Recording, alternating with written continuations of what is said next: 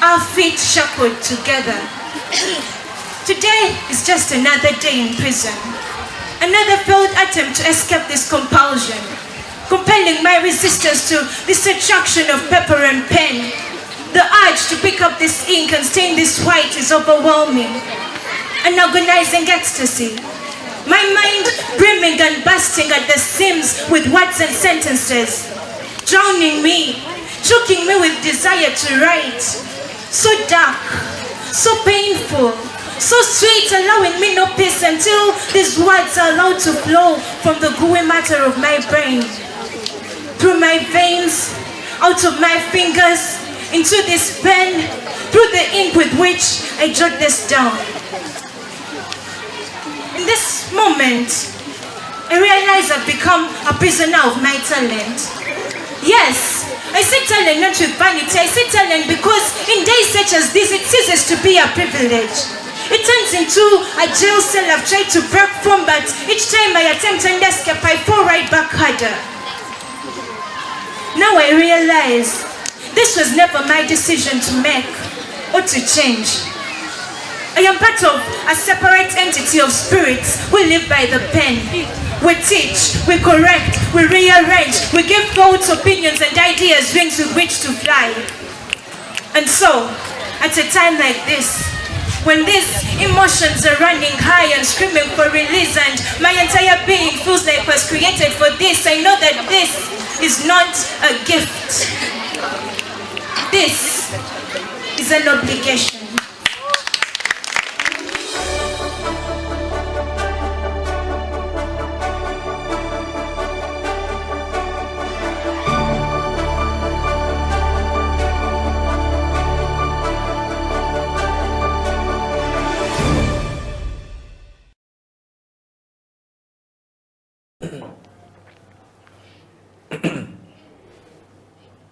Welcome back from that break. This is the Creative Industry Talk. My name is Eddie Okela, talking to Mr. Peter Kagai, who is a poet, a writer, a theater writer, and a drama writer.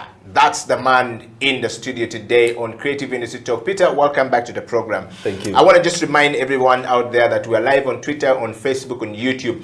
Go there, share it far and wide. And I want to take a moment, Peter, to just read a couple of questions coming in from people in the diaspora here. I'll start with one person in Germany. Eddie Okela, thank you very much for bringing my OB to the show. That guy, I was with him in school, and the story he's talked about is true. He's always been a bookwormer. Not little wonder he's ended up as a writer. OB, yes, what's up? Good to hear from you. Yes, and another one here says, I got another lady here called Susan, all the way in the US. I stayed up the moment I watched, and I read that Peter was coming into the program. Thank you very much. Busoga, oh yeah! Oh yeah! And of course, I want to read a 2 or 3 more questions. There's somebody in London says, Eddie Okela, thank you very much for bringing Mr. Peter Kagai on the show. I'm a writer, and I wish we could amplify what Peter just said before we went for a break. We writers are always lazy. Those who say they are writers and cannot write constantly or cannot even write 3 or 4 pages daily are not writers. A writer worth their salt must always write at least 3 poems a day, and if you are writing a book, you must not go more than 2 years without writing a book. In a year, you should have written at least 2 books, even if you have not published. Wow. Yeah. So I agree. We got some writers out there who are coming. This one is coming from the British Council in Kampala. My name is Susan. I work with British Council in Kampala. Thank you very much. I know that guy. He's a great, talented guy. We've worked with him before. Shout out to Peter Ngobi. That the words, man, if you're not a writer, if you're waiting for inspiration, you're a waiter. I don't want to be a waiter anymore. Well, Peter, I guess we got some love coming out from people there. Share your kisses and disses coming to us. We want to hear it. I've got a very strange Ugandan sending a message from Denmark, one of the universities there. I live and work in Denmark, and of course, I'm a Ugandan, but thank you very much, Peter, for coming to the show today. I love what you're saying. I think if we continue to amplify our voice to say, instead of waiting for government to yambe, creatives should always hold their power back. That's what Peter is saying. A creative mind is a mind that is bigger than a politician. Politicians are not creative. They use the creatives to move forward. What Peter is saying is true. So why then are we waiting for these guys to tell us what to do? Yet we should be telling them what to do. In our writing, you can write a poem, you can write a story to address your member of parliament or your LC or whoever you want, or the leader in your society, and they will listen to you because people will always relate to what you are saying, which they usually don't pick attention to. Thank you very much, Creative Industry Talk, for bringing such great, interesting minds to the show. Peter, over to you. I think you can see that a lot of people were reaching out, are talking about the same thing, making this possible and allowing this opportunity to come to people. I want to take you to your next question as we hasten to the close of the show. Peter, what would you say is your interesting writing quirk? What quirk? Yes. Oh, what do you mean quirk? If you don't mind me asking. The word quirk is Quirk. Yes, the one that you poets like to use the most. Quirk. Yes. What is your most interesting, what I would say, the most interesting writing time of the day? I'll break it down that way, yes. Okay, I write anytime. Okay. The point is, when do I edit? That's where you've got the quirk, yes. My quirk is at 3 a.m. Okay. I believe in the night. I believe in the quietness. When the dog feels like the world is fast asleep, and you attend. I mean, when silence speaks to you. Yeah. But for me, the effort in writing, actually, the great work in writing is not in the writing itself. It is in the polishing of the writing. Okay. Yeah. So I can even write a poem right now, off air. I can think of lines, but now the whole idea of now, interrogating the thoughts, developing the patterns you want it to have. Yes. Thinking of the listening audience. All those 3 a.m. Wow. And my next question is, how do books get published? This is a question that came in from somebody. A viewer wrote and said, can you ask him, how do books of poets get published? Let me just break down. Okay, two ways. There is self-publishing, and then there is traditional publishing. Self-publishing is where the writer wants to do it themselves.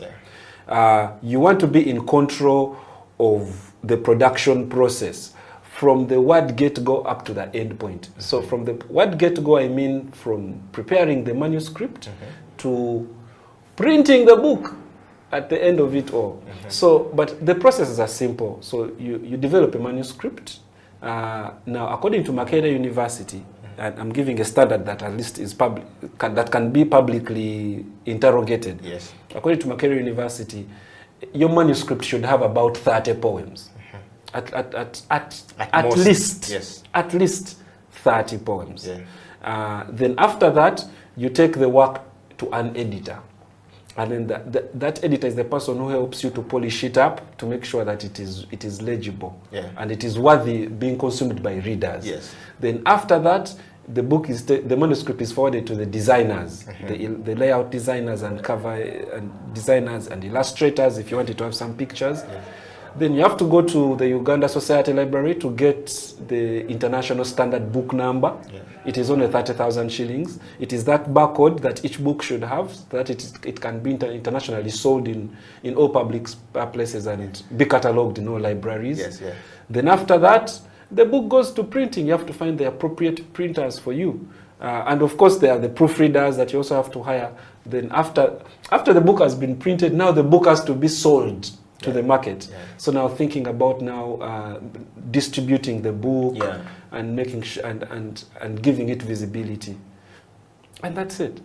Now that is a process that you can do as an individual. You can hire people to give you those services. Yeah. You can even have your own logo that you'd want to attach to your books. Yeah.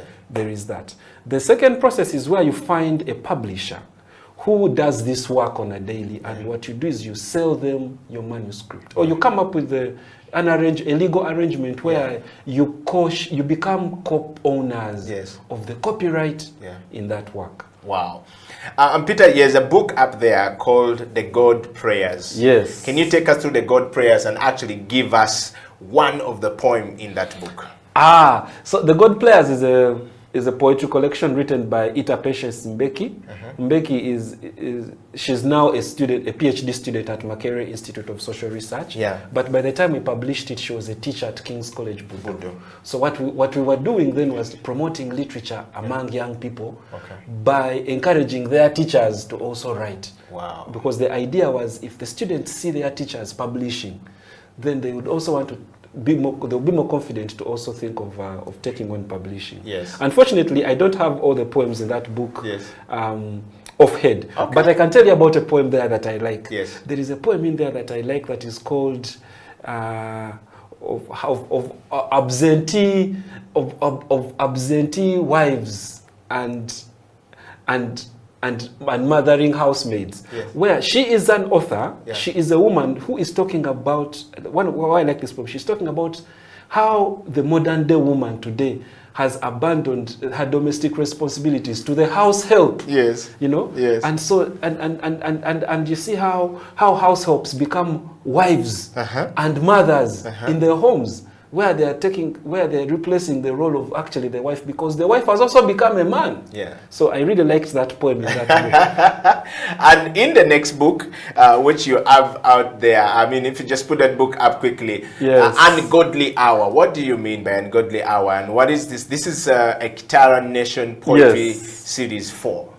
Yes, now, Ungodly Hour, this is a collection of poems by students from Mount St. Mary's College, Namagunga. Yeah. Like I said, this project that we're running of publishing these books was about promoting the culture of publishing. Yeah. There is literature taught in schools, but the culture of publishing is not there. Yes. So for us, we wanted to make books cool. We wanted to make publishing cool.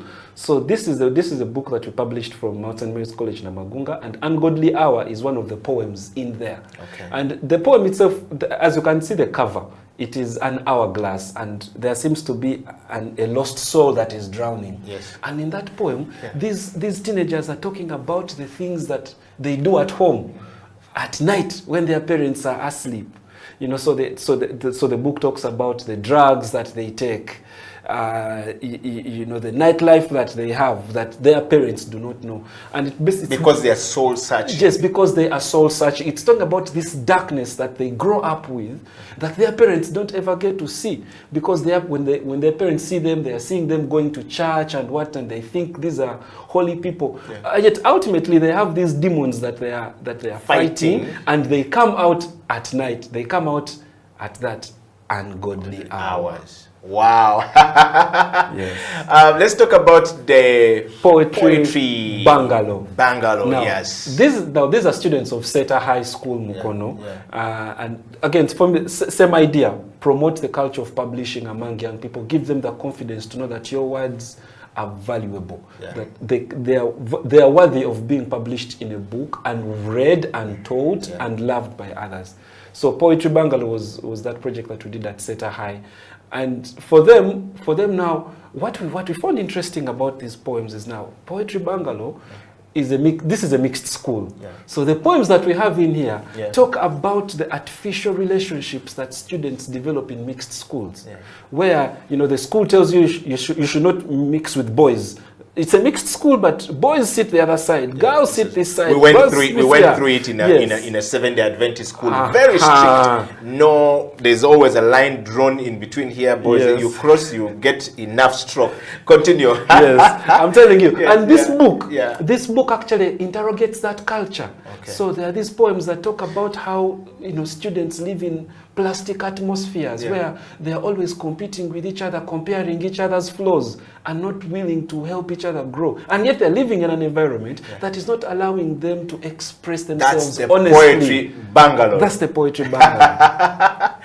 Wow. Well, if you're joining us, it's a Creative Industry Talk. We're talking to Mr. Peter Kagai Ngobi, who is a poet, a theater poet, a drummer, a lawyer, and is the man who is the publisher's world. He is the co-founder and editor-in-chief of the Kitara Nation, right? And you can see the work of Kitara Nation right out there, you know, showing far and wide. Peter, I want to ask a question coming from the viewer up here that says, thank you very much, Peter, for that answer on the publishing. That's really good. I wish we could have people talk more about this for young writers like some of us. I didn't even know that you have to go through this. It looks so very elaborate, but thank you. My question goes to Peter. Where do you get your information or ideas for your books, Peter? The viewer is asking, where do you get your, where do you get your information or ideas for? I guess she's saying, how do you develop your ideas? So I know we talked about it, but you could throw more light on it again. Everything comes from research. Yeah. Research and reading. Yeah. And probably this is what they mean. The process of, when I write a poem, I'm not thinking about writing. Okay, the process of compiling a book is not the same process of compiling a poem. Yes. When I'm compiling a book, I am getting a collective of my thoughts I have gathered over time. Yeah. And I want you to know me through my poems I have written. Yes. So that means that first thing that I have to consider is what are my interests? Yes. What are the things that speak to me when I'm writing? Yeah. You know, because when you want people to know you, you want them to know you about the things that are personal to you. Yeah. So that's the first thing you consider. Second thing you consider is who is going to read? In what language do they speak? In what language do you write? Yeah. So I am a Musoga, but right now I mostly write in English language. Yeah. So when I'm putting my books together, I know that I am targeting English language readers. Where do I find them? How do I find them? How do I market to them? Yeah. So you think about, for me, most importantly, a book, even a poetry book, it is a storybook. Any book you put together, why they call that book a page turner is because whatever you put on that page is going to encourage that person to open the other page, to go deeper and deeper. So you have to be careful on what you put on the first page, the second page, the third, the fourth, because it must be connected from the first cover to the next cover. Eddie, thank you very much. Just before you end the show, can you please ask Peter, when did he first publish his first book and how old were you? No, I first published when I was, I first published when I was 29. Yeah. My first book, the headline that morning. Yes. It was the first book myself published. But before that, my friends in the Lantern Meet had published. I'm a late bloomer. Daniel Nuamanya. Yes, Daniel Mutembesa. Yes, they are wonderful. Yes. That generation. Yes. I have been around that. Yes, surprised. I'm surprised. So our first book was in 2012. Yeah. And by that time, I was already out of campus. Yes. It was called Broken Voices of the Revolution. Yes. Now, the first book I worked on with my own hands was in 2013. It was for my students at Nabisunsa Girls School. They were in S4, and we published for them a book. Okay. And then I have a last question here, which is coming and saying that, what do you like to do when you are not writing, Peter? When I'm not writing, what do I like to do? Yes. What do I like to do? We know you're already not practicing law when you're not writing. When I'm not writing, I am reading. If I'm not reading, I am watching. I am blessed to be a publisher. So either I'm reading other people's works, or I am scouting for talent. So I'm going through social media looking for writers to publish. My work is, honestly speaking, I am a writer. I do most 99% of my life. I'm either writing or reading. Yes. And as we hasten to the close, before we take, the next steps of question about, being on stage and performing on stage, Peter, what does one, or rather, what was one of the most, surprising thing that you learned in creating your books? or creating books for others, so writing books for others? What's the surprising thing that you can talk about as a publisher, as a writer, as a poet? Yes, those ones are many. Remember we're talking about defining and distinguishing I think the poet, the prose, and the drama in it.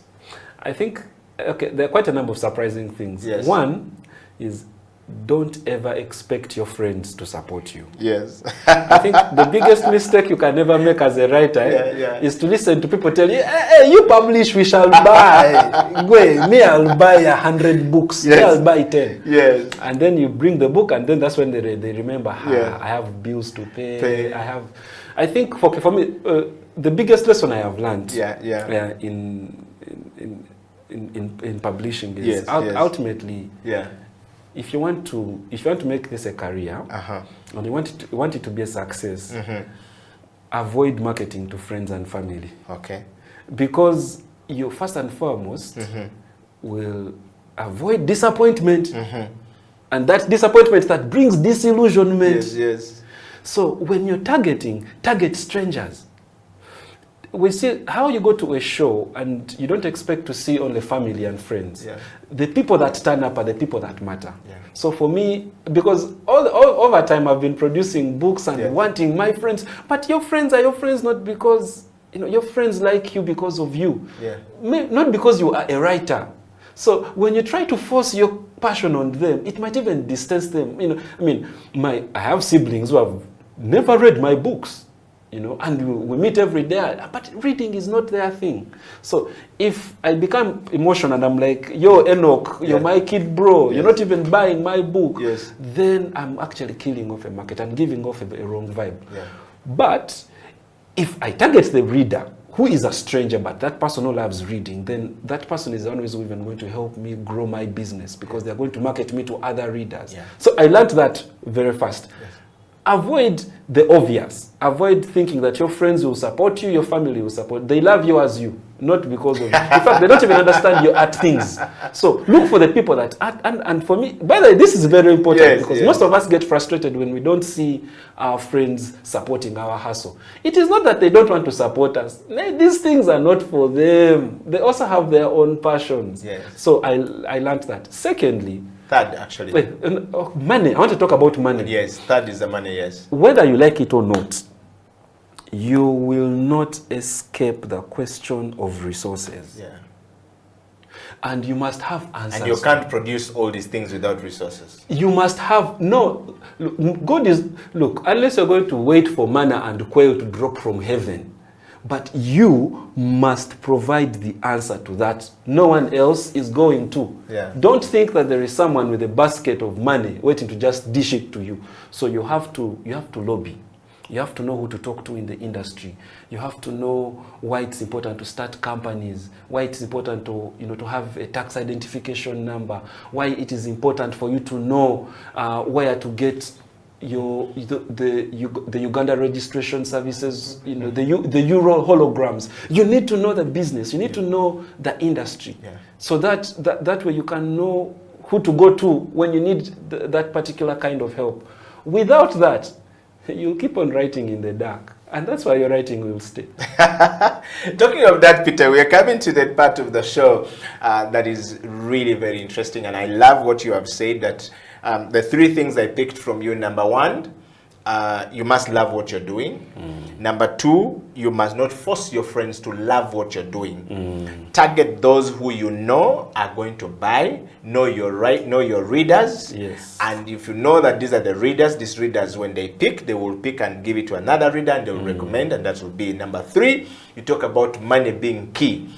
You are not going to write these things for no money, and if you don't have the money, you cannot produce this. And if it is not sellable, then your friends won't buy it, however good you are. Because Sylvester told us here, look into your phone numbers. We had Sylvester Kabombo here last week, and he talks about if you look into your phone book and you don't find 50 people who can buy your ticket to come to the concert, then you are expecting the festival people to bring you in or the promoter to bring you in, yet you yourself can't have 100 people then you need to go and delete your phone book or stopped. That's if true. not, go back and start all over again and make sure you create that from there. That's a big lesson we're picking from there. It's all about resources because the artists have struggled and have failed. Peter, as we close the show, let's talk about your first time on stage in Kampala. You have been working with Bayimba and doing some stuff with Bayimba and training with Bayimba. You know, we talk about the schools. But let's talk about what opportunity did Bayimba actually present to you? And when we talk about Bayimba as the foundation, and you said the first time you performed there, what was the experience like? Take us through, and what have you been doing to try and leave your legacy in that space? Yo, Bayimba changed my life. Literally, Yeah. it changed my life. And Bayimba, I'd always known about Bayimba for a while, Yeah. and Bayimba had known about me as well. I was part of a poetry group called the Lantern Meet of Poets. Yes. And so between 2010 and 2014, Bayimba used to feature us at the various festivals. Yeah. In 2014, I went solo. And I started, and I was still at Nabisunsa at the time, and wanted to do a poetry festival. And I reached out to Bayimba for help. And Bayimba told me, you know, Peter, one day we shall help you. Maybe you're not in the position to do so. Then in 2016, I'd started Kitara Nation. And this is after I spoke directly to Faizo Chiwewa. I was young then. I was just from law school. I wanted to figure out this thing. And he tells me, Peter, you know what? If you want to figure this industry, we need structures. You know, as poets, you need to create organization. You need to create structures which can also other organizations can interact with. So my friends and I started Kitara Nation. And through Kitara Nation, Bayimba managed to link us to Africalia, and that's how we got our first grant that we used between 2017, actually up to 2020 to 2021, to promote poetry programs in schools. And then between that time, between 2016 and 2021 also, we had an opportunity to present, to make theater poetry productions at the various Bayimba Festival editions. So it was not even no longer just one call. Now it was contractual. Every year, Kitara Nation had to create a theater poetry product to be showcased at the Bayimba Festival. And this is what we're seeing here on stage. Yes, and those are the young poets that we worked with from schools, and now they are at the festival. In fact, in one of the slides, you will see my mother on stage with us. Wow. Because we also said, no, it's not enough for us to just be working together. Let us invite our parents to come through as well. So for me, the first thing that Bayimba, as I said, for me, as an artist individually, it helped me recognize the importance of structures, the importance of coming together as with young poets, for us to be able to create companies that will help us deal with other organizations. Secondly, Bayimba gave us the platform to showcase our various talents. So was this also still at Bayimba? Yes, that's still at Bayimba. The poet with a cape is a poet we found from Busoga College, Muiri. And you can see there is a guitarist just behind him playing. So for us, we believe in song poetry, so merging music and poetry. And here he was we were doing a theater. This is actually Arrest the Poem. We were doing it at Lunkulu Festival. Next to him is Luz the poet. At the time, he had dropped out of school and he had nothing to do. And so he felt he wanted to be a poet, and he didn't have to go through the challenges some of us had to go through. And he came to join us. Next to him is Don Wanyama. Don Wanyama was the head prefect at Busoga College, Muiri, that year. And him with the gentleman with the cape at the back. They are the people who took school poetry to Busoga, you know, after this project. Next to them, you don't see the face, the guy with the kanga. He's called Nifrod Odot. For him, he was a poet from Namilyango College. So after this project, he also went back to Namilyango College and started a poetry club. So this is how the project has been running. And now that is the legend himself, Daniel O'Mara. Daniel O'Mara started, he was at St. Mary's College, Chisubi at that time. He started over 5 poetry schools before he went to Russia to study medicine and also start a poetry club at his university there. Wow. So these are the young people that we've been working with, and through Bayimba, we have been able to give them a platform to, first and foremost, see that they are talented, and that secondly, their words can give them monetary value, because some of them are now doing this as a career. Wow. When you talk about this, what would be your best advice to a young poet out there as we close the show? What kind of platform do they look for? Where do we find you? How does one interact with you? And how do we connect with you at Kitara? What's the best advice you can give us today that when we go and think through it with this COVID-19 pandemic situation and endemic situation that we're in, and the confusion surrounding COVID-19, the uncertainty that lies ahead of us, how does an artist, a poet, stand out tomorrow to say, yes, I can continue to move with this hope and it is possible? And how do I get my work to the hands of people who may not know I exist? Like the same way you got to Faizo, how would we get there on Baimba? Yeah. Thank you. For me, what the advice I would give to any young poet out there is the advice that I wish somebody gave me. In fact, someone gave me and I rejected it. Learn your craft. Professionalize early. Learn how to professionalize early. It doesn't matter whether you're 10 or 20 or 30 or 40. Learn how to be a professional writer. How do professionals behave? Who do they know? Secondly, invest in knowing the people in your industry. You might be shy. Some of us choose to write because we are shy. We don't know how to express ourselves.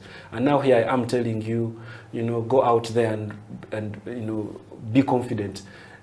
Be deliberate about growing your reputation and growing your profile as a writer. And that includes talking to people or reaching out to people or researching about people who will help you improve on your profile. But even that is something that you don't just wake up one day and know how to do. Go to the University of YouTube. Learn. Teach, self-educate yourself about marketing, about creative writing. Know the best-selling books out there right now. Know the trends. Know your industry. Know the people. Know the people, because knowledge is the only resource that you have right now that will make you that dream.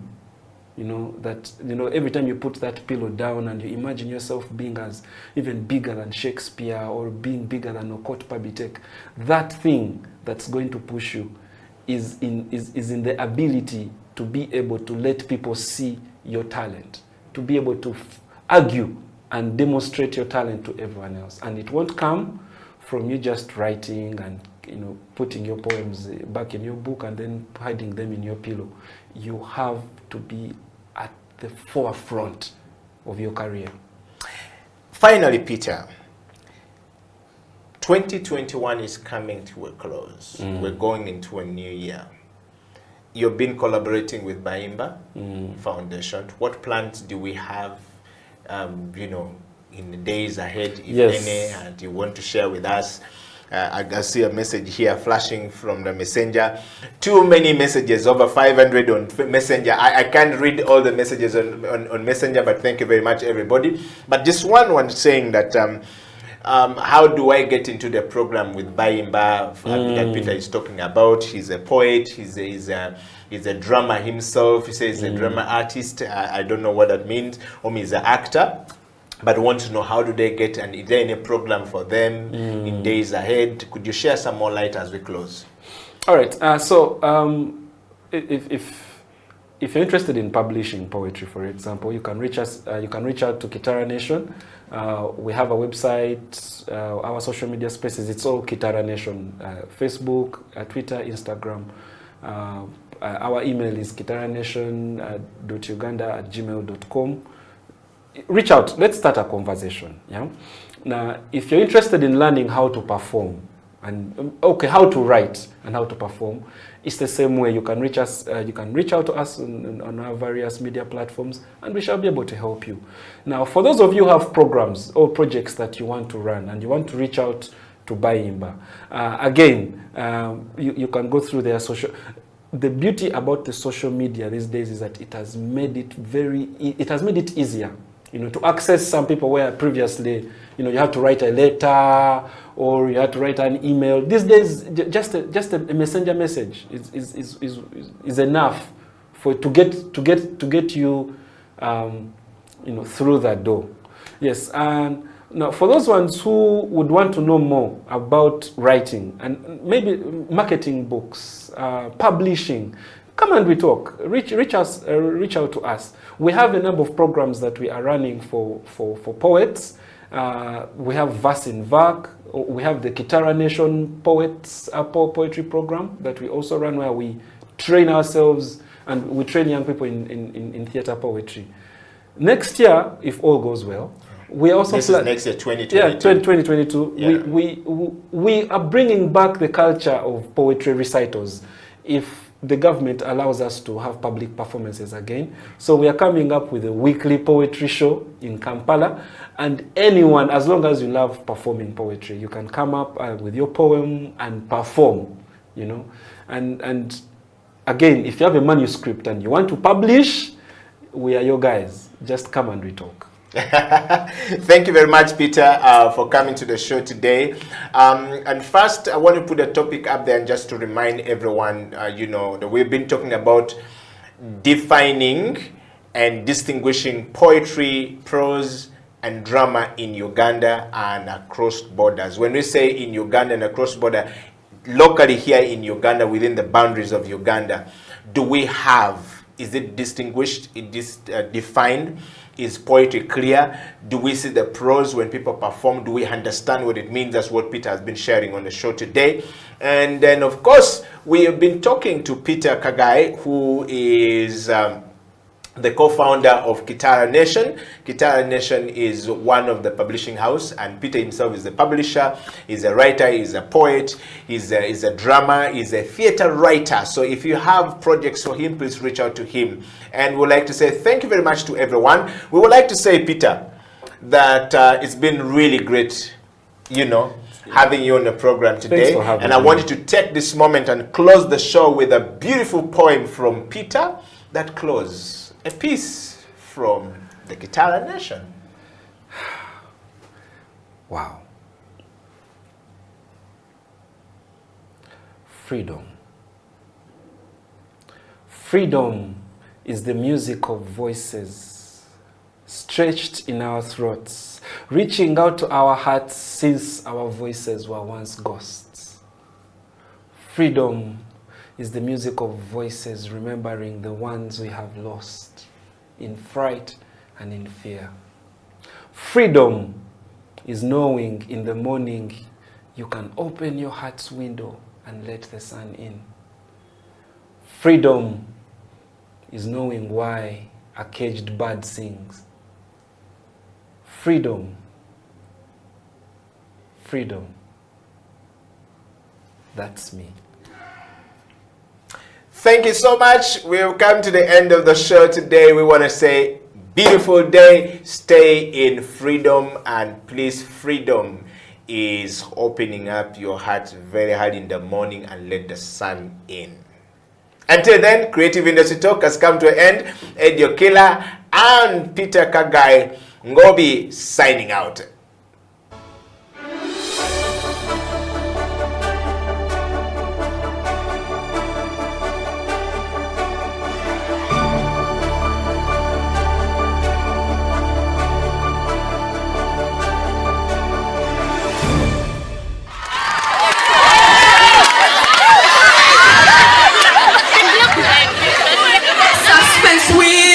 Wonders and circumstances,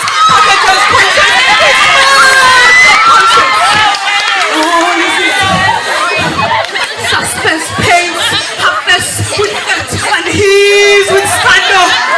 All silence, silence. A shell shot, rattle. Leave the broom in the corner of the room.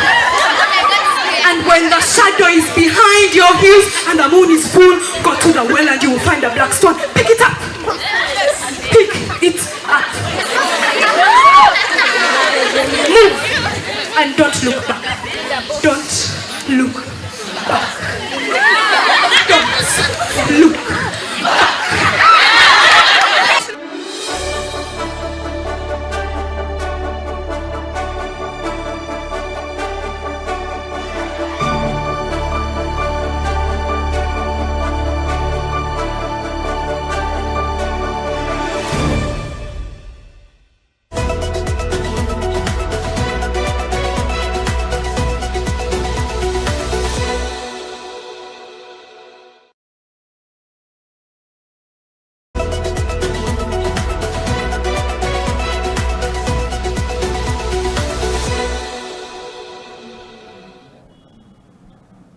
what can the men do, okay, to promote women's sports or basketball for that matter? Yes, so today morning, someone told me, he made research, actually my brother, that these days the NBA actually facilitates the WNBA games to see that they're also somewhere. How about the NBL men starts doing something, not totally like investing in and all that, but it can be with the support system. It can be one very good thing, seeing that creating more opportunities for these ladies, putting up different games like, so as like women can be like seen or showing that these guys also like care. It can start with support, and then with time they can also like recommend whoever facilitates them to like partially have his thoughts somewhere on the women's team, so that like they can all go about like together, in solidarity. I think that can work. I don't think it's something big. It can start with support and then financially with time.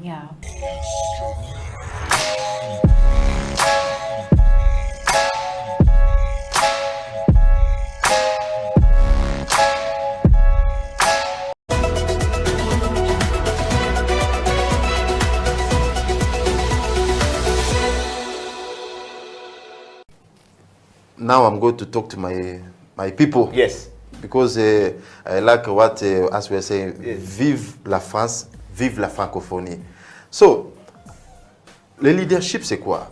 Le leadership, ce n'est pas le fait d'intimider les gens ou bien de dominer les gens, non. Le leadership, c'est le fait d'aider les gens à suivre le bon chemin. Parce qu'il y a des gens qui sont là, ils ne savent même pas par quel chemin emprunter. Il y a des gens qui ont même étudié, mais ils ne savent pas quel business ils doivent faire. Maintenant, l'idée, quand tu rencontres une personne pareille, tu vas l'orienter. Non, tu peux faire mieux que ce que tu fais. Non, la peur que tu as là ne va pas te tuer. Tu peux aller au-delà de la peur. L'idée, c'est comme j'avais donné l'exemple, allow me to go a little bit deeper. J'avais donné l'exemple ici en français, en anglais, pardon. La vidéo que j'avais vue à propos des chiens, il y avait un groupe de chiens au niveau du Canada et il n'y avait pas de l'eau. Pourquoi? Parce qu'il y avait la neige, il n'y avait pas la place pour que tout le monde puisse boire de l'eau. Mais il y avait seulement une petite place pour le boss que je vais appeler. Et il ne voulait pas que les autres puissent venir boire de l'eau, comme il était boss, il intimidait les gens. Mais il y avait un petit garçon, un petit chien qui était là à côté. Il a eu l'idée de briser la glace, là où il y avait pas, parce que l'eau était en dessous et il n'y avait pas moyen de boire, mais le petit chien a brisé et tout le monde a vu ce qu'il faisait. Ils sont venus, ils ont commencé à briser et tous ont profité avec l'eau potable. Et le boss était laissé comme un vaurien. Personne ne le faisait encore confiance parce qu'il n'était pas là pour les aider. Il était là pour le faire peur, les intimider. Mais l'idée, c'est quelqu'un qui est là pour aider quelqu'un à avancer jusqu'à son destin, à sa vision. Parce que nous avons tous nos visions, mais c'est la peur des fois qui nous arrête. Merci mon ami.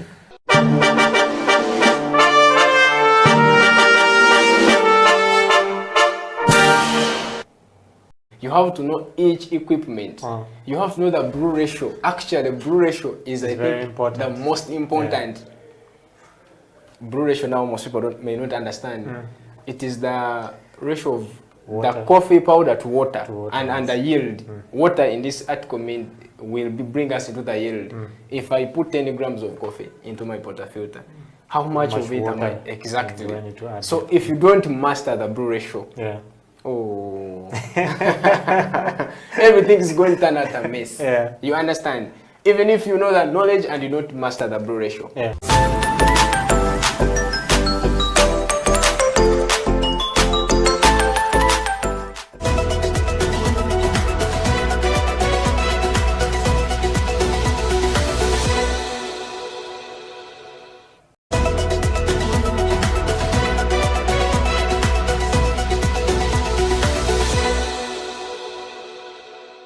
And one thing I would like to allude to or tell the other youth out there is we have to start creating our own solutions for our own problems.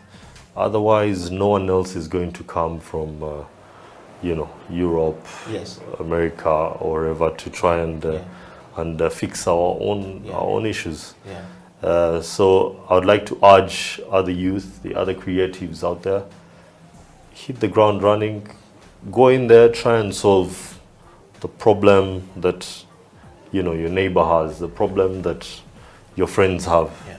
And by creating those solutions, you can easily become the next big company of tomorrow, creating bigger solutions nationwide and on a continent level.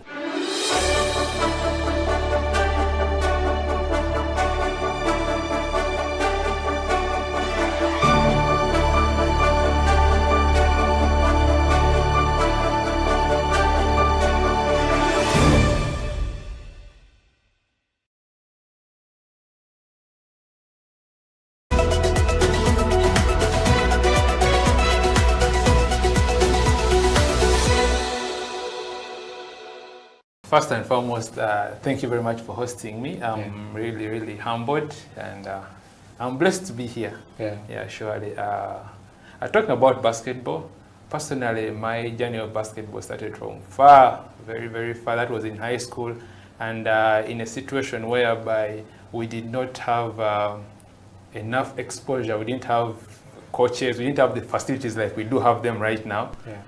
Although I'm saying this like there are so many years ago, there are not so many. That was about, I began knowing basketball in 2007. That was at KPC when I was in P7 vacation. That is end of 2007 actually, that KPC North. That's when I first touched the basketball. Then 2008 when I joined Namibyango in Senior 1. I saw people playing. Actually, the people whom I saw there playing and inspired me were Sally of, he played for Chambogo Warriors. Do you remember him? The left-handed. Yes. And Omongin. Omongin, last I saw him playing for City Oil. Those were the guys whom I found in Namibyango. I was in Senior 1. These guys were playing basketball at another level. And we would actually just go there to watch them. For us by that time, they couldn't allow you to step on the basketball court that those guys are on, because they were senior 6s, you are a senior 1. You just the best you can do is watch. Other than that, you don't step there. But nonetheless, that's where I started. Beautifully, or I would say lucky for me, that when I was playing with those guys, once in a while when they could see me about midday 1, when the sun is very hot, when they are still resting and waiting to come. So when we would go to court and try a few shots here and there, and then they would come and they meet us, they would see what we are doing, and they would identify talent. I don't know if I can use that word. So one or another, they identified my talent. They realized I could at least throw in the ball. At any sport, they would just give it to me. Although I was weak, I didn't know how to bounce. They only told me one thing: throw in the ball. And throwing in the ball gave me an opportunity to play with them. When I was in Senior 1, Senior 2. But still, of course, I still had people who didn't believe in me, and it was challenging.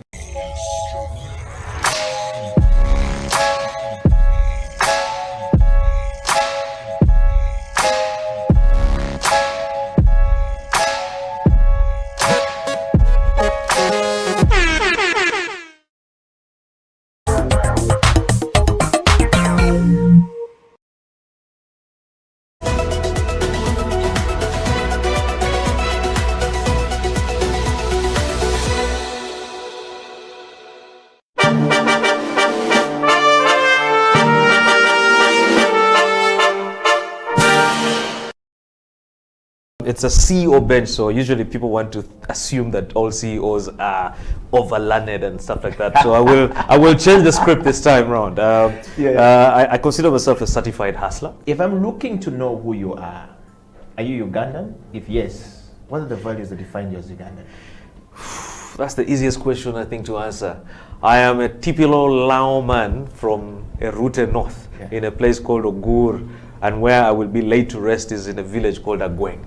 So if you go there and you just say Otoa Tony, they won't really know me because my father is also Otoa Tony. You have to ask for Junior, and when you're asking, you have to ask with an accent. Junior Tikwene, where is Junior? And they will identify me. But I'm typically Ugandan, only Ugandan, from Lira. I pride myself from being from Lira. Earlier on, I was joking and saying I'm the coolest Lago south of Karuma. When you cross Karuma, there are so many. But when you're down the south after Karuma, I think I'm number one.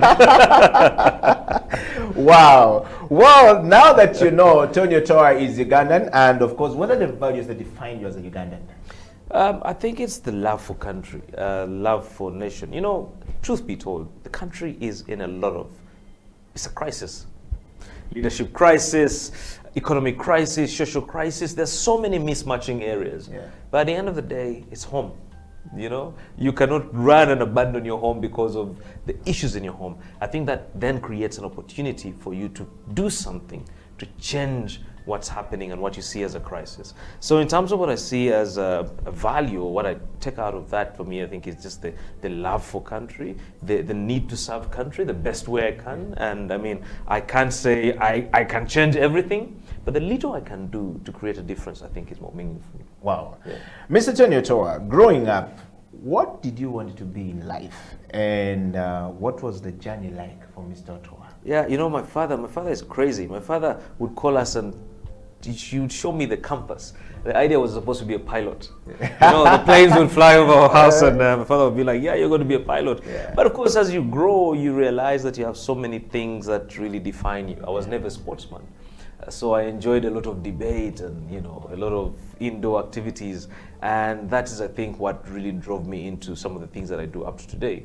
Public speaking, the love for debates and really a lot of intellectual discourse and all this stuff. But besides that, I think it's also the fact that I won't lie. I did not know what I wanted to be.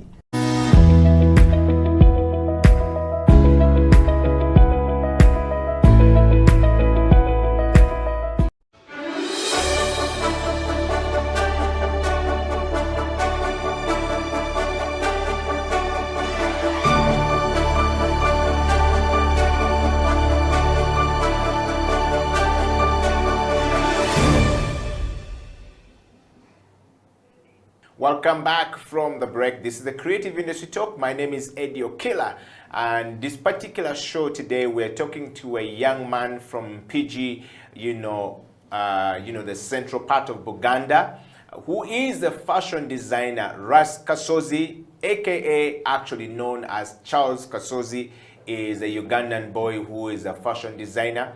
And of course, you've had the first part of the show when we're talking to Kasozi about his background and how, you've been able to go across the world. Welcome back to the program, Kasozi. I know we talked about the background, and I like so far the story. It's very authentic, how it comes out, and how you got inspired into the fashion industry.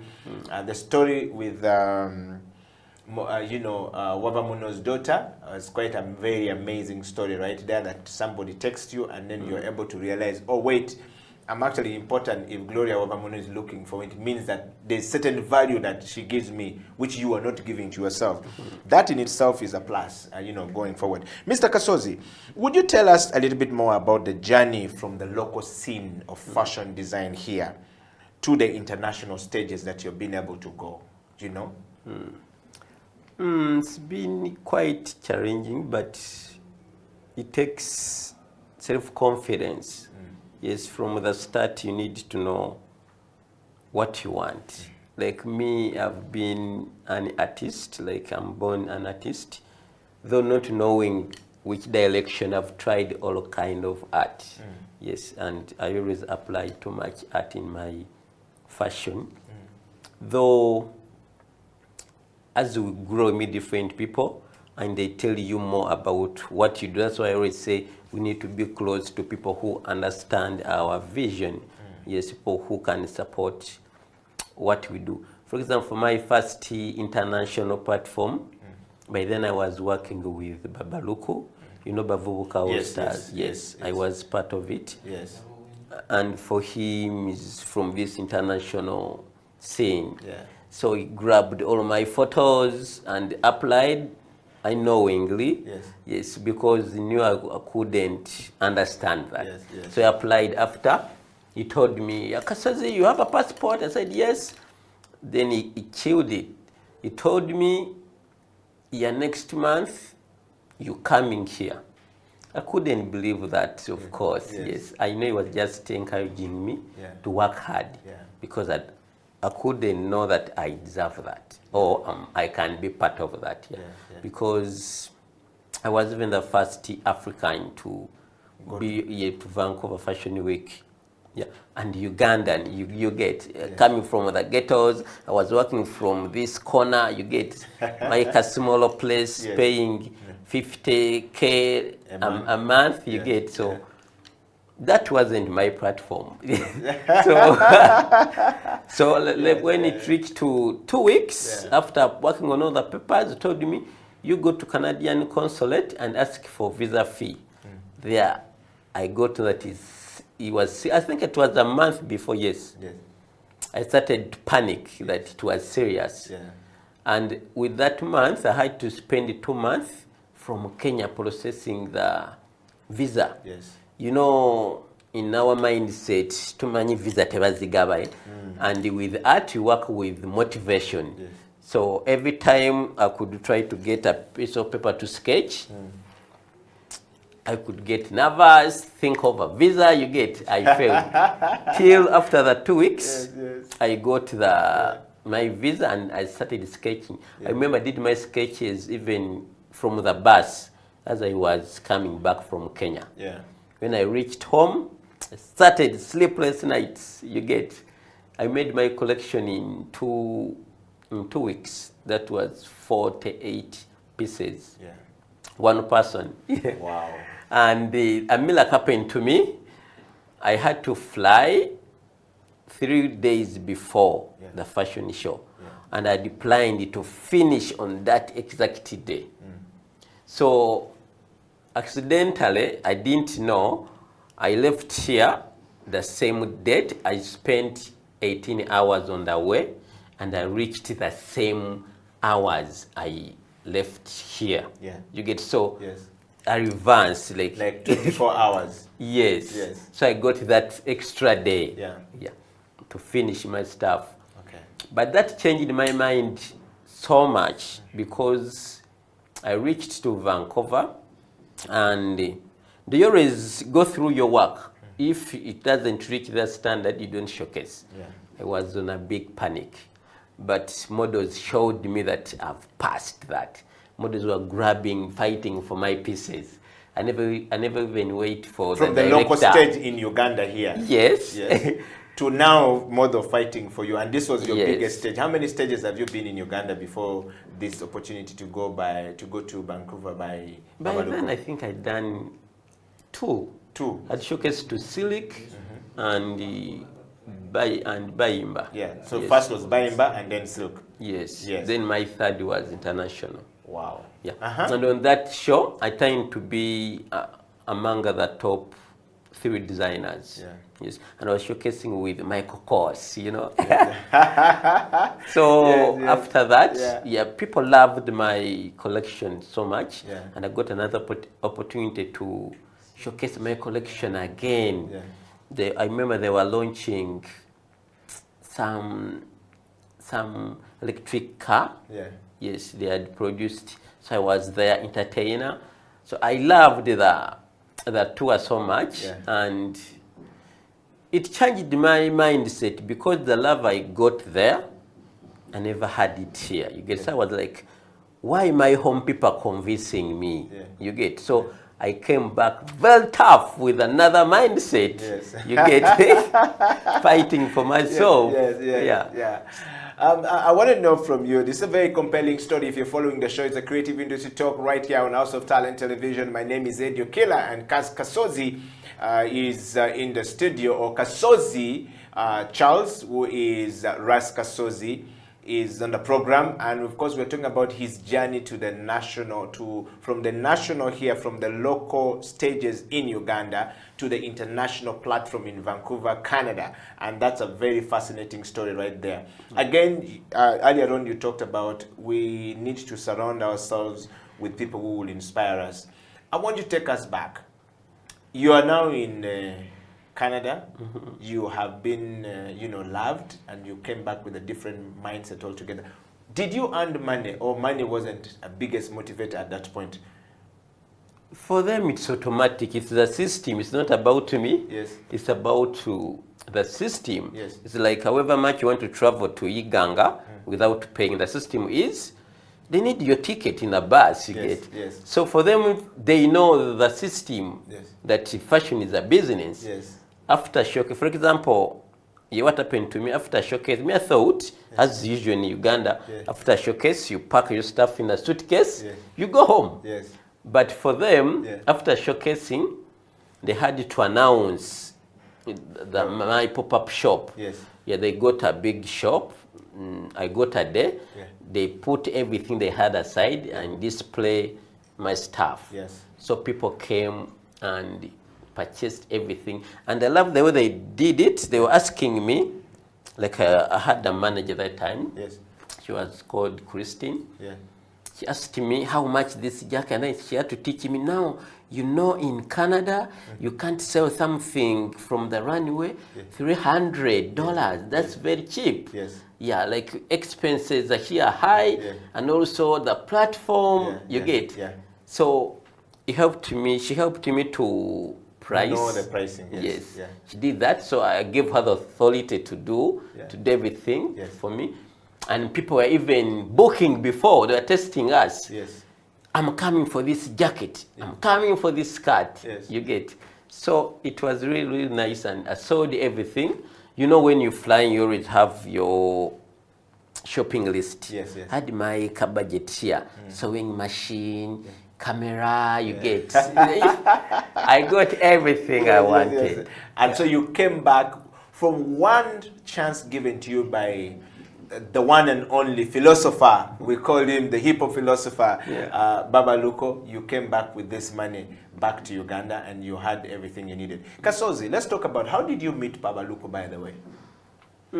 As a youth, I never had friends, like basically when I was growing, like, you know, our mom used to try to tell us, like, as we're poor and it's okay. In this world, there are those rich people and then poor people. Yes. You get, so for us, we are born that way. Yes. And we shouldn't be struggling for things that are for rich people. You get. Yes. So I was very satisfied with my life. Yeah. And I used to spend a lot of my time from home, Yes. within the house. Yes. Yes, doing the art, drawing, working with a machine. But accidentally, I went to Laba. No, there was a festival at Kololo. I don't remember the name. WAP used to be called WAP. Yes, WAPI, yes. Yes. WAPI by the British Council, yes, yes, yes. And I met these creative people, kids. Baba Luke had those kids rapping, painters, you get. And I said, I need to be part of this. So I met the team leader. Team leader told me, come to Machinje. What was there? So I went to Machinje. I met him. I think I used to go there every week. I went there for a month. Yeah. And I was just doing nothing. Kids were rapping, painters were doing painting. Me, I didn't know that I have even a talent. Till I said, I think this was going to chase me away. Yes. Every time I come, I just sit here. One day, I said, I think let me try to make a jacket. I didn't know that's even important or what. Yes. Yeah. I started to make I went to a window. I got a very cheap jacket and stitched his face here.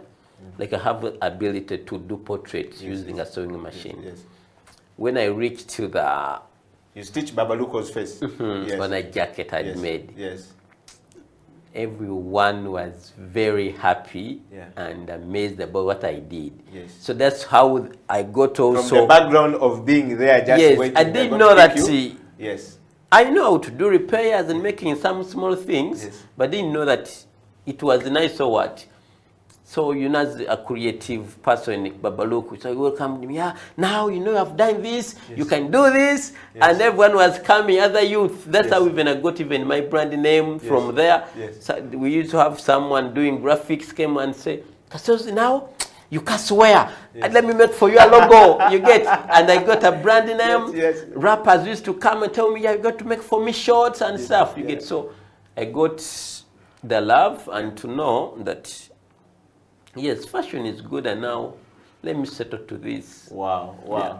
Well, if you're following the Creative Industry Talk anywhere across the world, Ed Yokila, Ras Kasozi here. We're talking about Ugandan fashion to the international fashion stage. What a story right there coming from Ras Kasozi. Charles Kasozi is his real name, as a Ugandan born, a Muganda by tribe from the central part of Uganda. Your story is very fascinating, Kasozi. I'm enjoying the show with you today, and this is a very interesting creative industry talk. I want to just encourage everyone out there, go on there and share the story of Ras Kasozi far and wide, and make sure that there is so much love coming to this brother, and go and buy. And of course, I want to give a big shout out to my brother from another mother, Baba Luko. This is like the coolest story I've heard from Baba today of changing the life of Mr. Ras Kasozi. Rasta, let's talk about this,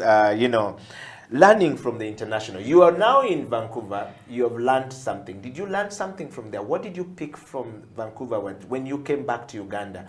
You were able to say, you know what?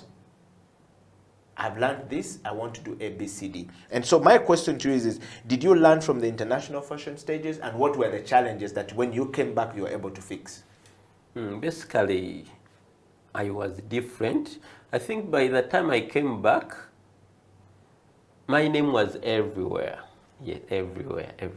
So by the time I landed here, I had to do so many interviews, and I never had experience into that. Yes. So my life started to change a bit, and I don't like the celebrity life. You get my life. Because you were told you were poor, you should stay this side. Yeah, now you are being yeah, you have to dress this, do this. Yes.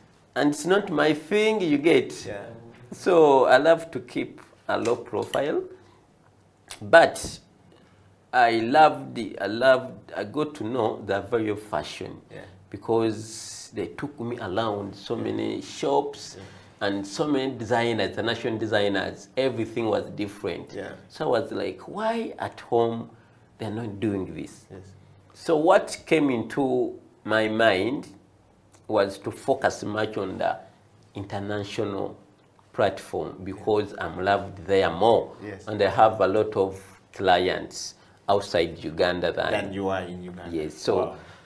So to me, I'm so much into developing youth's talent in Uganda and getting money from outside. Yes. So I learned that in Uganda, maybe fashion is still starting, it's still young, yes. The way we take fashion is not the way it's taken outside there. It's a big business, and here it's about talent. You get? Yeah, the same thing I've told you about fashion shows here. Fashion shows are about entertaining. Yes. You like perform. Yes.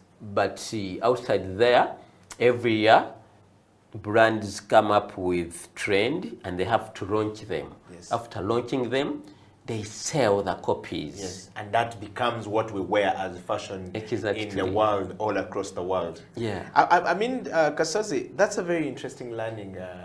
Did you face any challenges along the way? I was super excited. I think I was young, and people loved me so much.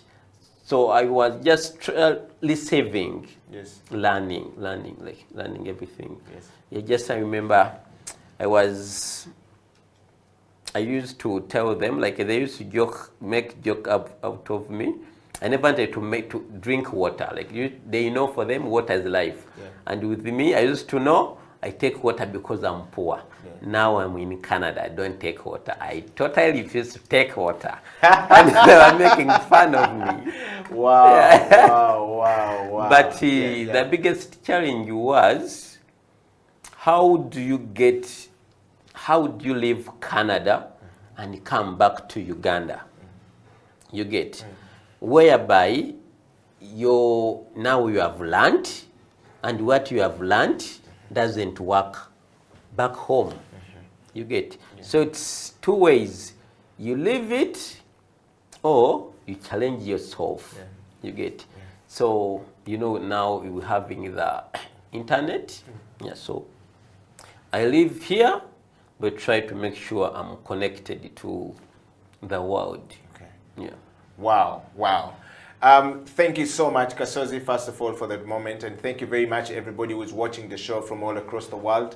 Thank you for being part of the Creative Industry Talk, growing bigger and better. We're going to take a break. And when we come back, Kasozi will tell us a little bit more about the new program is doing called the Seed Program, which video we're actually going to play right now. And of course, what are the advice that he can give to the young people who have not been able to, get opportunity like him, or were looking for such opportunity like, Baba Luko gave to Kasozi to go across the world. But also, we would want to know from him, which other stages has he been to since, the Vancouver, experience and the collaboration that have been happening. Stay right there. Creative Industry Talk. We'll be right back after this break.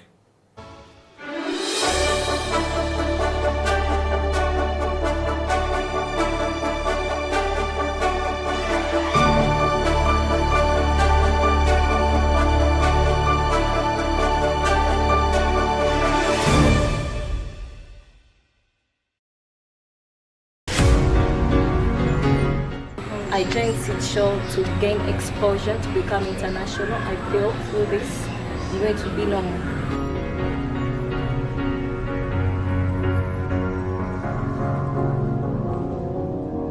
Cause you're a sky full of stars.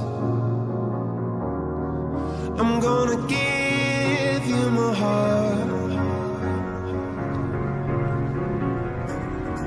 Cause you're a sky full of stars. Cause you light up the path. I don't care, go on and tear me apart. I don't care if you do.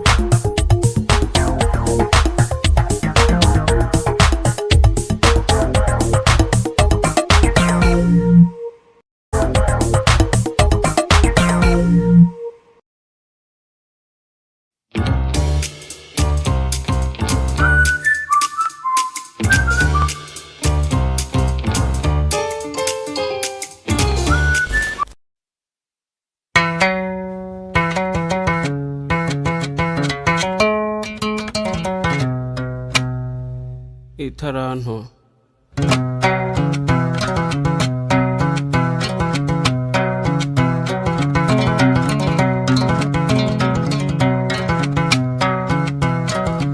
hariho umutware yaratunze cyane afite n'abagaragu kera kabaye agira uruzinduko mu kindi gihugu ahamagara abagaragu be maze abasigira ubutunzi bwe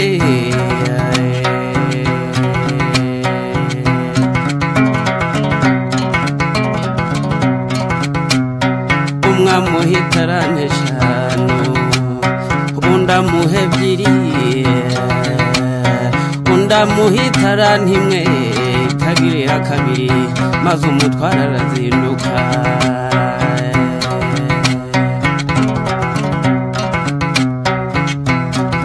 maze babagaragu batangira gukoresha za carano nk'uko shebuja yazibasigiye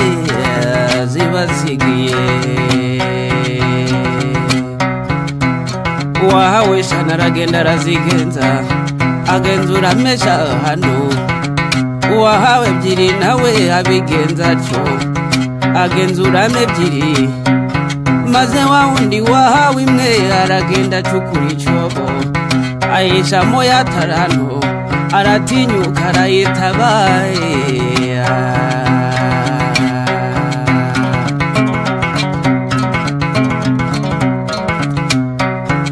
nuko iminsi irahitindi irataha maze shebuja mu kuzindukuruka abarana nabo ibyo yabasigiye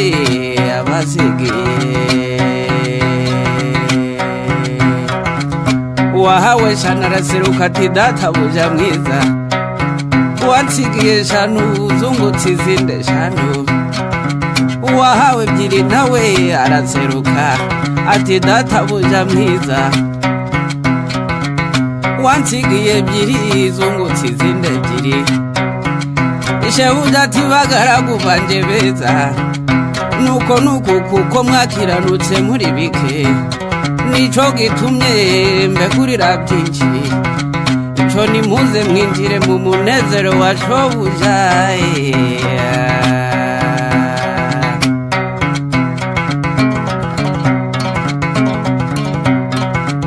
maze wa wundi wahawe itarantimwe itagiriye kabiri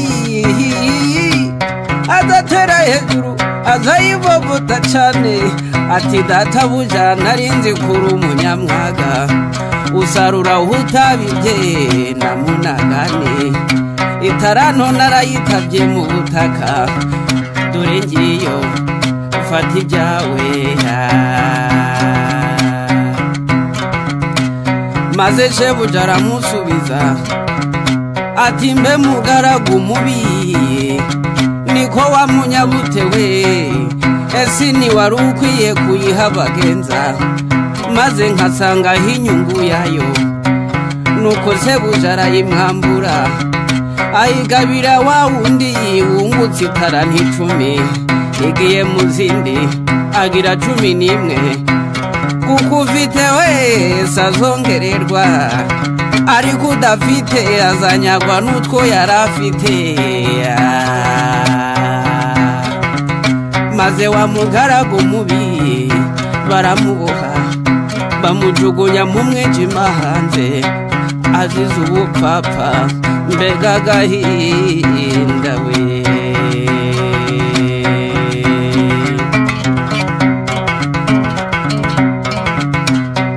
itaranto yawe yikoreshe neza igira umumaro mu gihe gikwiye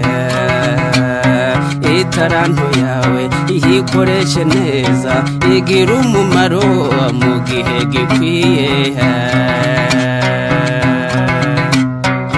mbese gufasha abakene gusura abarwayi ibikorwa by'urukundo gushigikirana imirimo myiza igihe twahawe aya mafaranga nizo taranto twasigiwe ngo zigire umumaro igihe ikiriho itaranto yawe iyikoreshe neza igira umumaro mu gihe gikwiye itaranto yawe iyikoreshe neza igira umumaro mu gihe gikwiye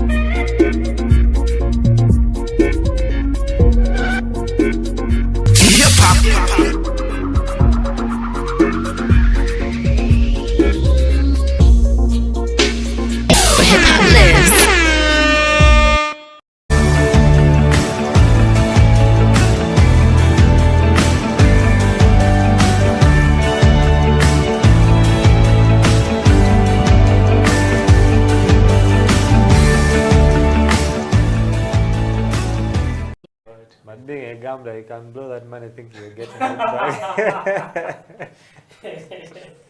Yeah.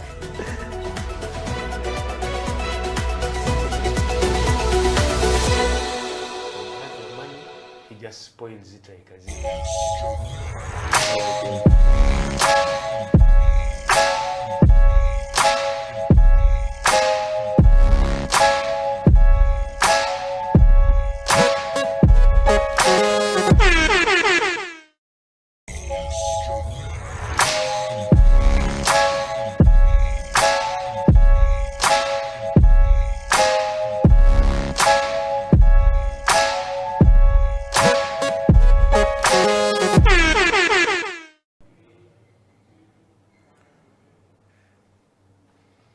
Good afternoon, my name is Felix Opal and it is Slam Dunk Basketball. Welcome to yet another episode where we discuss, talk basketball, talk the intricacies, talk about what is happening, the latest news and everything. And in studio with me is my co-host, Emmanuel Ateng.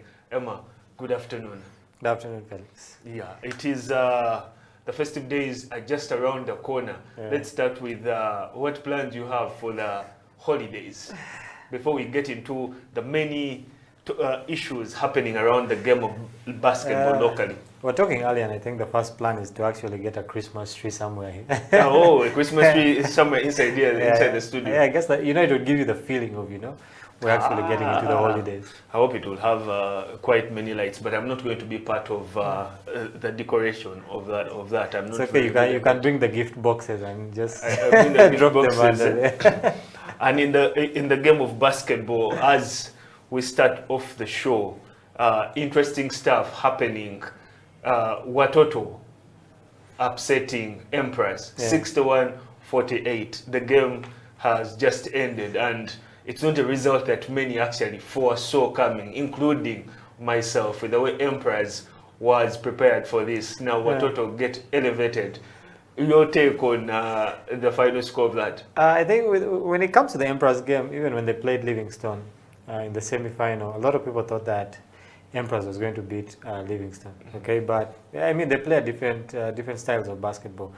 But Livingstone and Watoto play some similar kind of basketball. It's more of a running team, so it didn't come as a surprise to me.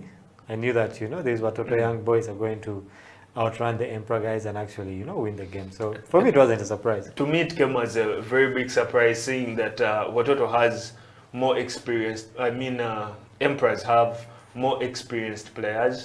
They're players who have actually even played in the upper league, and then this is a moment where you'd expect them to be way more calm, and they're playing stopping time, and they know how to execute better, and here they were, and the result was flipped. You know how sometimes experience is good, but have you ever run with kids?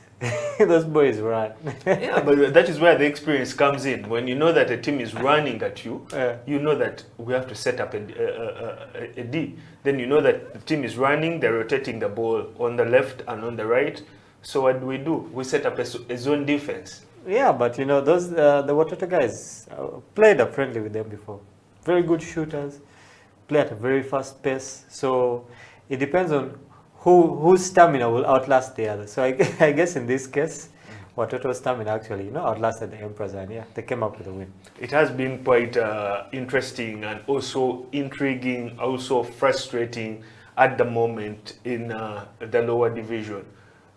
One of the key contentious issues is the issue of Gulu Hawks being demoted, using a player that Federation deemed ineligible after him taking part in the entire season. I was speaking to the General Secretary of FUBA, Hudson Segaman, and told me the competitions committee realized that the player played under a different name throughout the entire season. Now the big question is, who is to blame? The administration or the team? Well, first of all, when it comes to sports, the team is going to do anything it can to win. That is their role, okay? Yeah, because you have to win, but then as administrators, you also have to ensure that you show a right path. Yes, you show a right path, but your main aim is to what? Win this game. So sometimes people go with underhanded tricks to win, okay? Not saying that's what Gulu did. But when we flip it over on the side of the Federation, how does a player play in the first part of the season under a different name? Then the same player again plays in a different part of the season. Gets into the postseason. Yeah. If we say they had some plastic surgery and changed the way they look, okay. But if the man looks the same as he did in the first part of the season, and is the same guy, and you guys actually don't realize that, they just switch names, then there is someone who is not focusing on, someone who's not doing their job right. Because someone has been in the league for the entire season. Someone has actually taken part in the first set of the postseason, that is the quarters. Then you get to realize in the semis that, Emmanuel Ate was playing under a different name. So that definitely shows that I believe Pai Kamuga and the other team that is running, Brian Rugendo, the team that is running the lower league management committee, they need to put that in order. And you know, the funny thing is that I don't think they would have actually realized it if Kampala Rockets hadn't come out to, put it out there that, this guy used an eligible player. But then also, why did Kampala Rockets wait till the guy scored, was it 20-something points?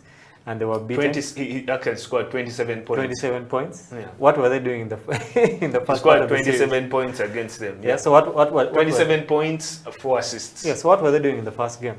If they see someone is ineligible, they say, okay, this guy can't play, so I have to move on with basketball.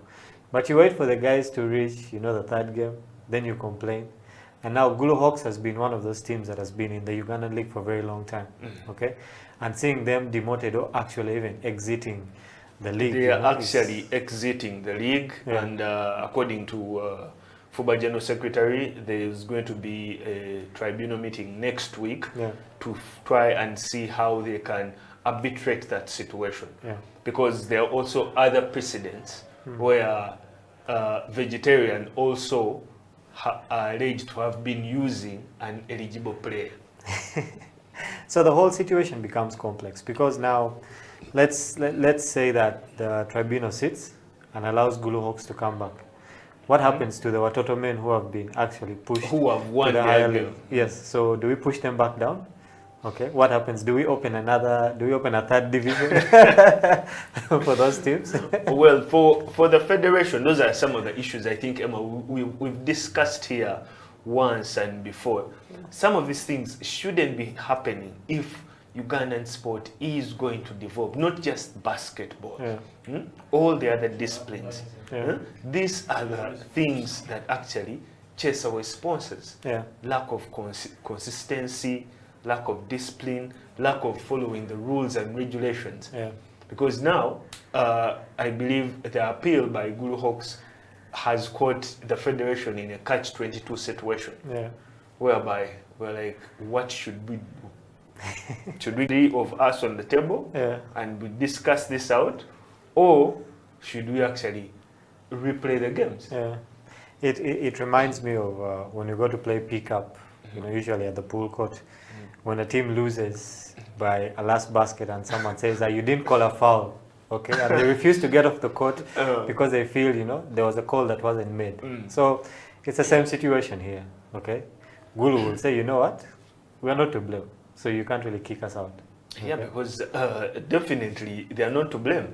They've had the player for the entire season, they submitted in the list, so the federation had actually to cross-check, re-examine, know the players. But the funny thing is, I think there's a time, I don't remember when it happened, when they were writing our team list, okay?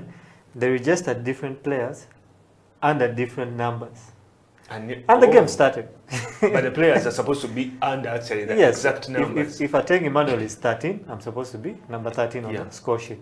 But if you put me as 23, I'm a different person. Exactly, I'm a different person on the score sheet. So when the game begins and you give the foul to 13, but 13 is not registered, then what happens? The foul goes to the other person. Exactly. So I think those situations actually happen. Maybe because whoever was writing the team stats at that time didn't write it correctly. So there might be a possibility. I'm just saying, might be. This is I'm reaching for this one. Someone must have, I'm actually very eager to know what is going to happen from that particular meeting, and also eager to know when the federation will have its annual general meeting, because there are going to be quite a number of issues which are contagious and very intriguing, which have not been tackled. I wish they could actually just put that on Zoom so that we can all be available to watch what happens in that meeting. Well, hopefully, the saying that Federation is saying that the annual general meeting should be coming up soon, and also the issue of the FUBA CEO, who is supposed to be handling, and the man who we are supposed to actually be pointing the guns to, and is also the one supposed to be giving us the answers and the solutions to this. So the General Secretary says the person is already selected and is just awaiting announcing. But we are yet to know or find out how true this is or who this person is. Well, whoever they are, I pray that they're spin doctor because they have to spin and weave all these situations that have been going on. It's not just this one. Issues with the national team, issues with league resumption, all these other things, issues with the international players and having only 4 of them on a team, all these things. People are going to complain. So whoever that the CEO is, I hope they're ready for this storm that they're getting into, because it's going to be a nice one. Yeah, that takes me to the point of leadership and administration, but mostly leadership. So you clearly can see that with everything that is happening with the federation of basketball in Uganda, there is lapses in terms of leadership. And without that, we are going to continue having more and more and more issues. For instance, we have a very interesting fixture that is going to be happening later. Raise Life and Our Savior. Now, in case the victory goes to the other side and the other side comes back to appeal, the federation is going to be back in the same situation. But anyway, for the Raise Life and Our Savior game, unless you know, the reffing is really bad for that game, which is happening actually later today. I don't see why they would actually be an appeal in that game. I know it's a high stakes game for right now. It's you know? they are both tied. Yes. Yeah. It's For our 1-1. viewers out there, we are live Facebook, Twitter, YouTube, and on our website, houseoftalentug.com, and we're discussing the encounter that is going to be happening later today. Raise Life, our savior. Yeah. Everyone is fighting to, you know, be that top team that gets promoted to the new NBL that is going to have 14 teams, which I believe is really going to be it's going to be quite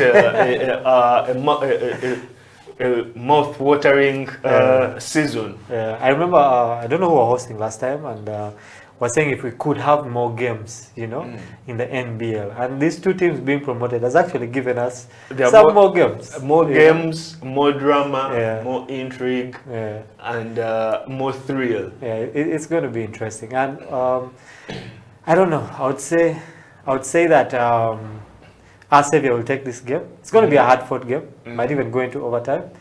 But today I'm calling it for our savior. You're calling it. But Raise Life is an excellent team, especially their point guard, Gideon, superstar player. Okay, but yeah. Well, Emma is calling it for Raise Life for today's big encounter to determine which team is going to make it to the top league. We return after this short break. It is Slam Dunk Basketball.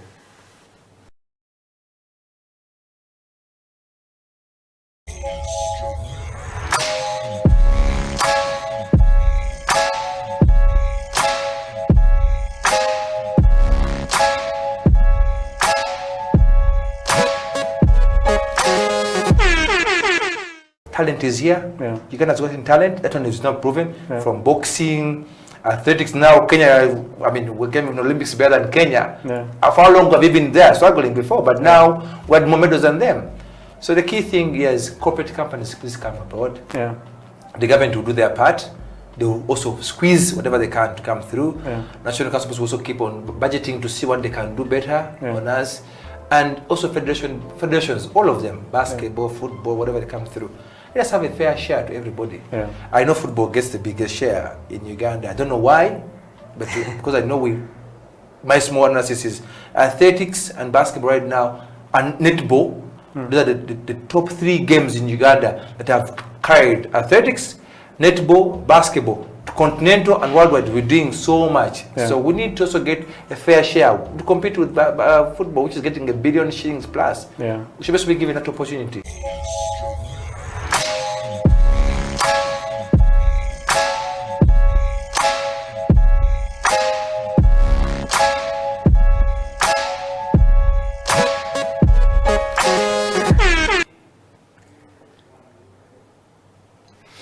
Welcome back. It is Slam Dunk Basketball. Felix Saupal is my name, and I am here with Emmanuel Ateng. We were just discussing our savior and Raise Life, the decider of who is actually going to also make it to the National Basketball League. Tropical Royals already qualified. They are up there and they're celebrating and they're eagerly watching to see who else is going to make it. The game is tied, and today is going to be that decider. Emma calls it for our savior. I say that it's going to be one that is going to be called by the refs. Considering the number of decisions that have been actually going on throughout these playoffs, I believe it's going to go down to the refs. So, and it's also going to go down to which team is actually going to keep their head more cool. Because, you know, a ref calling a blocking foul on you, and then a walk on you, a travel, which actually you can clearly see that is not accurate, is in a way going to work up your mind. So to me, it's going to be determined by the refs. It reminds me of Makerere Open that used to happen at Makerere whenever it was like a final game and Makerere was there. When any stupid calls were made by the ref, or any calls that were deemed stupid by the Makerere students, the game would end there. I remember the word would always be from one of the fans in the stands. Tuguiwe. And that's it. As long as another person also calls the same, Tuguiwe, and That was it. And then you'd have to replan for a game. Mhm. And yeah, I mean everything actually almost comes down to the referees because they decide the game. All right. So I pray that the referees are on their A game. I'm looking forward to see how Sam Gombia actually plays out this one, because I believe it's going to be quite pivotal. They're going to be looking out for him. He's the big down there who they expect to pick those rebounds and actually make those blocks. Yeah. So this is a game where he actually has to make his comeback. Yeah, Gombia is a very good player. He's played on the national team. He has played for a couple of teams in the NBL, played for Warriors, played for Rhino at the time they were still in the NBL and also in the second division. The only challenge here is that he's not a quick big man. He's a bit slow, so you'd have to change your game plan. Down in the D League, it's, who's faster wins. So you'd have to change your plan around Gombia so that it's a slower game. When it comes to West Life, they have the Sudanese boys, okay, who are very athletic, who are quick big men, okay, but they don't have as much experience as Gombia. Okay? And that will actually put him in a situation where he's prone to fouling easier. Yeah, he'll foul more. So as much as it will come down to the refs, I also believe that the coaches are really going to play a very big role because they have seen themselves play throughout the season, throughout the playoffs. So it depends on which coach is going to come up with the best plan, and then it's up to the players to actually execute this plan, okay? But at the end of the day, all these things said, it's going to come down to who wants it more. Is it Res Life or is it our savior? You see, in sport, there are different things. There are tangibles and the intangibles. Yeah. Now, one of the key intangibles is attitude. Now, when you're talking about who is going to be wanting it more, that's something actually that you cannot instill. Depends on how a player will wake up, and let's say how I woke up this morning, how was I feeling? How you woke up this morning, how were you feeling? Were you really determined and you're like, this is a do or die game? Now that is something that you don't instill in a player. All right? You players have to have that. Or the only way you can try to do that is by going the old way. Call them up and have that inspirational speech. Give them that inspirational speech. To dose of motivation. Yeah, to gear them up and tell them, you know what, we're not walking off that court unless we have the W. It doesn't matter if it comes by 1 second, 1 basket, 1 point. So that is what is actually going to make it very interesting. And the other intriguing thing, which FUBA actually should also be praising and thanking themselves for, is that the fans are coming back to the stands. When you actually go down to the YMCA, you can see that the crowd is there. It's not like the other time where the numbers were extremely very few. I remember at the start of the Invite tournament that Power Basketball Club hosted, the first weekend, there were hardly any fans. Stands were really empty. But as the weekends went on, second weekend, third weekend, the stands started getting more full. People started coming back and everything. And I also admire the way the YMCA is handling the SOPs. Right from the gate. All the way. You have to have a mask. They have water stands built. Wash your hands. You are sprayed and everything. I like that. And it's very encouraging for the game of basketball. I wish other disciplines can also start following suit like that.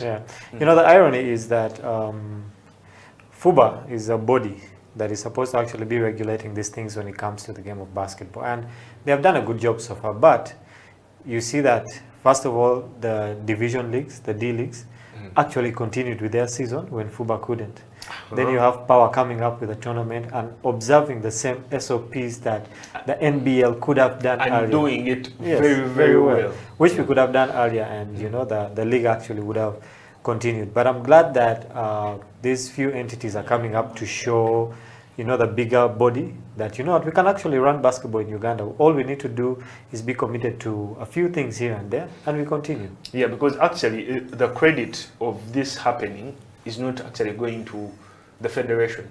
The credit of the SOPs being followed at the YMCA are going to the institute. Yeah. They're the ones that have instilled this in place. Yeah. Now, as a federation, this is a venue that you use. This is a venue that is home of Ugandan basketball, without a doubt. Now, why isn't the federation also putting in more effort towards this? Yeah. Yeah. That is the question of the hour. And I wish whoever is out there, if you're watching the show, hit us up in the comment section. Let us know, why is FUBA failing to, follow these SOPs that, these other small entities like different teams are doing, like the D-League is doing. Why can't we, also follow the same SOP so that we can get on with the game of basketball? Hit us up in our comment section. Remember, we are live on our YouTube. That's House of Talent Uganda live stream. On Facebook, House of Talent Uganda. HTV1 on our Twitter. And we're still discussing the game of basketball. And yeah, league is going to resume next season. Okay? But with a new variant of coronavirus coming out. There's that fear again that, okay, what happens? God forbid, okay, that we get into the same situation that we were. But in the event that we do, then how does basketball resume? Because other sports are going on, and we're losing out. We're losing out, and just one of the interesting comments I have here from someone that actually we have hosted on the show, Bashir Wogem, saying the federation should actually get people who work there for as a job. 8 to 5 instead of people who just volunteer. But I like that comment.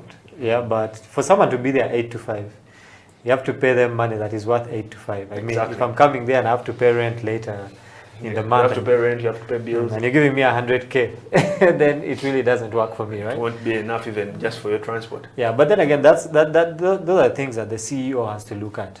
It's better to have a small team that you can actually pay than have a lot of volunteers that you're suffering to pay. Okay, so it's a good idea if you can get people to work actually 8 to 5, have them as permanent staff of FUBA. I believe that would be very important and pivotal to improve the game of basketball. But are we willing or are we financially able to employ those people to work an 8 to 5 job?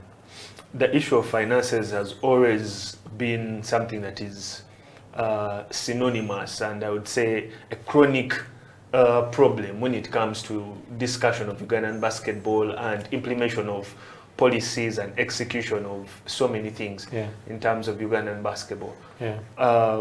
Recently, City Oil were just supposed to be taking part in BAL. And speaking to their management, one of the issues as to why last minute they pulled out was finances. Now, so it is not just crossing from just one team, but it's now spreading all over. And the earlier that it is curbed, the earlier that next season is well more prepared. We've seen even Cobra basketball qualified for BAL. Now, congrats to Johnny. Yeah. Now that is a team that is being coached by our very own.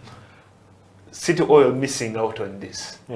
How big a blow do you think it's going to be to their championship run next season? Yeah, it's a big blow, and I don't know how much the financial issue played a role, but also I think another thing was that when we went for the World Cup qualifiers, the team actually got back late. Okay, they got back 2 days before they were supposed to go for the BAL qualifiers, and the team was tired, I believe. Maybe there were some other issues there. And this was the season, we had Monday here, and he said that this was the time that we actually they had to qualify for BAL. But I mean, if they had played and lost and we say, okay, we couldn't qualify for BAL, well and good. But we couldn't even go, to the next stage because now City Oil represents Uganda at that stage. It becomes a Ugandan team at that stage. So it's for the league in Uganda. I don't think it's going to be a big blow to their title run in the league, but it is a big blow for them on the African scale, because now missing out on BAL is a very big thing. It was their opportunity to get out there, and also for other players on the team, it was their opportunity to be scouted, by other African teams.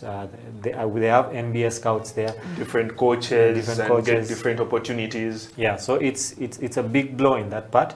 But for the Ugandan league, I think for that one they have planned for it for many years to come. Well, they've planned for that, and they have the top players, but in sport anything can happen. Yeah. So they have put themselves in a situation whereby they have no other option but to actually win the league when it starts. Yeah. Because that is the only way they can get a ticket back. Yeah, but I don't know what other teams are planning, but as of now, we haven't heard anything from JKL because we don't know if the team is still in existence or not, because Jetty broke off and opened, is it Jetty something? He opened another he has an academy. Jetty Tigers or something like that. I'm He has not really sure about the name. not a basketball academy, a sporting academy. Yeah, sporting academy. Yeah, it has different disciplines there, and we're waiting to see how it's going to channel out. But for the other proprietor, Freedom,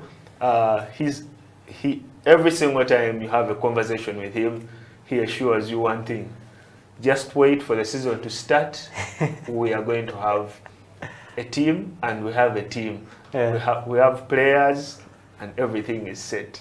Hopefully. That also brings into the question of, does Warriors basketball team have a full squad now? Or we're still searching? Well, that actually, when you bring up the topic of Warriors basketball club, it's quite interesting. The team who have been, I'd say, mysterious, and they keep on being mysterious. The only thing that Ambrose Tashovia, their patron, will ever tell you is, just wait for us, we don't make our announcements. I quote, that says, just wait for us. So we're waiting for the team that is what he says, just wait for us. But I believe that now that we have reset everything, like Federation pressed the reset back button. to 2019. Everything is reset. We should also be anticipating and be waiting for them. Me, personally, I'm very eager to see what Victoria University is about to say the same thing.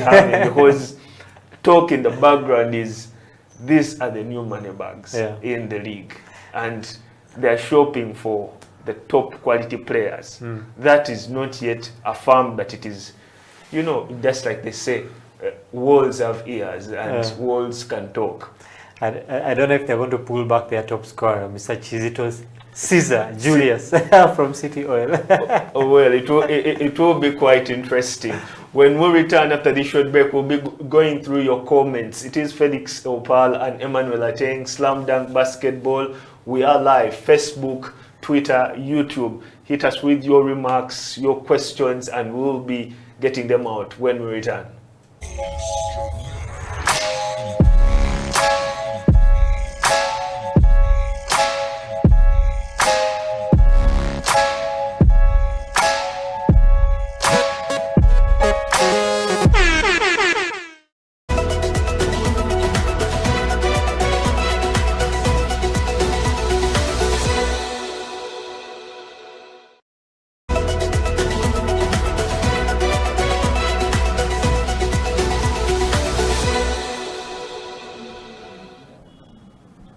Bronny, you're in the medical field, okay, and most of the people who are in the medical field, be it pharmacy, be it medicine itself, they always disappear.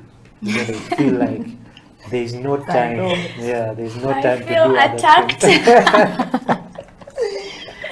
Yeah, so how do you balance, okay, you especially being in the medical field, okay, how do you balance that with basketball time? Well, okay. So, I know you know because you're my coach. You know that I'd taken the year off since COVID March because I had a lot. I have a crazy schedule. I study even on the weekends, and I just couldn't also show up for training. So many times I would show up late. Maybe I'm missing something at school to show up, or I'm doing something at school and missing training, and it was showing on the court. And I do not like to do things half-heartedly, so I decided to take a break until I can regather myself and be able to do both of them without losing any of them. But how I try to balance, people have always asked me this, Number one, it's grace of God. I wake up in the morning and I'm like, God, I need to go through this day and I need to do all these things. But it takes a lot of discipline. Yeah. The things my friends are going to do, but I'll never do them because I don't have time to do it. So you have to have discipline, prioritize, know what you have to do at what time, have a timetable and follow it. Yeah. No procrastination. I do not get to lay around and say, I'm not in the mood to do this. I either do it at that time or there is no other time to do it. Yeah. So yeah, basically you just have to be committed, be consistent, try to make sure that you're showing up for each, and when you're there 100%. Yeah. I know when I was training I would have only evening times. I'm the kind of person that never had extra time to train Yeah. past high school, so every time I was on court I would give 100, whether my teammates were slacking down or not. When coach said sprint, I would sprint like my life depended on it, because Yeah. it's either now or never. Yeah. So try to give 100, and basically at the end of the day I just trust God for all those things. Yeah. Yeah.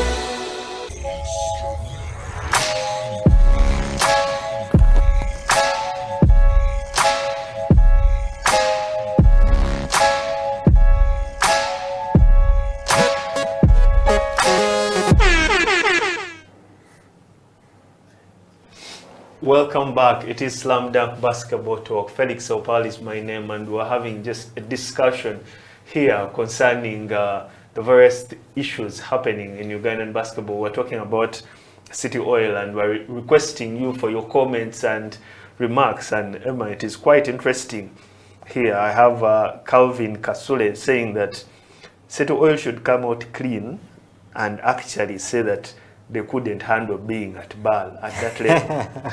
So I'm sieving through some of the comments. Then I have another Hudson here who says that the national team should actually change and have trials before they go out again. Yeah. Well, on the first two very interesting comments from the ones that I've got in here in my inbox. I think for the first comment, City Oil, okay, was the team that would make it for BAL. I don't think they chickened out and said, the competition is too much for us. It's not that team. If we look at the teams, Cobra qualified.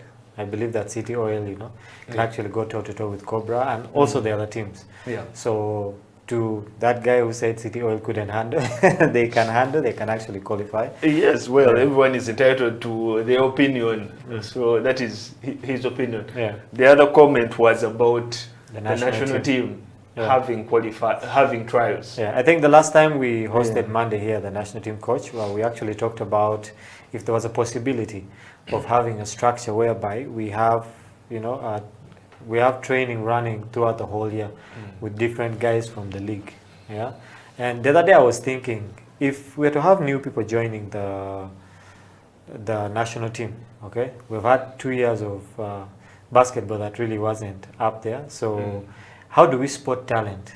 Yeah, exactly. When the league is not happening. Okay, so one of the things that we can actually do is have that structure whereby we have different guys, vying for a spot on the national team. So they go through different trainings. This won't only improve the quality of our national team, but also the quality of our league, because these same players are going to play in the league, and then they're also going to have more aspirations of actually putting on the Silverbacks jersey. Yeah. So the issue of the trials is something that I believe this gentleman is actually right on that. Yeah, it's a good comment. We should look into that actually. Yeah, the only other issue would still come in would be the resources of actually how that is going to be run. And then we're going to be having to go back to scenarios of that there's no money, and then we wait for a bailout at the last minute. Yeah.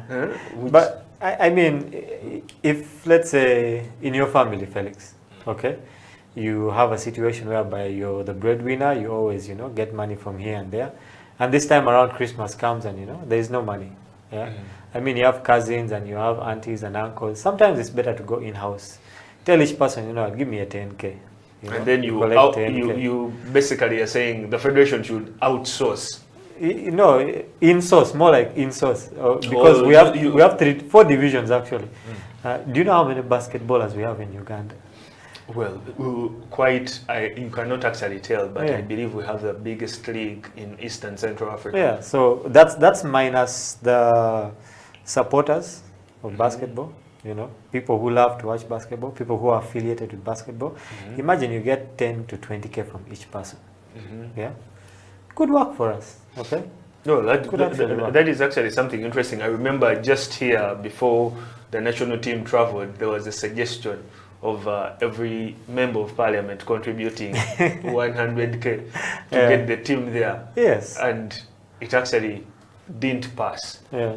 Then there was also a suggestion on various basketball forums of the fans there, the people on those platforms, actually contributing 10,000 shillings each, or whatever amount they could. Yeah. And there was a request of, can someone start up actually an account, a bank account, or put their certified numbers where people can send mobile money to those accounts. And there were so many fans, so many enthusiasts, so many people following the game, not just here in Uganda, but even in the diaspora, who are saying, who is managing this so that we can actually give them the money for the team. Yeah, that's the other issue, trust. You know?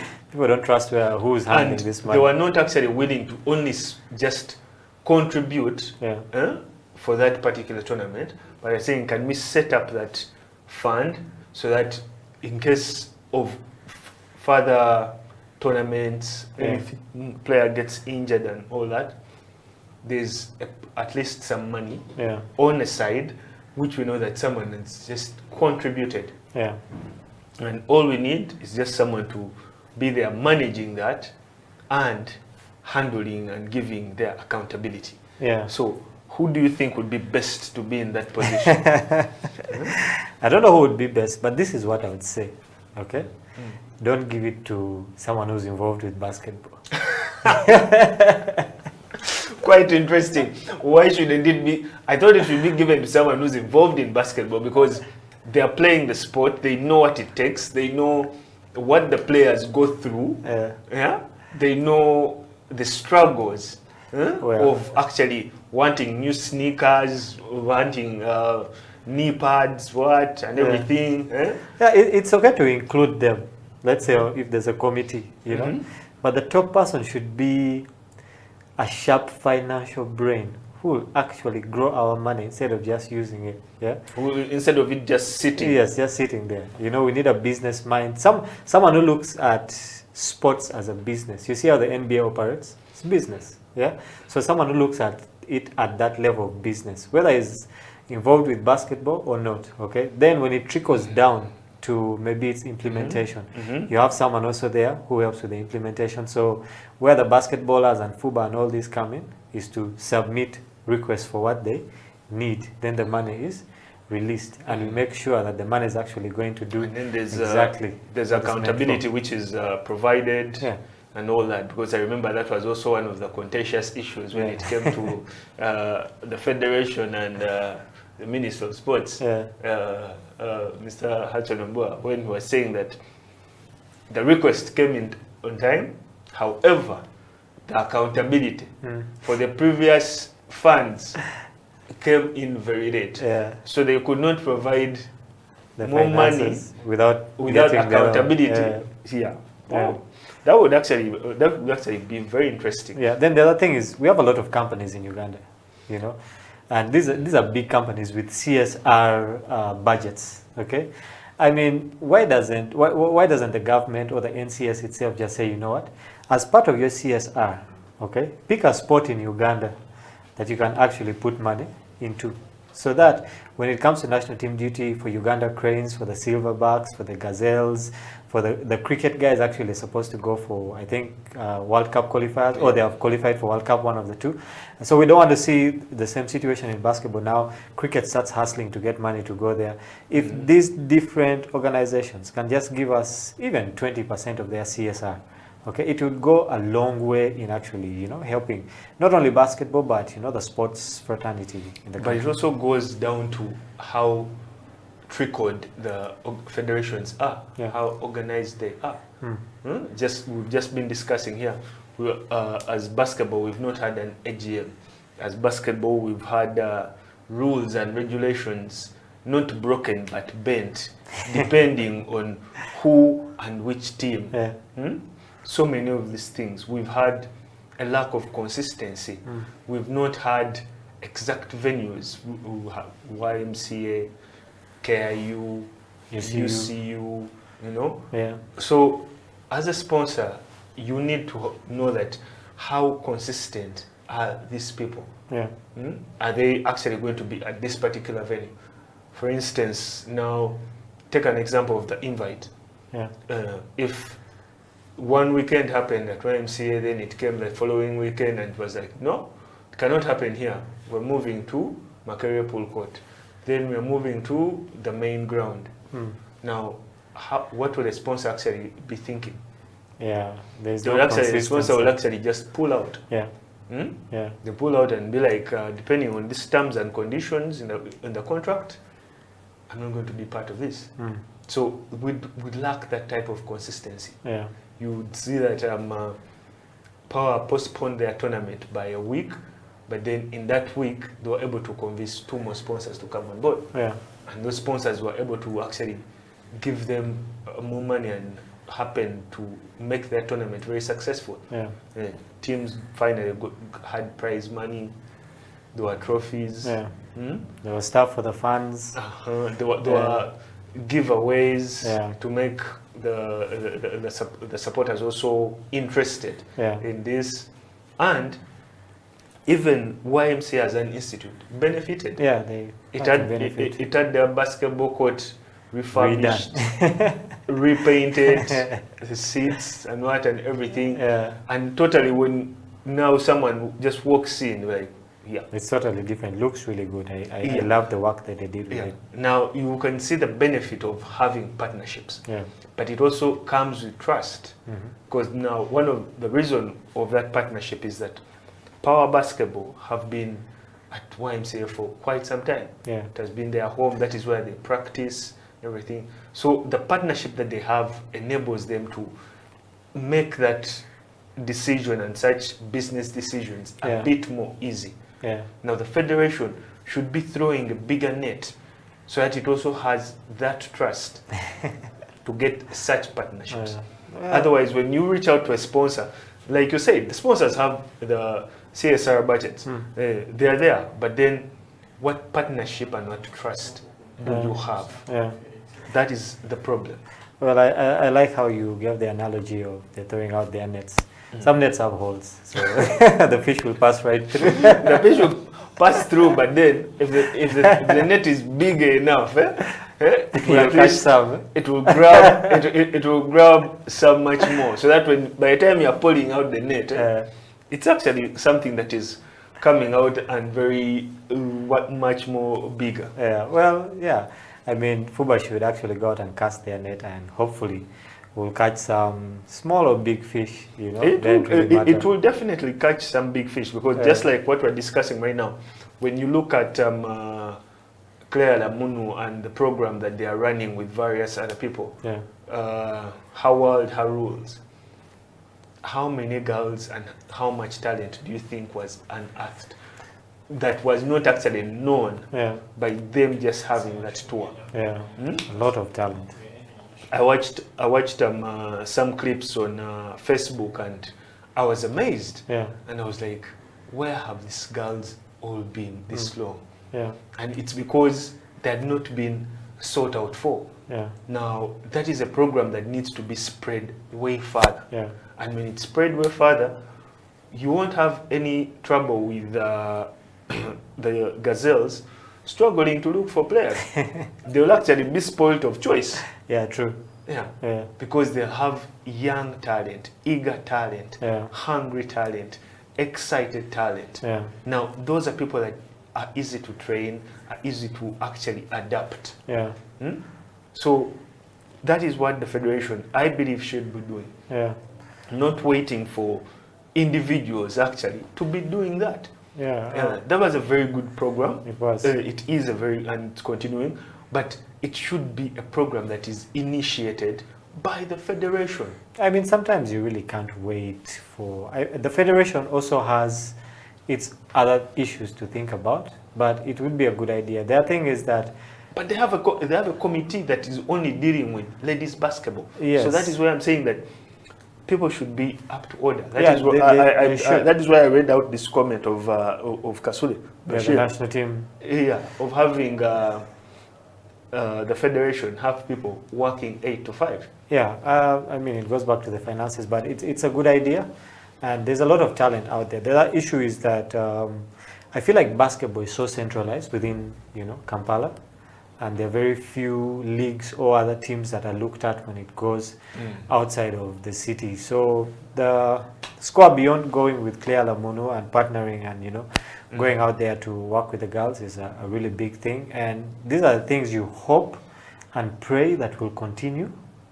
We pray that it's not a one-time thing, and it gives us an opportunity to actually see that there are ballers out there. Okay, and the thing is, now we don't need to go and uproot those basketballers and bring them to the central. Okay, we actually need to develop the league on that side.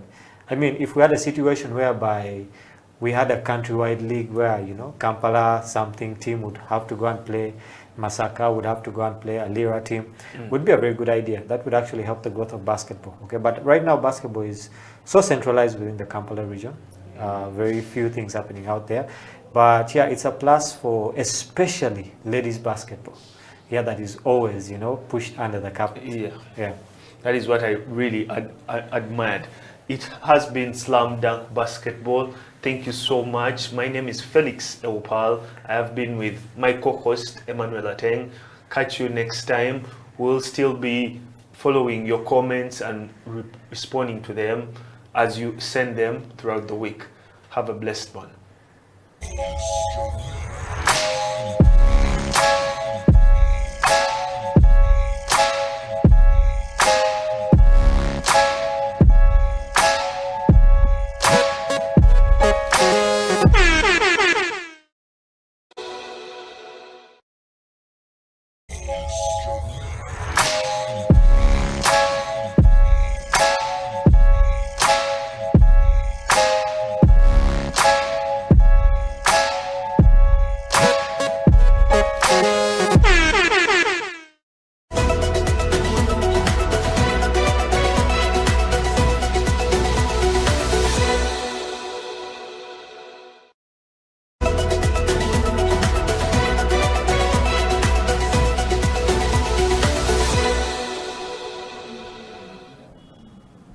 It is never too late to start anything, that is for sure. You can start on anything and everything at any time. It is not yet, time is not lost, you can do it. Put God first, like Bernie said, put God first. Number 2, I have a mentor, she's called Letitia, the one of KCCA. She will call me to ask me, did you train? Get that one person that is going to do that for you, and I thank God for her. Yeah, get that one person that is going to do that for you. It can be your coach, it can be someone that has played the game. Okay. Bernie is here and she's willing to do that for you. Please reach out to her.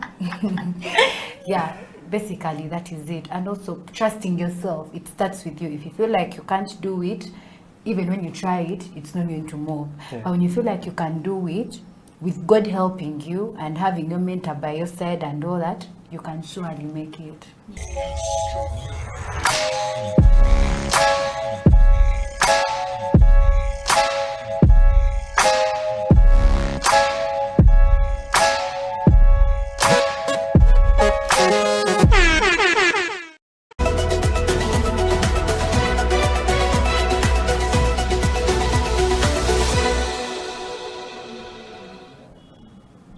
Brony, you're in the medical field, okay, and most of the people who are in the medical field, be it pharmacy, be it medicine itself, they always disappear. You know, they feel like there's no time. Yeah, there's no time to do other things. Yeah. So, how do you balance? Okay, you especially being in the medical field. Okay, how do you balance that with basketball time? Well, okay. So, I know you know because you're my coach.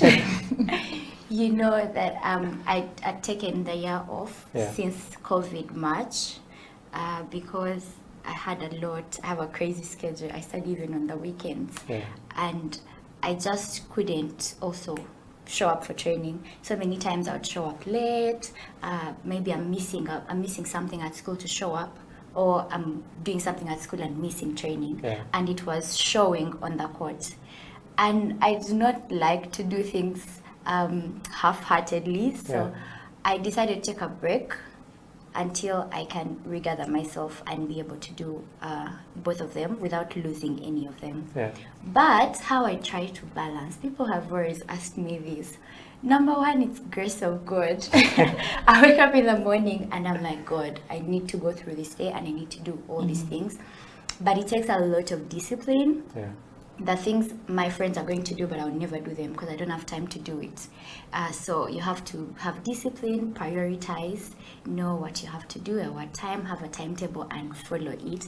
No procrastination. I do not get to lay around and say, I'm not in the mood to do this. I either do it at that time or there is no other time to do it. So yeah, basically you just have to be committed, be consistent, try to make sure that you're showing up for each, and when you're there 100%. I know when I was training, I would have only evening times. I'm the kind of person that never had extra time to train past high school. So every time I was on court, I would give 100. Whether my teammates were slacking down or not, when coach said sprint, I would sprint like my life depended on it, because it's either now or never.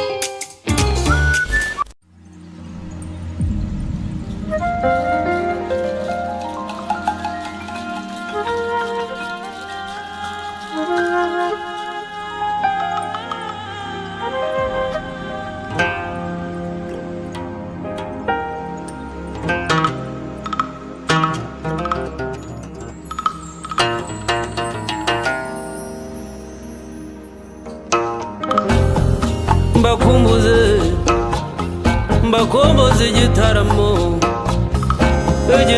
cy'iwacu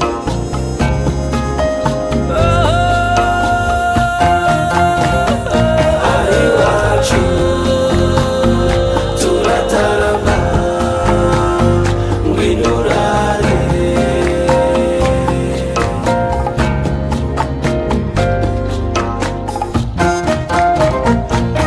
iwacu turatarama ngwino urare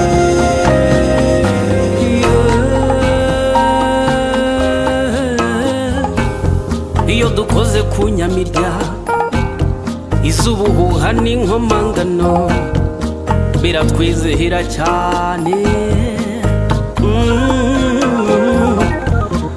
Mpamagare muhigirwa ni Nyaruguru mu muhamirizo w'intore,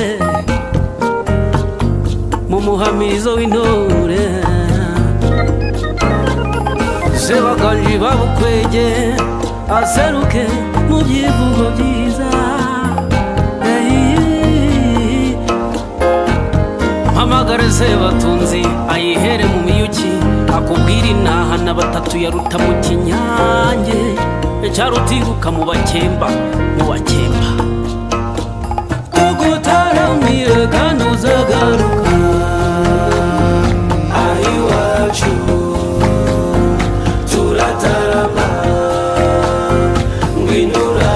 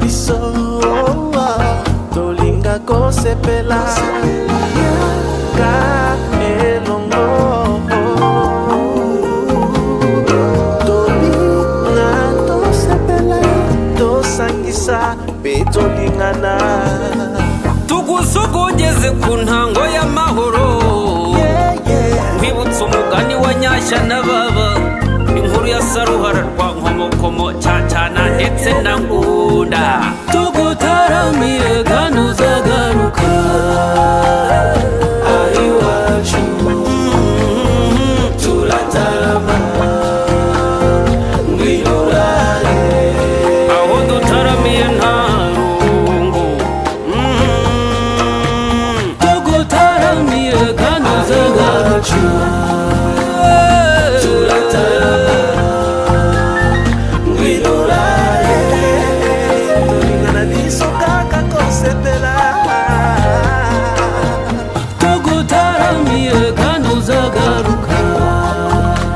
turataramiye ijoro tukarita hanze cyambere wampaye inka cyuringanje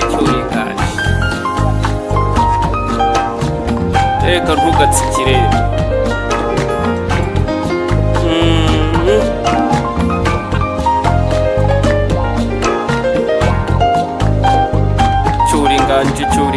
cyuringanje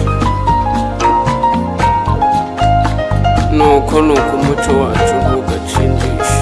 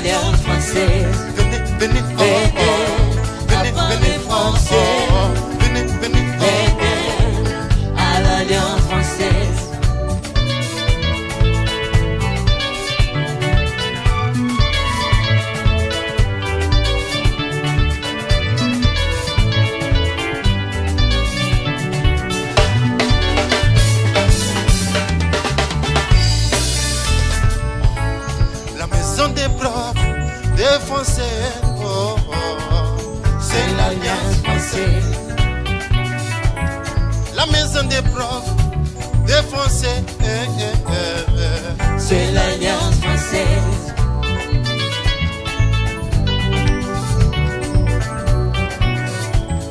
Une fille m'a posé une question, pourquoi apprendre le français alors que je lui parlais de la radio. Bonjour Kampala, oh, venez, venez, venez, venez. Venez apprendre le français. Je vous invite à venir. Venez à l'Alliance française. Viens mon frère. Venez. Viens ma sœur. À l'Alliance française. Venez à l'Alliance française. Venez, venez, oh. Venez apprendre le français. Venez à l'Alliance française.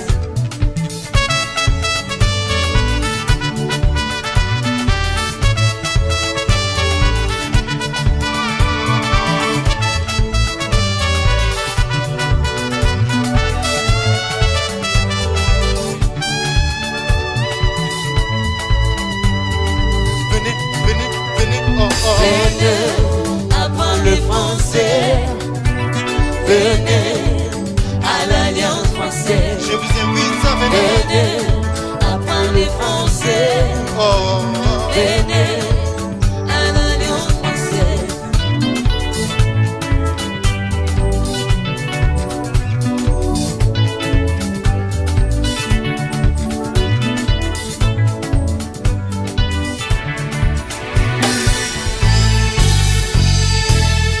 Les Français c'est langue étrangère la plus largement appris après l'anglais. Les Français c'est langue étrangère la plus largement appris après l'anglais. La connaissance du français ouvre des portes, des entreprises en France comme à l'étranger. La connaissance du français ouvre des portes, des entreprises en France comme à l'étranger. Le français, la langue de la culture, la langue internationale pour la cuisine, la mode, les théâtres, les habitués, la danse et l'architecture. Le français, la langue de la culture, la langue internationale pour la cuisine, la mode, les théâtres, les habitués, la danse et l'architecture. Oh, oh, I love French. oh, oh, I speak French. oh, I love French. oh, I speak French. I love French. Oh, I love I love French. I speak French. Oh, I speak I French. speak French. I love French. Oh, I love I French. love French. I speak French. Oh, I speak I French. speak French. Oh, Oh, I love French. oh, Oh, I speak French. Venez, apprends le français. Venez à l'Alliance française. venez, venez, Venez, apprends le français. venez, venez, Venez à l'Alliance française. venez à Kamocha. Venez, Ou apprends le Kotosi. français. Blood Sekamde. Venez à l'Alliance française. Venez dans la grande famille. Venez, Apprends le français. venez mes amis. Venez à l'Alliance française.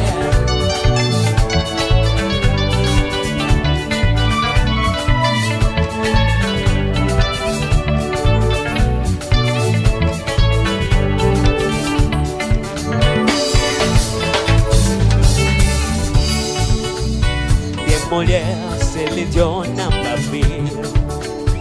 En passant par Kampala. Pourquoi tu penses que les Français tirent la internationale?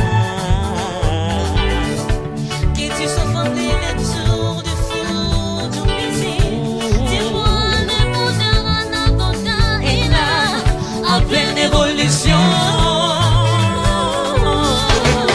Venez, Venez, apprendre les français. mes amis, venez. Venez à l'Alliance française. La langue française, Venez, la langue de apprendre les paix, français. la langue de la courtoisie. Venez à l'Alliance française. La langue française, Venez, la langue de la apprendre les courtoisie, français. la langue de paix. Venez à l'Alliance française. Venez dans la grande famille, venez à l'Alliance française, venez apprendre le français. Venez à l'Alliance française. Je vous invite à venir, venez mes apprendre amis, le français. venez, venez, venez, Venez à l'Alliance française. venez.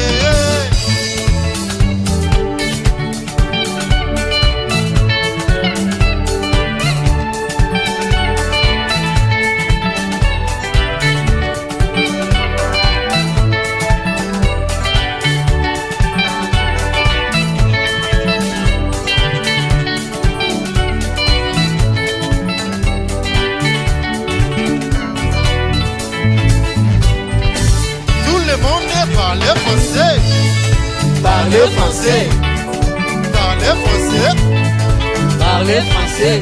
everybody parlez français, Parlez français. everybody, bina moke, bina moke, bina moke, Bina Everybody, Bina Moke. Bina Moke. Bina à gauche. Bina à gauche. Bina à droite. Bina à droite. Bina devant.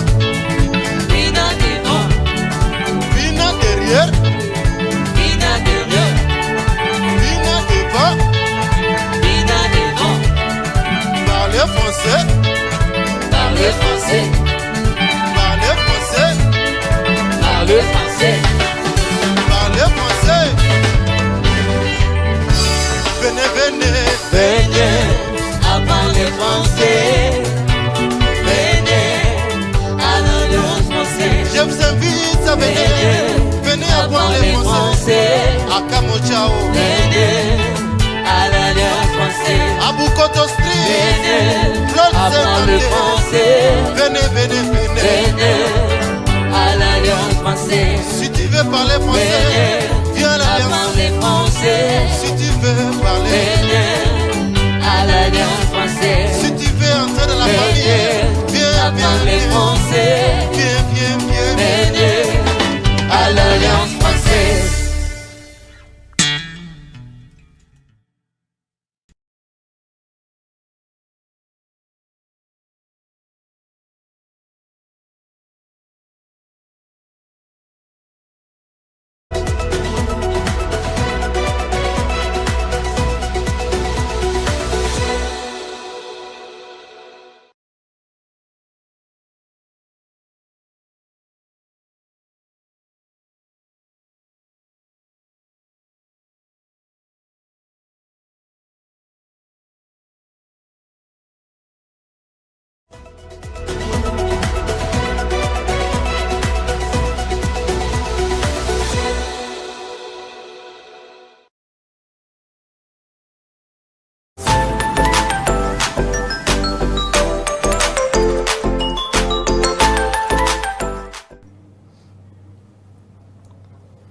The year 2022, and at exactly 25 minutes past the hour of 11 a.m., we stream to you live and broadcast to you live the first ever coffee break show on House of Talent TV. How are you doing? My name is Amoni Muksa, and I welcome you to the coffee break show.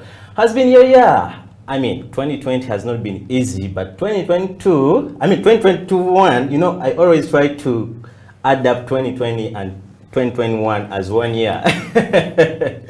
But how is your 2022 starting? My name is Amoni Muksa once again, and I welcome you to the first ever coffee break show on House of Talent TV. Of course, I'm not riding alone today. I'm with my colleague today, the one and only Emma. How are you, man? I'm okay. How you doing? Do you also try to confuse 2021 and 2020? No, 2020 and 2021 as 1 year? The only problem comes when you're supposed to sign a check and you put 2021. You go to the bank and it bounces. You know, the year 2019, 2020, and 2021. Yeah. They've been like so close like this. Yeah, it just and ran so through. fast. Yeah, they just went really through. But how are you doing? I'm okay. How are you? I'm okay. I see you pulled out the leather jacket today, looking good and everything. African nasty, fresh hair, black. Black is everything. Yeah. But how did you start your year, Emma? My year was, it started okay. I was actually working till about 6 a.m. in the morning. Yeah, so I didn't even cross over to the new year properly. I went home at 6 and just slept. Really? Woke up in the afternoon. So if they ask you what happened, like towards the entering of the new year, I have you totally no have no idea.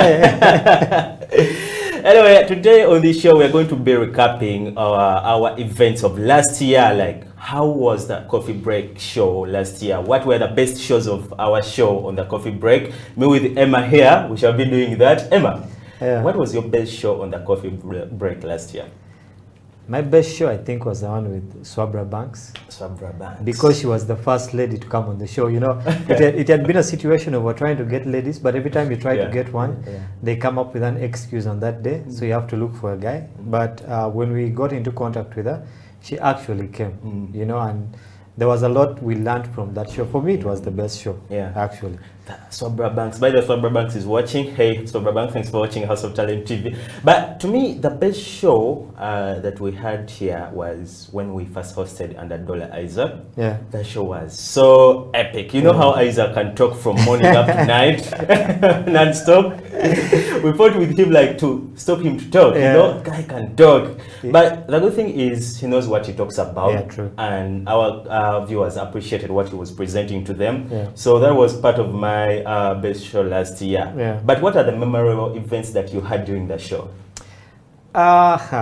Which ones can I pick? Especially Swabra Banks, because you said it was the best part of your show. First of all, it was good to have a cute person in the studio. Yeah. We're used to just guys, you know, coming in, but so guys are not cute, eh? No, guys are hot. It changed the vibe. Even the guys on the camera that day, you know, were on their A game. The guy on the camera was very happy. He was more happy. Yeah, but I think the highlights for me were having those guys who came from the UAE, guys who came from Kuwait, you know, because they brought a lot of perspective into our industry here. There's a different way that things are done in the UAE, in Kuwait, and there's a different way that things are done in Uganda.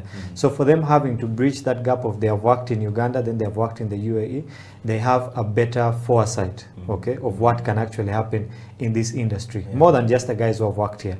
And of course, we've also had guys who have worked here and have a lot of foresight, which is good. And another good moment we had, but electricity kind of messed us up that day. We hosted a young lady. She's a farmer. She does agriculture. But I remember that day the power was on and it was a beautiful show that actually never got aired, you know, because of the power problems. But you spoke about the fact that we got in various people from the diaspora, UAE, Kuwait, where these guys brought a different experience here. Yeah. You know, the fact that these guys go beyond Uganda and get to see that experience, get to do coffee that side, it's something unique. And now when they come down here and they share that with us, our viewers are always happy to see that. Yeah. And today on the show, we're going to be having the same person. Actually, Emma spoke about people from UAE. We're having another barista who's from UAE. Is going to be sharing with us his experience.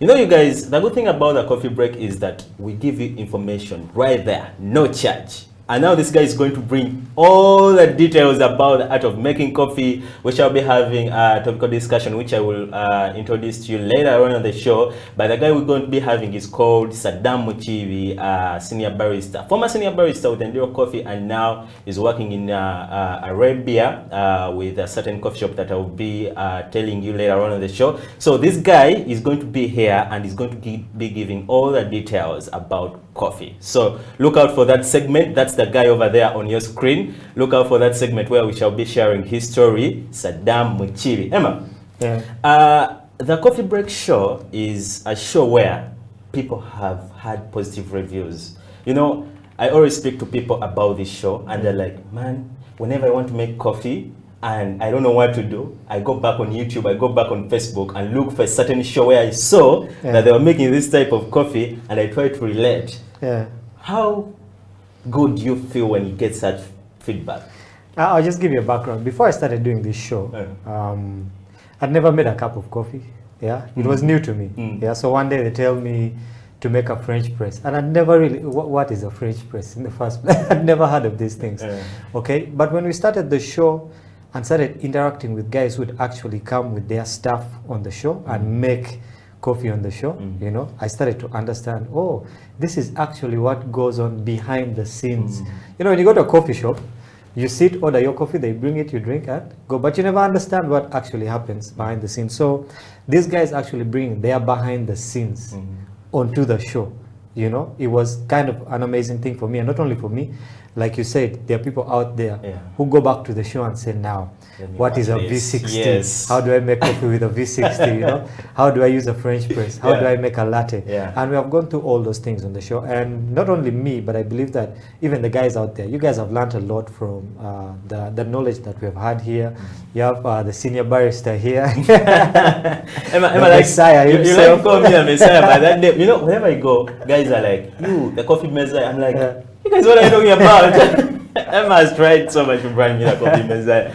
But hey guys, you can let us know what was your best moment on the coffee break show from the last year. But also given the fact that this is the first coffee break show this year of 2022, let us know what you feel like having the rest of the year, what you need to see on the show, who do you want to see on the show, what do you like about the show, what do you learn about the show. Well, so we are here with Emma and still going through the recap of last year. You see, Emma, the thing about the show that I also loved so much was the fact that it was the first ever, yeah, those words I'm repeating them, first ever coffee show in Uganda.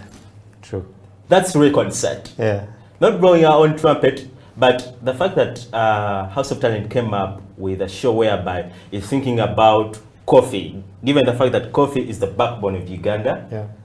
For example, I was reading through the UCDA report last year, and these guys were like, you see, last year Uganda exported over 5,240,960 kilo bags of coffee, which are valued at $71.09 million US dollars. Wow. Can you imagine how big that's big? That is really big. Coffee exports for 12 months, which is like December, which in 2020 to November 2021, totaled to 6.65 million bags worth 681.49. I repeat this, 681.49 US dollars. Guys, this is money. I don't know where we're putting all this money. Compared to 5.40 million bags worth 514.37 US million bags, which we exported the previous year, the other year, 2019. Yeah. So the previous year of December and November were very, very good. So with this information that we receive, it shows that the coffee break show has had impact, a huge impact on coffee development and also coffee production, coffee awareness in Uganda. And our goal is to see that Africa and worldwide, we are the #1 show of the coffee. We'll get there. We'll get there. We're already there. So Emma, what do you think that these guys are doing with this kind of money? Because 618 US million dollars, that's a lot of money. And now when I see, okay, I'm not trying to go political, but when I see Uganda that it's over like in a 61 loss, like, I mean, like the debt they're being demanded as a country, I wonder, why can't we utilize that money? This coffee is our backbone.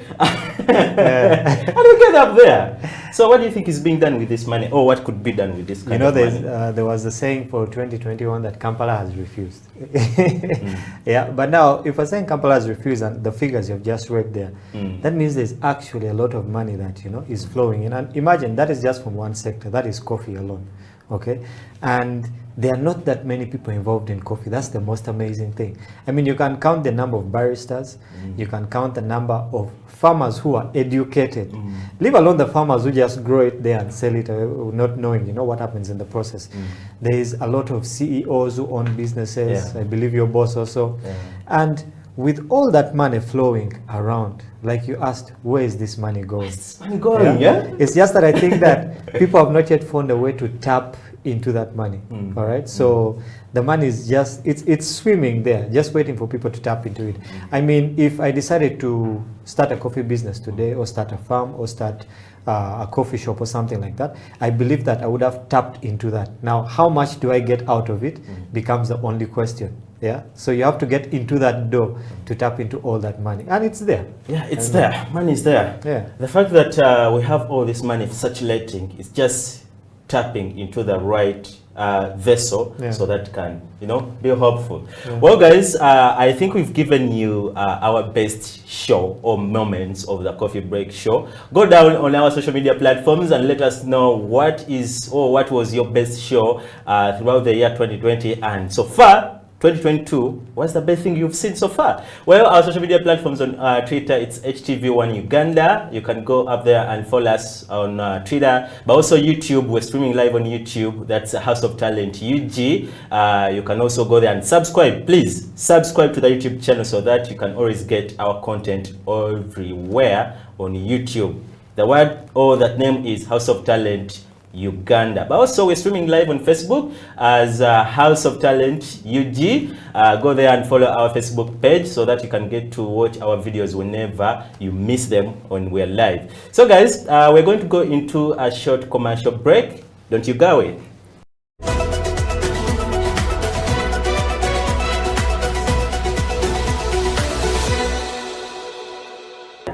What are some of those things that we can do, all right, to make sure that Uganda becomes a nation that actually consumes its own coffee? Because we have, you know, the Bubu, by Uganda, okay? So how do we get ourselves into that state where we actually, before thinking of exporting our coffee, actually get to consume our own coffee? How do we get there? First of all, we need to train our people. Yeah. So we need more training, more sensitization about coffee. Yeah. You know, those guys that came first before us, they have that, like that negative side of coffee. Like telling someone, like coffee, will like you will lose sleep when you take coffee. You can't. It just keeps your body awake. Yeah. Not only the mind. Me have to take water every morning. Yeah? So if I take water every morning, I can take like 5, 6, 7 cups of coffee and I sleep properly. Yeah. Yeah. So we need to sensitize our people. Yeah. And we need to give them an example that is true. Yeah. Ethiopia is a good exporter. Yeah. But quality coffee in Ethiopia comes from Migachafe. That quality coffee is consumed within the country. Yeah. Yeah. So you first appreciate what you're growing before you take it outside. Yeah. Yeah. So we need to train so much from the farm level. Like 80% of our farmers, they just grow, sell, but they have even never tasted the coffee. Many like a much percentage, a good percentage of our farmers. So from the farm level to the general level, we need to train. That is that's what we need to do. Yeah. Even though we put each coffee at a lesser price, like the consumption will not go high. Yeah. So we need to first train. Then other things will be coming up. Yeah. Okay. But training is the key to everything. Yeah. Yeah. Like we need to sensitize our our Ugandans good about coffee. Like after taking coffee, you feel this, you get this. Like we appreciate what you are growing. Yeah. So you see Ugandans taking more of the matoke. Like they appreciate more than sending it. Yeah. Yeah. Okay. So training is the key to everything.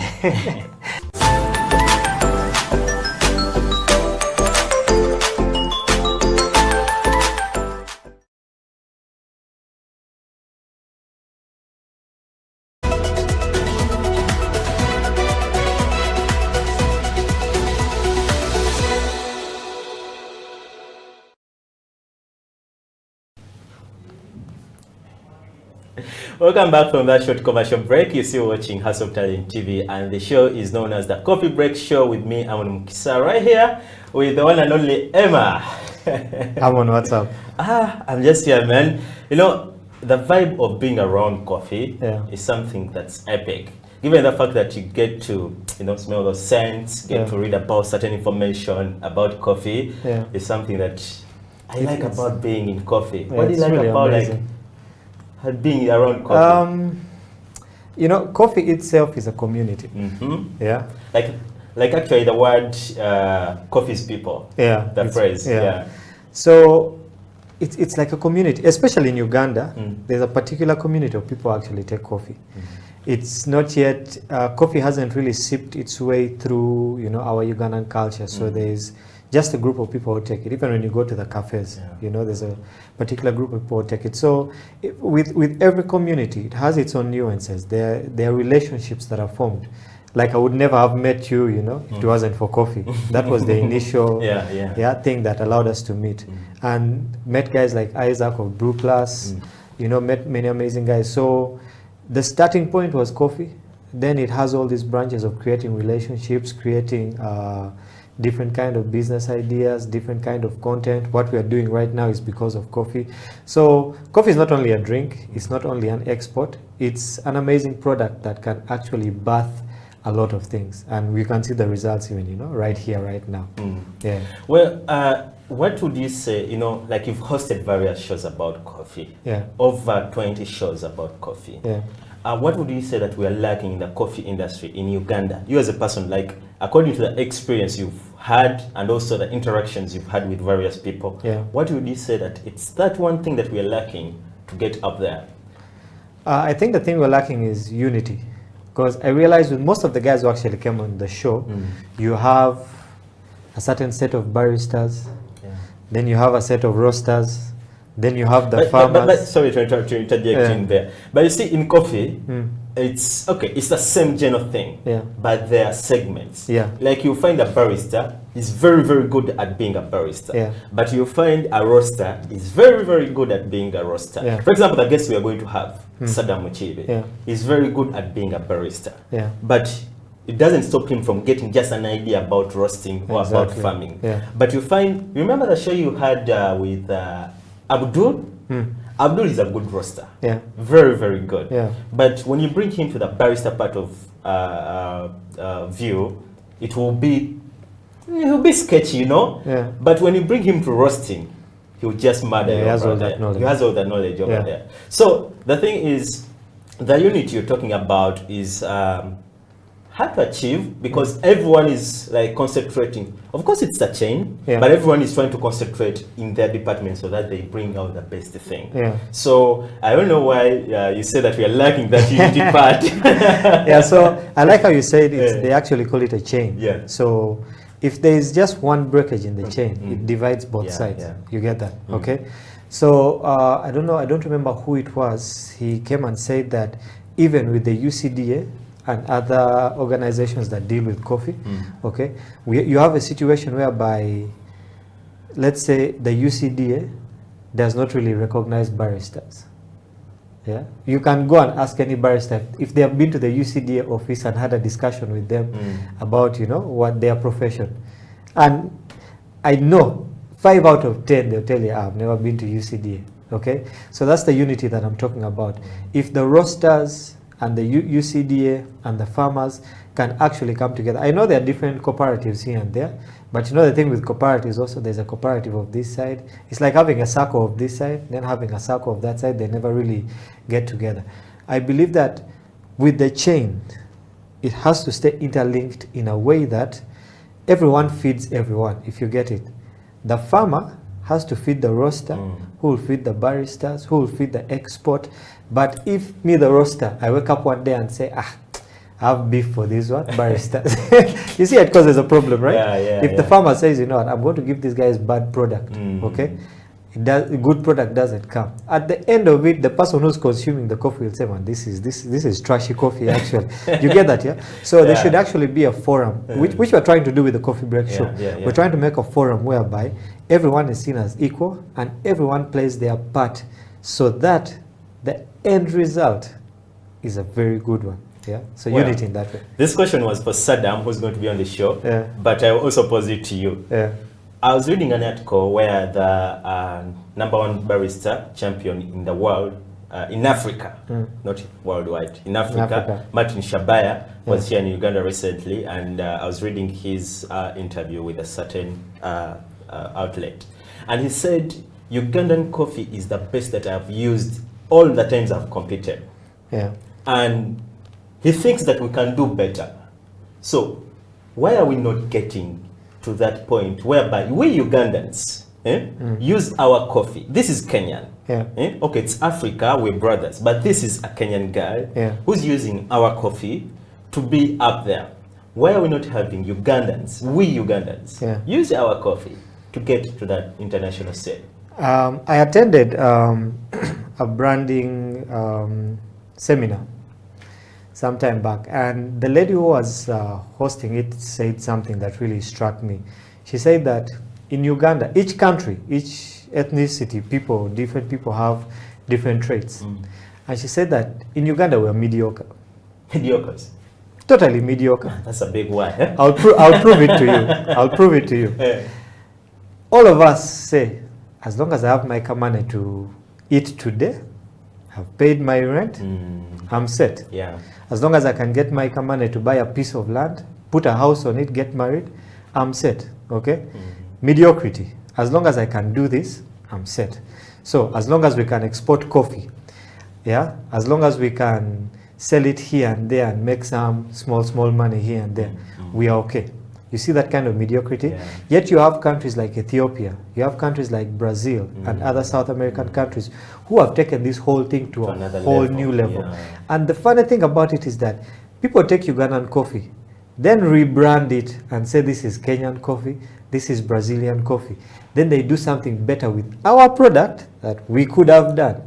But what did we get out of it? Oh, we got some money, and that's we're cool with it. We're cool with our money. Yes. Yet we can actually explore more on our product and make more money from it, create more opportunities from it. So for me, I would say we have a mediocrity mindset. Well, guys, I'll pose this question to you. How do we get out of this mediocrity kind of relationship or kind of working style, whereby everything that we try to do is just a joke? That's maybe the right word. For example, I was having a conversation with one guy. This guy is a tech guy. So what he decided to do was, during the lockdown, he was seated over there, everyone now was in their homes. So he came up with an idea of like creating up a small machine for farmers which can detect like the alkalinity of the soil, how much fertility is in the soil, so that you can anticipate how much yield are you going to get at the end of the season. For example, if you have like maybe 1 acre of coffee and you use this machine, you just plant it into the soil and it does what it does, and at the end of it all, it will show you that your soil needs this much of fertile soils or fertile fertilizers. It needs much of this water, you can add, irrigate it, so that at the end of it all, it also calculates for you that you're going to get 60 tons or 60 bags of coffee. Such innovations, why can't the government come through to sponsor, at least give a hand to these guys? Because this guy has used his equipment, has used his values and resources, but he has managed to do all this. So just imagine we had a government come in, sponsor or give a hand to these guys. And we know that if we have over like maybe 6 acres of land of coffee, and this farmer is anticipating maybe like over 150 kilos, 60 kilos of bags of coffee at the end of the season, and we increase our export of coffee, but also increase our domestic use of coffee, because we're having plenty of coffee coming through on the market. And through the coffee break show, we can also make awareness of coffee to the people. So what can be done to help, or what do you think the government or anyone else there, because it doesn't necessarily be the government, can do to help such guys who come up with such innovations? I mean, let's take the setup of Uganda's education. We go to school, we study, we're expected to come out and look for jobs. Okay, we have been put in that mindset of we have to look for a job. Look for a job. Yes, you have to look for it. Okay, then you have this group of guys who actually sit down and invent something. Okay, and like let's say the guys of Safe Border, during the lockdown, guys came up with very many good ideas, some which were actually used. So there's that group of guys who actually come up with all these ideas. But the limiting factor for them is maybe the resources, the financial resources, the manpower and all this. But remember, we have been taught to do what? Look for jobs. We have not been taught that you can create. And put it out in the market and actually be a what? Let's say be an employer. Okay. So for such a guy, you find that there are people at the top there who will look at his invention and ask themselves, okay, what can I get from this guy? Okay, how much money? What can I rip off from this guy down there? And the guy down there is not willing to give them anything because it's his idea. He should rip off from it. So the guys up there will just sit on that idea and be like, you know, it's a good idea, but it doesn't make sense for us because it won't make money for us. Okay, they don't see the bigger picture. They don't see that a farmer somewhere out there in Kasese or wherever is the one who's actually going to prosper, and that causes a chain effect of when that farmer prospers, the next guy in the chain will also prosper, and Uganda as a whole. So this guy is just looking at how can I put money into my pocket. So they will sit on all, I believe in every campus, especially the guys doing engineering, agriculture engineering and all these things, guys have ideas, but people are sitting on them. Well, guys, take the conversation on our social media platforms. That's Twitter as HTV Uganda and Facebook, House of Talent UG plus YouTube, but use the hashtag The Coffee Break on House of Talent TV. Let us know how can we engage these people who have ideas so that we have a bigger picture. We come as a union or a unison together so that we have a bigger picture of something that we're doing great here in Uganda, especially for coffee. Well, coming up is Saddam Muchiwi. He's going to be letting us know how best can we brew coffee, and we shall be also talking about how best can we have women in the coffee industry as Uganda. Well, don't you go away. We're going in for a short commercial break and we'll see you soon.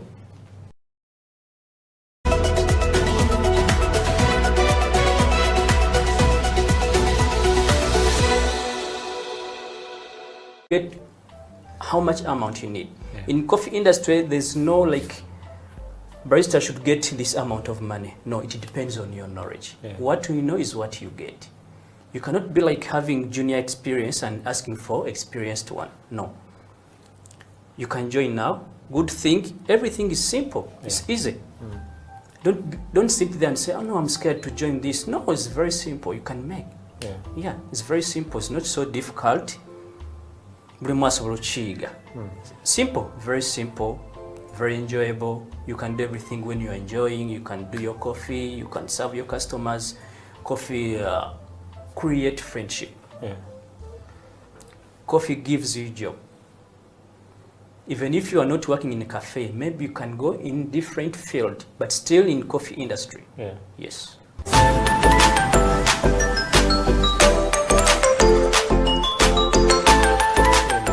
The camera.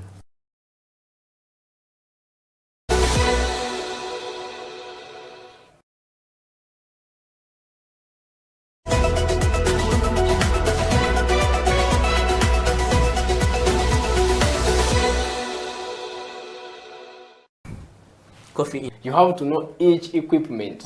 You have to know the brew ratio. Actually, the brew ratio is I think the most important. Brew ratio now most people may not understand. It is the ratio of the coffee powder to water, and the yield. Water in this article will bring us into the yield. If I put 10 grams of coffee into my portafilter, how much of it am I exactly? So if you don't master the brew ratio, everything is going to turn out a mess. You understand? Even if you know that knowledge and you don't master the brew ratio.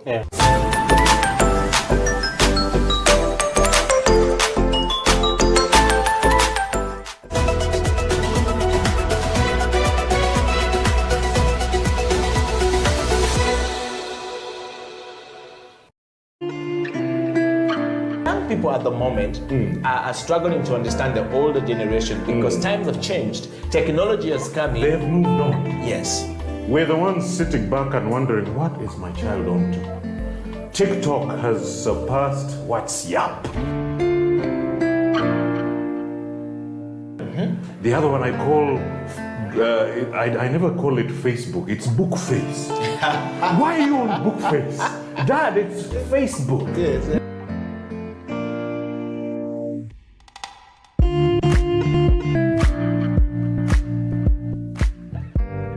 Me, I keep saying I have a foot amongst the millennials. And I understand the traditionalists. Okay.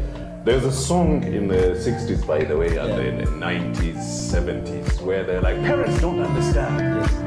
Remember Prince? Yes.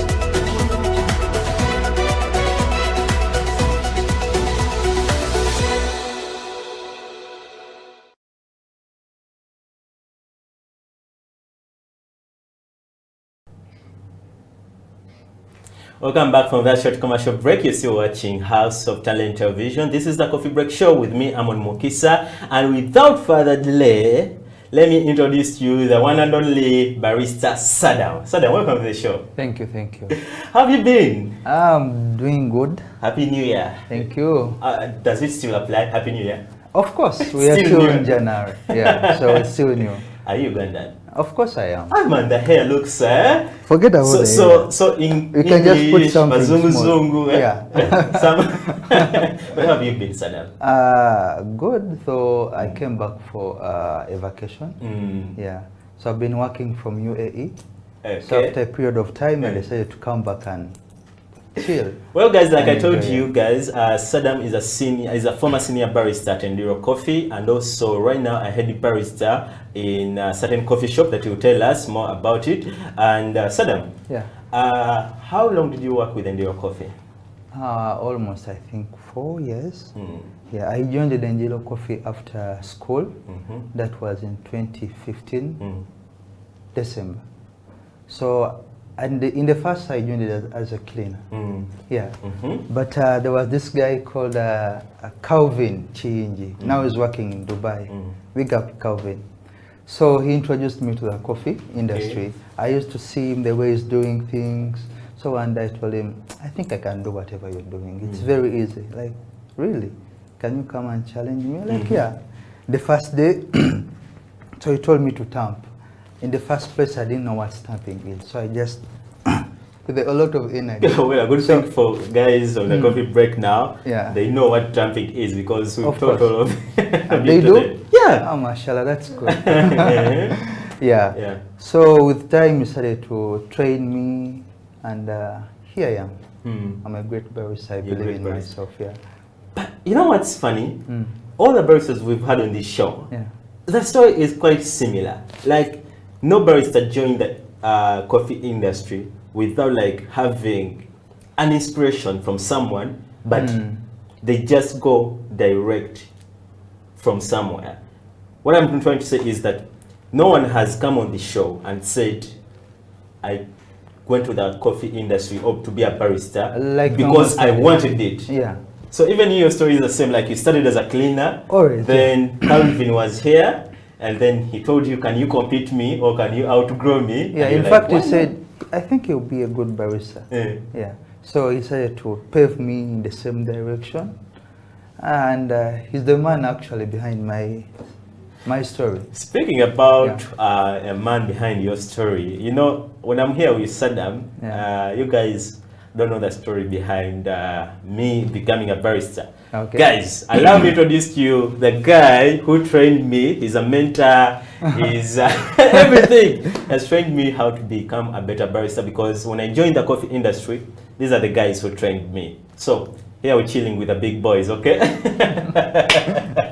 So when I'm with Saddam, it's always a vibe, it's always a conversation, no pressure. So today, Saddam, we're going to brew, or you're going to give us a tutorial about a V60. Sure. And give us information, like literally the art of brewing that cup of coffee or using that equipment to brew coffee. But before we do that, let's first speak about the art of brewing coffee or making coffee using an espresso machine. Most times we have baristas come on the show and they're talking about things, but when you go deep down, you realize that they're just gambling. Can you give us like, what does it take to have a good cup of coffee using an espresso machine? Yeah, sure. Yeah. Yeah. So literally, it's all about extraction. That's the drama. It starts from there. Extraction.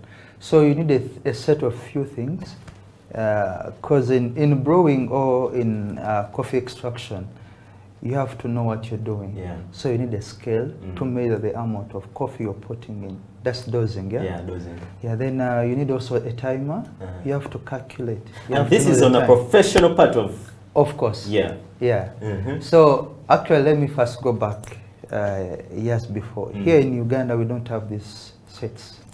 You just wake up in the morning, start the machine, grinder, pull coffee, ta-ta-ta-ta. You don't know what you're doing. You tamp, then you go. Now, the challenge came my first day in UAE. It was a challenge. We're getting to that. Your I'm experience skipping in the UAE. part. All right, then let's go first back to the topic. Yeah. So you need the scale, as I told you. You need the timer. Then you're good to go. Scale, timer. Yeah. And you're good to go. Yeah. Of course, with even a cup. Yeah. And then the whole setup. But these two things are very important. What does it take like to have, because we've gotten all those sets, timer, the grinder, the cup, and the scale. So what does it take for me to use these things to get a good cup of coffee? It just needs your presence. Man, I can be present and things that I'm making, you know, no. Coffee, it's all about time and what you put in. So when I talk about your presence, it means you have to be there and you have to look at every step. You mean I think you get me. Yeah, I get it. Like literally, you're saying, me being physically present is not only enough. Yeah. I have to be there mentally and physically. Exactly. So that I know maybe if I do this, the repercussion is this, right? Exactly. Okay? Yeah. So Saddam, you know, what I admire about you is that whenever you're trying to make anything like a beverage, Yeah. you give it 100%. Yeah? So briefly take us through espresso worlds, like to have, because espresso is the mother beverage of all these it's beverages. about foundation. Since we're talking about the espresso machine. Yeah. So how do I get that good espresso cup? All right. After having those what I've told you, then you have to grind your coffee. You put on the scale, you tear. But you need to start with some amount of coffee you're dosing. Remember, we are dealing with specialty. So you need at least to start from a higher dose of 20. It's not very high, but it's normal. 20, you dose with 20. Then you have to know the energy you're putting on there. Because before you extract, you need to lock some parameters. So if you say you're using a dose of 20, it should be 20. And before you change it to maybe 18 or 19 grams of coffee you're putting in the basket, you need to first note. You need to first note whatever you're doing. So if it was 20 in the first place, you have to note down it's 20. What I've skipped, you need also a pen and a paper. If not, a notebook. What? Pen and paper on station? Pen and paper on station. Give it to me. It's called consistency. You have to. You just started pen getting and amazing, paper. Yeah. Pen and paper on station. Yeah. Consistency. Yeah, remember we are dealing with mind, so you might forget. And I note down everything. Yeah, so it's better you note down. So if it was 20, I'll start with 20. Okay. Then you dose it, you extract, you test your coffee. If you find it not that much good, so you have to change something. Okay. But you have to first check on your recordings, where did I go wrong? Where you noted. Yeah. Okay. So it will be, actually it will be even very easier for you to know where you went wrong and you fix it within a matter of time. Sometimes the grind setting, it could be right, but the pressure you have used, maybe it's hard. So you have to reduce it to a lighter one or a medium energy. And you have a good cup of espresso. Of course. Well, I told you guys we're having the art of making coffee right here, and Saddam is here giving us the nits and gritties of making a good cup of coffee. Saddam, let's talk about baristas in Uganda. What do you think that Ugandan baristas are lacking? Because I'm sure you've gone through various stations, especially in Uganda. What do you think that they're lacking to be good baristas? I think they are not lacking, but the industry is not supporting them. Have they done what's enough to have an effect on the industry, or to have pressure from the industry to support them? That question goes back to you now. You're on the ground. I'm on the ground, but you're on the ground. But in my own terms, I would say the industry. Yeah. First of all, a barista is a person who works for a company. Yeah. Right? And most companies, they don't have the required instruments. You understand? So if a company can support, it can provide the necessary instruments, a barista will be on this standard. But Saddam, have you heard about a saying, a bad workman blames his tools? Yeah, but not in Uganda. Okay, I know you have instruments, equipments that are not that good. But am I using these instruments to at least say, okay, Ngombe Gamat ageze zako. He has tried. Yeah. Are we there? Are Ugandan baristas there? Or they're just, okay, I know how to make this, but am I making it right? To your experience. You're not sure? I'm not sure, but anyway, I haven't yet visited most of the coffee shops around. Yeah, I've been in the villages. The villages, since it's your holiday. Yeah. So maybe I'll give them a tour around. Yeah. But if you're a barista and you don't use the tools around you to make a good coffee, we should blame you, right? Then you're a bad barista. You're a bad barista. In fact, you're a coffee maker, not a barista. We call them coffee makers. What's the difference between a barista and a coffee maker? A barista is someone who is professionally, how can I say, he's professional in doing whatever he's doing. So he will a cup of coffee, so you give it 100% of his shot. Yeah. But a coffee maker, just get coffee, drink, and serve it. He doesn't care. So a coffee maker doesn't have that caring part. But a barista, you have the passion. So I think you have the point now. Well, guys, I think you get to know now what's the difference between a barista and a coffee maker. So let us know on the show you've watched, all the episodes of the Coffee Break, who's been the coffee maker and who is a barista. Use the hashtag the Coffee Break Show. Saddam, let's talk about your experience in UAE. How was it like to transition from Uganda to UAE? You mean the journey or the like the experience to adjust It wasn't that much hard because before I joined at UAE, I used to work with Calvin. Your mentor? Actually, I used to work with Calvin, then yes, my mentor, then a barista, Saint Alvin. That guy is nice. Big up, Saint Alvin. Big up guy. So when we used to work together, we used to read different articles concerning coffee. I remember you remember? Yeah, I do remember. You know, we're family here, so whatever he's talking about is like I'm envisioning it here and I'm seeing it how it was. Yeah. But for you guys, for the benefit of you guys, at least we are storytelling this so that you get to know the experience that Saddam has gone through and what has been his best moments in transitioning from Uganda to this. So after this short commercial break, we are going to be starting from right there to get to know how Saddam transitioned from Uganda and what was his experience in UAE. But also in this segment that's coming right up, we're going to be brewing our coffee and Saddam will be giving us all the details on how best we can brew this coffee. So don't you go away, we shall be right back.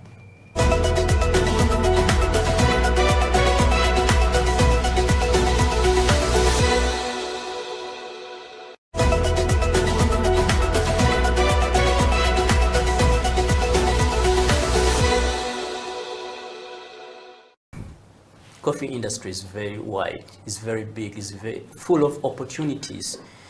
Don't sit there and say, I have nothing to do. You can join the industry. You can get whatever you want. If you give it time, invest in it.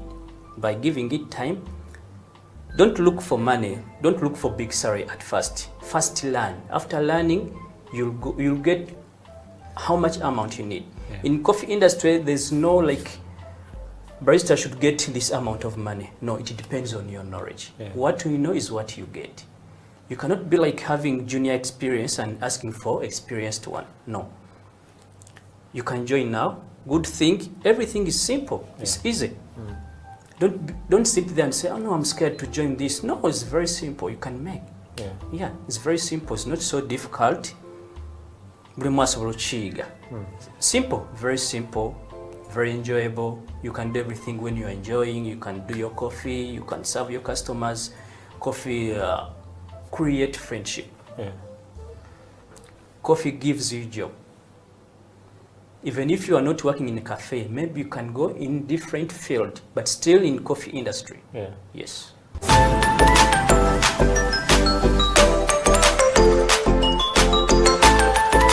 pull up the camera.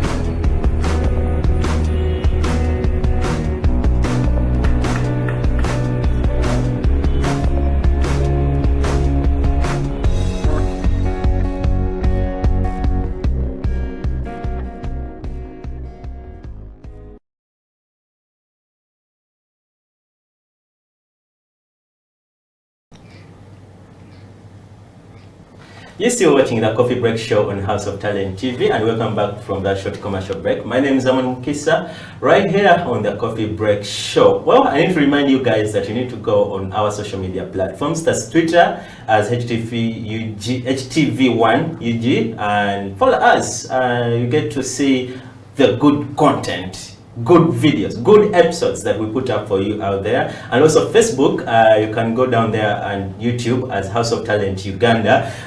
You know, this show is watched by a quite number of people, and just read through your comments. I have Mbonye Bright Richards is saying, please Saddam, give us all the best that we can, because we're anticipating for the best brewing tutorial. That's Mbonye Bright Richards. But also Rosie Jones is here saying, go my brother, I can't wait to see your tutorial. And Adola Isaac says, nice show my brother Saddam, I can't wait to see also the tutorial. And there is what's his name, this is a funny name, Maureen K. Okay, it's not funny. There is I can read it. Monica says, I don't know Saddam from where he started to brew coffee and where is he right now. So basically, she wants the profile. Saddam, we had skipped that. Okay. Where did you start from, like, to grow coffee before? I mean, to join the coffee industry, like before you joined Enduro Coffee. All right. Like, where did you go to school, or you just came out of the blue and you were inspired by Calvin? No. Of course, I went to school. Which school was that? My primary.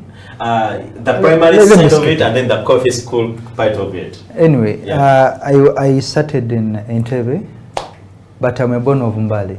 Mbale. Yeah, so. Bulai. They say Mulembe. Mulembe, Makoa, Malai. Okay. But I'm not a Mugiso. Okay. So I'm in Uganda by birth. Bampita Saddam era muje bali mwenna abatulaba. Yeah, so I grew up in Entebbe. Yeah, I was raised by a single mother, and at the age of around 10 I crossed to Mbali, and I used to stay with my grandmother after the death of our father. So the two parents, I know two actually, my mother, then my grandfather. My grandmother. They're the one who raised me. So I joined there, my senior one. There is a school, it's called Manafa High. It's in the middle of the city. So, yeah. In the middle of the city of Mbale? The middle, yeah. So you're the pioneer, the celeb in Mbale? Because it's in the city? No, I'm a quiet guy. I wasn't the celeb, but I had my little profile around, yeah. So, I didn't do higher education, so I ended in senior 4. I tried to go to senior 5, but you know, school fees issues, so I had to branch somewhere. Let's talk about you going to Mbale at the age of 10. Were they growing coffee, like your grandma and mother? Were they growing coffee? Because Mbale is known also for growing coffee that side. No, actually, no, we didn't. Yeah. So at the age of 10, 15, you never knew about coffee? No, I knew about coffee, that's coffee, but I didn't care what's coffee. For me, before I was a tea drinker. Okay. Every day, even if there is no sugar in the tea, I'll take tea because I love tea. Okay. Understand? So at the age of 20. After senior 4? Yes, after senior 4. I started to look around what I can do. Yeah. So in my vacation of senior 4, I first went to, there is a place there in Kampala. They do furnitures, you know. It's called, it's in Widest actually. So I started to gamble around for 3 months, but I knew there was no future here. You didn't feel the thing? I didn't feel the vibe. Yeah. So not cheetah, you understand? Not cheetah, kangambe. So I went back to Mbale. I was stuck somewhere, you know. I was in the middle. I didn't know what to do. Yeah, I slept from morning until evening, waking up, looking for what to do. Nothing. Then there was this lady. She's a friend of Madame Gloria. She's called, I forgot 10. Maggie. Maggie. Yeah, Mrs. Maggie. Maggie is, Gloria is the CEO of Endiro, so they are friends, eh? Yeah, they are friends. Maggie, she's working with Jenga projects in Mbale. She's the vice president there. So she was my neighbor. So one day she came to me like, Saddam, the year is ending. You have to plan for the next year. What's your plan? So like, what are you talking about? Do I have to have a plan for the next year? I asked her. So she told me, yes, you're a man, you have to think ahead. So I told him, but I don't have a job. Like, do you want to work? Like, yes, anything. Do for me a CV. So here was another drama. I didn't know how to do a CV. I'm being honest. CV money. So she told me, you have to, I'll not help you. Like, okay, so I went to Google. I did some little research. I did one, I gave her. You wrote a CV? Yes. So the following morning, she told me, are you ready for the interview? Like, do I have one? Like, yes. So I asked her in the interview, what they ask? Like, you go and figure it out, you're a man. Like, okay. So yeah, At that moment, I knew naino kubeera omusajja. Singa ebyabagisumba kusala mbalo.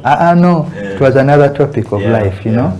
So I went, Madame Gloria, she invited me over, so she sat me down. How do you get, okay, Maggie knew Gloria, but how do you, okay, when you wrote the CV, you sent it to Gloria? No.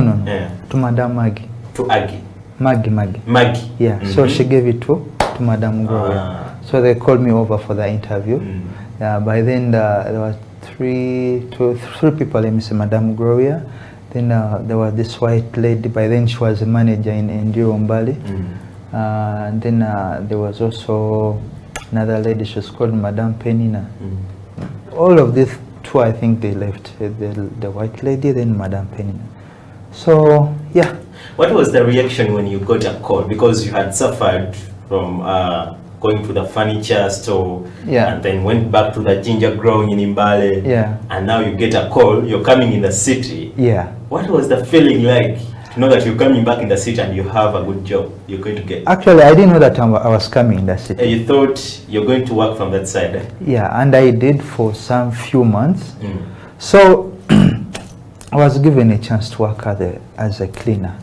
They asked me, are you willing to work?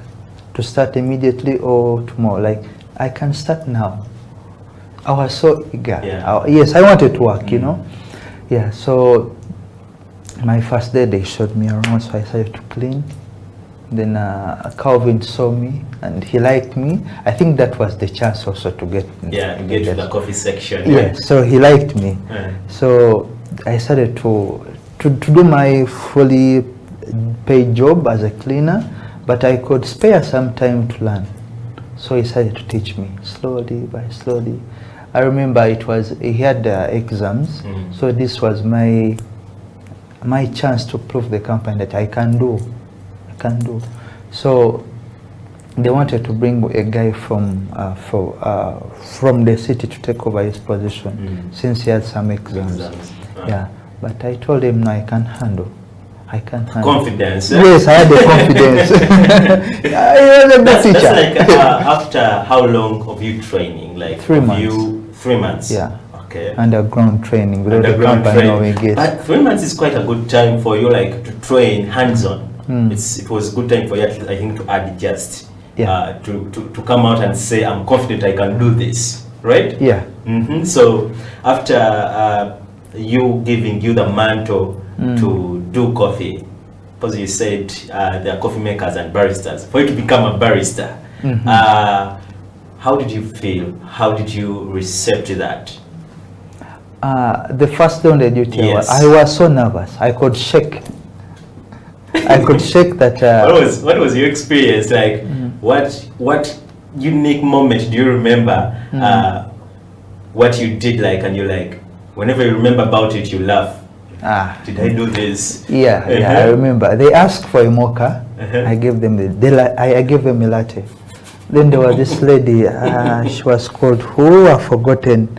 She came shouting, "Sit down, sit down!" Was that she was the manager? No. She was a waiter. A waiter. Yeah, she was a waiter. Like,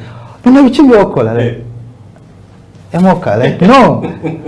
So she started to teach me. But I knew, but it's just, I was nervous, you know? I was nervous since it was my first time to take over a station. Yeah. Now like, okay, teach me. Like, okay, you put this after putting the chocolate, you should extract the espresso, mix it together, then steam the milk and pour the latte. Like, just like that. I knew what to do, but I wasn't thinking. I was because nervous. you were nervous. Yes. Well, guys, that's one thing. By the way, if you become successful, especially as a youth in this world, one thing you have to do is be confident of yourself. Because the moment you're not confident, everything will bypass you. But also, like, not undermine things. Because you see how Saddam came as a cleaner. He didn't mind about cleaning, but he knew what he wanted. He wanted to work. He had that zeal. So he ended up like going to the coffee section from being a cleaner. Now he's the big guy here doing coffee. Exactly. Quite a story, man. Yeah, so it's all about the confidence and being humble. Being humble. Yeah, these two things pushed me. Yeah. Okay, let's first speak. You have become a barista now. And how long did you do it before you decided to go to UAE? In Uganda? I went in UAE in... No, like, how long did you be a barista in Uganda? For 2 years and 8 months, let me say. 2 years and 8 months? Yeah. And you have all this knowledge. I've had guys come here. Before I went to UAE, this is the experience I had in Uganda.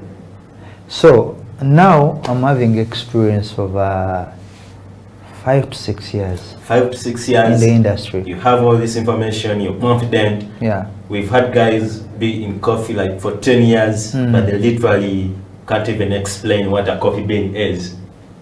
What are you doing that's unique for you to know all these things? Of course, every day you have to do some little articles. You know, coffee is growing, so there is new ideas. So if you don't do any research and sit and relax, of course you stay there. So you have to look for it. Yeah, people pay a lot of money to have this information. I have a friend of mine is a trainer in Dubai. Yeah, he's having a training school? Yes, a training school. So he told me he invested himself approximately to 60 Ugandan million. He had to put in himself. In Dubai? Yeah. To train? 60 million? Yeah, 60 million. That's quite expensive, man. That's what he told me. And I believe, because one day I wanted to upgrade. So roughly I used 3.5. Yes, a course of let me say 6 hours. It costed me 3 point something million. Yeah. So guys, if you want to join the coffee industry, you say what you need to like invest.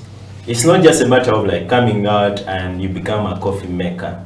You need to invest so that you can become a barista, right, Saddam? Yes, a professional barista. A professional barista. Actually, no, those are all stages. In the first place, coffee. Coffee maker. Coffee maker. Yeah, but because of passion, pushing harder, then you become a barista. You know, so from being a barista, there is also a pro barista. Yeah, professional barista. So you have to, invest in yourself more, then you upgrade. Well, you spoke about farms in Uganda, because I was asking you about like what experience have you had in coffee bars that you've visited, but you've been so much in farms. How do you find the farming practices deep down in our farms? Are they giving us good coffee, or they're doing bad practicing methods for farming? No, they are doing amazing job. Amazing job. Yeah. Before I went to UAE, I visited some farms. So in the first place, what I saw, I wasn't happy. But when I went back the second time, I was really happy. The way they take care of their crops, the processing ways, the way they put in on the African beds, you know. Raised beds. Yeah. Back then they just used to sweep on the ground to make sure the ground is clean. Just remove the leaves, little sticks, cow's shit, you know. Then they pour the coffee. This time around I was so happy. They made their beds, so they put coffee on top. Under some hours, then they take it off.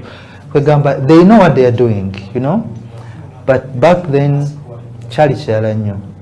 Yeah, one day I got a goat lying in coffee beans. I was like, what? You never get to tour. It's not good. But now there is a lot of changes. Okay. Yeah. So, what were you looking for in the farms as you went to deep down to the farms? I have a friend now, he's a producer. It's called Semakula Derek. Yeah, he's working with Chanzo Farm, washing station. So I went to CP Falls. Okay. Yeah, so they are doing their production that side. So you had literally gone to see what's happening deep down there? Yes, what's happening. Okay. So we did the harvest together. And I was so happy with the team which I worked with. They knew what they were doing. So they could look only for the ripe cherry. Ripe, they could select the ripe one. In case they pick the green one, they have somewhere where they used to go and sort it from. Okay. Yeah, so I was part of it, interacting with the children. And what surprised me, I got a six-year-old kid. He's not in school. He's selecting beans, but he does know what he's doing. Was picking only the red one. If he sees a leaf, he could pick it out and throw. He knows that it's bad. So that information really made me happy. Wow. Which means whatever they are doing, it's on point. Yeah. Maybe before we go for a break, I want to tap your idea on who is the most important person in the coffee chain. Is it the farmer? Actually, among these two people, is it the farmer or the barista? That's a tricky one. But in my own words, I would say all of us. No, boss, all of us. I'll tell you, all of us. I speak for the coffee, not the farmer. Okay? But if a farmer does a shit job, I cannot represent it. But if a farmer does bad coffee and he brings it on my station, I can do whatever whatever it takes at least to have good coffee out of it. No, it can't. But if a farmer produces good coffee and I make it bad, it will be bad coffee. Yeah, sure. Let's go for no. We shall continue this conversation later. Boss. We are all accountable. So for me, I'll stick on my 2 points. We're all important. Important, yes. Well, guys, who is the most important person in the coffee chain? Go dive down on our social media platforms, Twitter at HTV1UG, and tell us who is most important in the coffee chain. The coffee break, we'll be right back. Okay.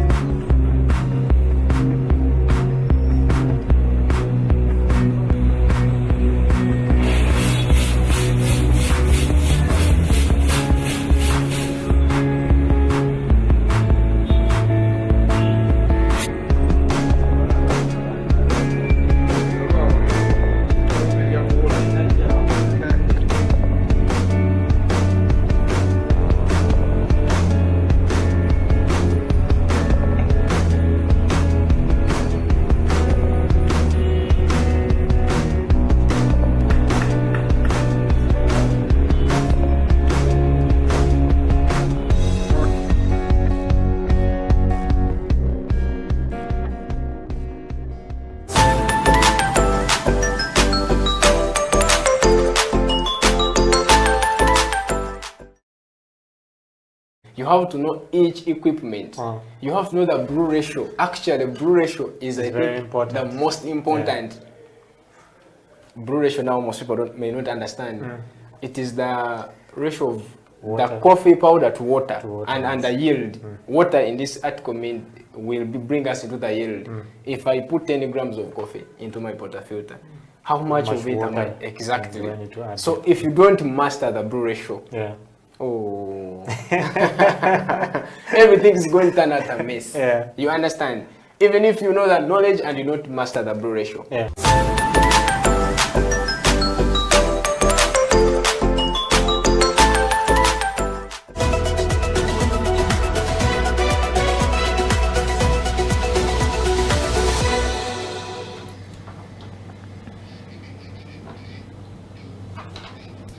Welcome back from that short commercial break. You're still watching House of Talent Television, and this is the coffee break with me, Amon Mukisa. And my guest today is Saddam Muchibi, a former senior barista with Enduro Coffee, and now a head barista with Algawa Arabia. Algawa Arabia. That one was confusing.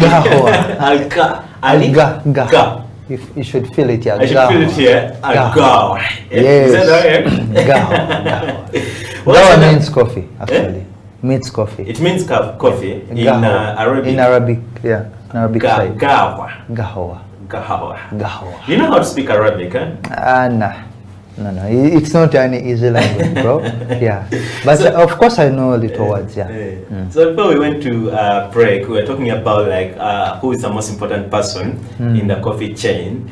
And behind the camera, of the camera, we were having a conversation of the fact that we talking about the chain, and now we are bringing out only 2 people, which means no longer chain. Okay, so now Saddam, who is the most important person in the coffee chain with all the people involved in the chain?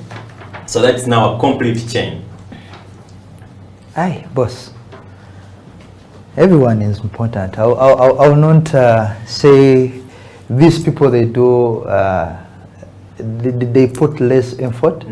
No, everyone in the chain puts 100%. Yeah, so still I'll stick on my answer, everyone. Okay. Everyone is important. Everyone is important. I cannot have coffee without a farmer. I cannot have a coffee without a roaster. I cannot have a coffee without a producer. So they are all important, and we appreciate their work. They are all important. So Saddam, let's go into our tutorial for today's show. What are we going to do today? I see various equipment here. Yeah. So you're going to have a V60. Yeah, a V60. Yeah. Sure. Okay. So a V60, what's it made of? Like, how was it, or how does it work? A V60, it's a filter coffee. Yeah. It's a filter coffee. You do it manually. It's not like an espresso whereby it's a machine.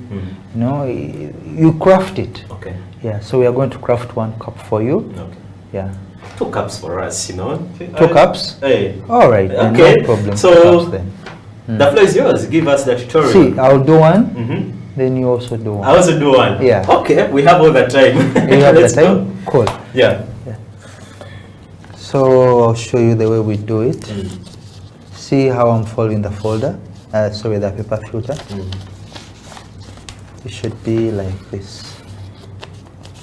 You lock it down at the tip. Wow. Good to go. But before you start the brew, you have to make sure that it's wet. And you should put enough water.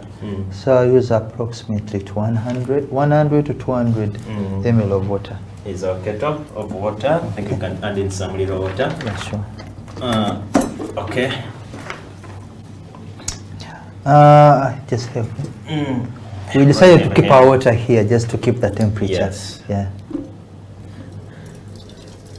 So I like the way you folded the paper filter and threw it over there. I wish we had it in a slow motion. It would really look nice, eh? As you can see the paper filter, and I love the color. Like when you see the color of our paper bag, the cover. When you see the color of our paper bag and the color of the filter, something that looks nice when you're making coffee. Yeah. Those are the coffee colors. Yeah. Okay. So we're going to wet our paper filter. So here I start. Okay. There you go. I don't know if you guys can hear the sound of the dripping water into the decanter.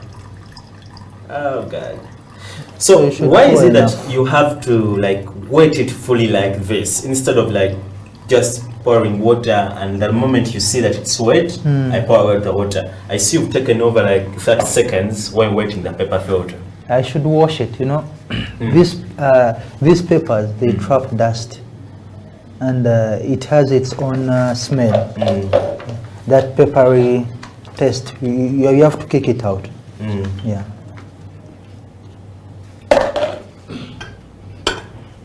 So, can I use it here? Sure, no worries. You can use. We have all the equipment on the coffee break I show. see. Yeah. Even the decanter, you have to wash it fully. Yeah. Nice. Good to go. So this process took like 1 minute. Yeah, you have to take your time. Time is everything, my brother. Okay. Coffee wampapira oba tugenda munyumira. So you have your coffee ready. Yeah. Which grain size do we have to use specifically? Medium coarse. Medium coarse. Yeah, medium coarse. Okay. Let me just keep it here. Medium coarse. For the V60. Let me ask, does the V60 use the same grain size as the Quimula pour over, the Clever Dripper, Chemix? Those are 3 equipment so far. And the AeroPress. Do they use the same grain size? No. For the Clever Drip, V60 Clever Dripper, then you said which one else? Chemix. No. So V60 Clever Dripper, you can use the same grain size. Okay. Yeah, but for the Chemex, you need something more coarser. More coarser. Yeah. All right. So you go like 2 clips. Yeah. If you use maybe like a 20 clip, then for the Chemex, you should use maybe 23 to 24. Okay. Yeah. All right. Because it has tiny walls. Okay. So what next? So I'm going to dose the coffee, and I'm going to use 20, and I'll use a ratio of 1 to 15. 1 to 15. Yeah. How do you guys count ratios? I wish I can do it with you here. I can show you. So that's the good thing about the coffee break, because everything is practical right here. So our cameraman will zoom in this as Saddam is doing it, so that he shows you how you count ratios, especially when you're like at home. You need to use you need to use this method to show that, or to get ratios of how you can get a good cup of coffee. So Saddam, how do you count ratios? Okay, so since we are going to use a ratio of, as I told you, it will be 1 to 15, right? So, and the dose is 20. Why did you put a 0 point something? 0, it represents a number. Okay. It cannot show 1, right? Okay. Yeah, it cannot show 1. If you say point,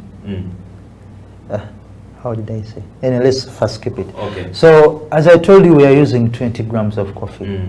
So, a 20 grams of coffee, it will be represented by 300 ml of water.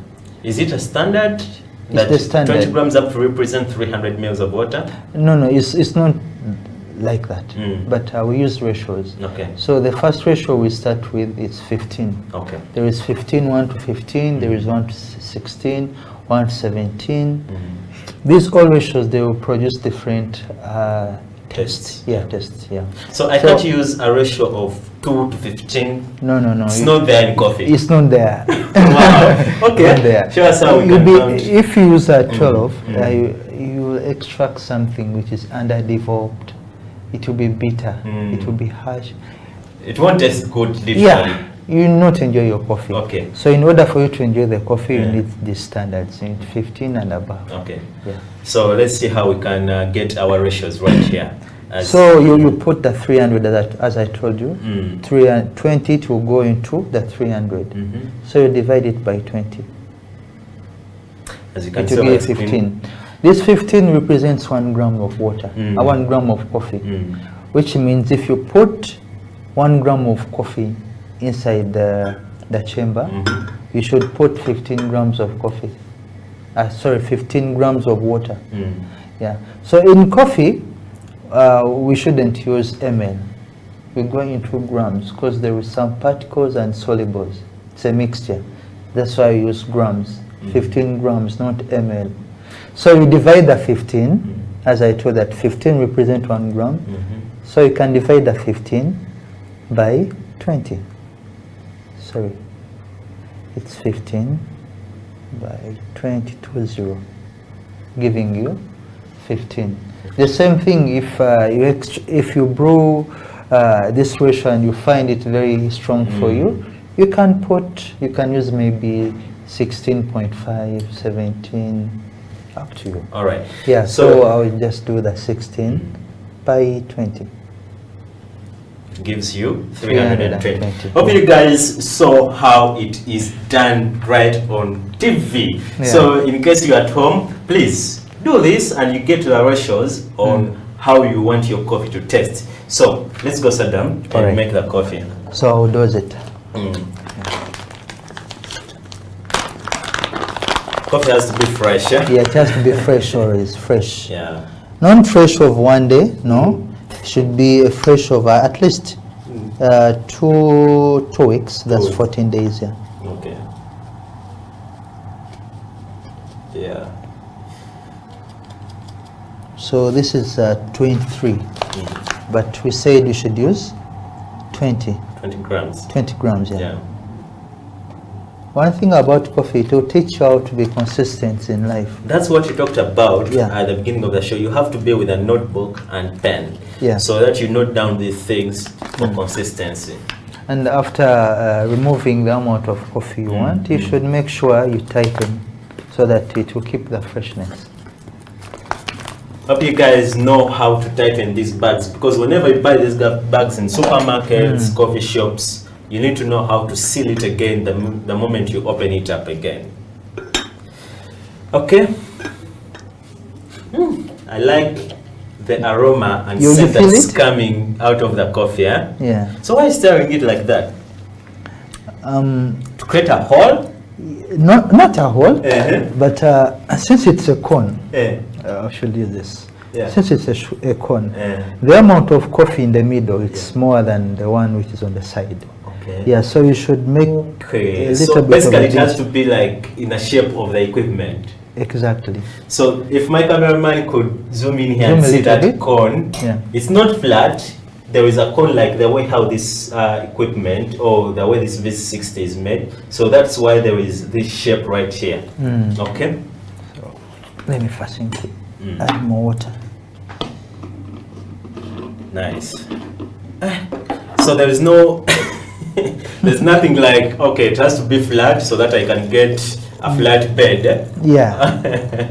Anyway, you can keep it flat if you wish, but I prefer it this way. This way? Yeah. Well, guys, this is Free Knowledge live on TV, and this is what the coffee break does for you to understand how to brew coffee. Okay? Yeah. I like the way you handle everything gently. I think this is the way how this cup of coffee is going to come out, like in terms of taste. Of course. Yeah. So there you're tearing? Yeah. I have to put it on 0. Yeah. Yeah, because I have to measure the amount of water. Yeah, in case if I forgot to tear it, it will give me different results. I may end up putting less water or more water. Okay. So it's always good to put it at 0, yeah. Okay. All right. Okay, so I'm going to start. Before you start, you have to start the timer. So you should start at the same time. So I'll first put 50 ml of water. Sorry. My colleague Emma always says whenever they are pouring it like that, he asks himself every time whenever he sees a barista doing that, why do baristas like pour in a swirling or rotational mode? Yeah. Why? The V60 cone, it's made of some narrow, how can I say it? There is some design. The ridges. Exactly. Yeah. So it pulls the water in a certain direction. So if I say to pour in a different way, it may affect my cup. Okay. Yeah. Nice. So this is the second pour.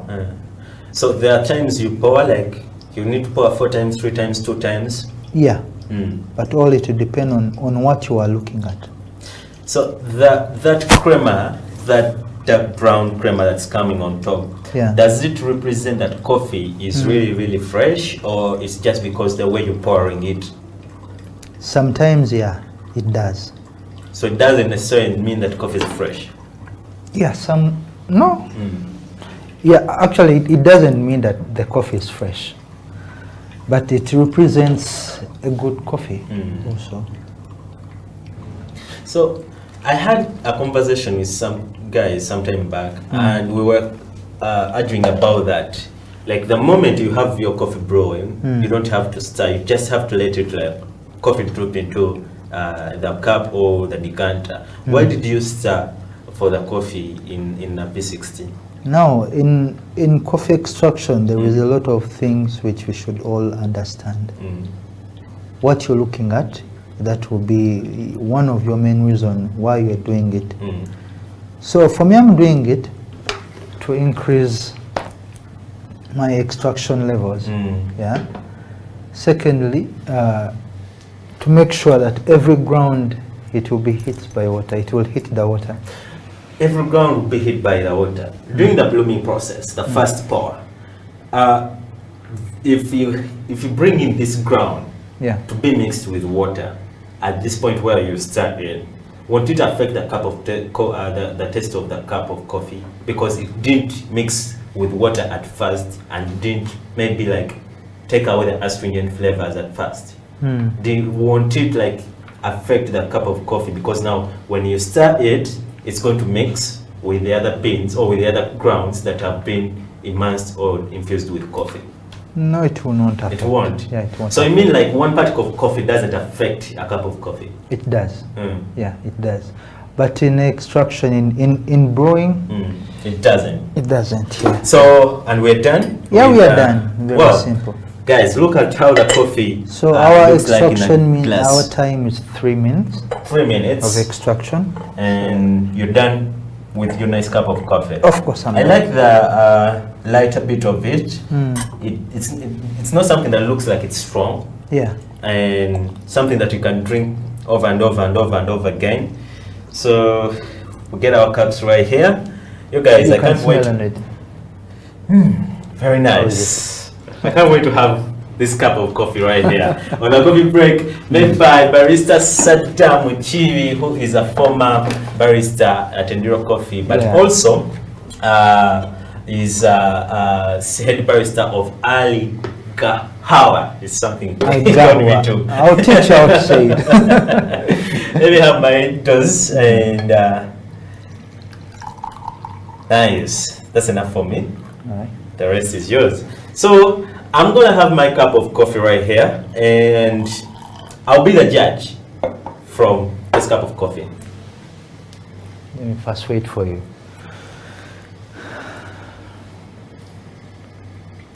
Wow. Wow. How is it? This is a very well balanced cup of coffee. In terms of taste, in terms of smoothness, in terms of acidity, everything is balanced. And the aftertaste is too sweet. Very, very sweet.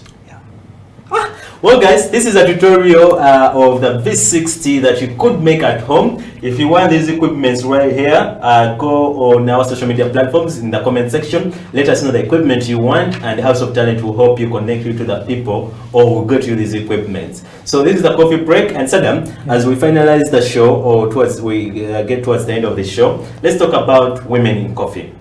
Just briefly, how can we get a number of women in the coffee industry?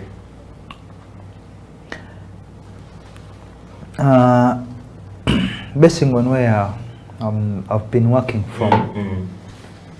Now, the ladies are in more the industry. If you look at the, excuse me, if you look at the competition which held in Dubai, the top players are all ladies, the judges, the winners. Even the barista champion, she's a lady. She's a lady. Yeah. Maybe here in Uganda we need to to educate them. In terms of coffee brewing, or educate them in school? No, in coffee, in the industry. We should show them the way, we should encourage them, we should actually teaching them. Once you teach someone, I think you will end up loving it. You teach, you follow up, and the results is love in the coffee. Yeah. It's love in the coffee. Why aren't we having barista champions from Uganda? You spoke about the barista champions who are in Dubai are ladies, most of them. So why aren't we having? It's because maybe we're not educating them? No. Or it's because we're not initiative enough to be competitive? We are educating them, but as you know, some ladies, if you take coffee, it will affect your... Yeah, the mean. I think. Yeah. Yeah, so it's scaring them off. But on the other side, the ladies are on top. They don't care about this. My former barista, she's a lady. Your head barista? My former head barista. Yeah, before I took, she was the one in charge. So I was second in command of her. Imagine. Not her only. There is another company, 3 or 4. The head baristas, they are ladies. You know this company called Espresso Lab. The former head barista, she's a lady. Yeah. But would you say that also like the pay in Uganda in terms of salary is affecting the ladies' involvement in the coffee industry? You know, men as like, if you're not getting enough on the job, at least people in Uganda call it kuiriba. You know, they will do that. But ladies, when they ladies will be in a specific job full time, and what they get is what they get. Do you think that's also affecting like ladies getting involved in the coffee industry? About payments in Uganda, I'm not so sure, but it could be. It could be. It could be. So maybe they should do something about it. Who should do something about it? UCDA. UCDA. They should put standards on baristas. Yeah. What I know that here in Uganda, baristas are being cheated. Honestly, are being cheated. So, Madam, she's called Madam. Say her name. Madam. I've even forgotten. But she's which Madam are you trying to? In UCDA? The lady in UCDA. You're talking about Claire? Claire, Madam Claire should do something. They should sit down. They should put standards on baristas. One day, I have a friend. He's working in Mbale. He told me they pay him only 300. 300. But he's a barista. For man. Yeah, it's not enough even to pay for the rent. So maybe they should do something. This message is coming, please. This message is coming direct from Saddam to Madame Claire on UCDA, to UCDA. Yeah, to the board. To the board. To the board. UCDA, please do something. Do something, yeah. Our baristas are being cheated. That's why most of the baristas are running outside. Yeah. They here in Dubai, they are paying at least good salary. I should go to Dubai. Okay. But if they pay us well, I think we should bring all this energy to our industry and we make it on the map.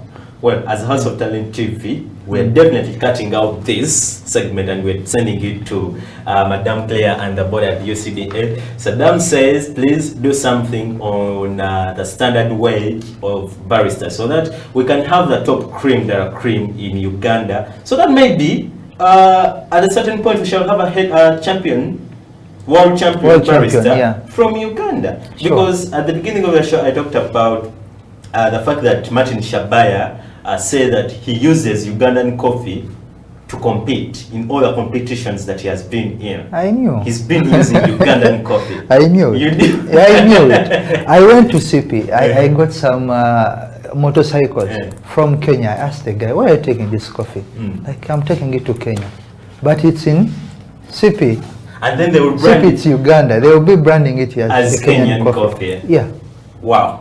So guys, we're heading towards the end of the show, and Saddam, what last words do you have for the viewers out there and Coffee Break viewers out there, plus the world at large?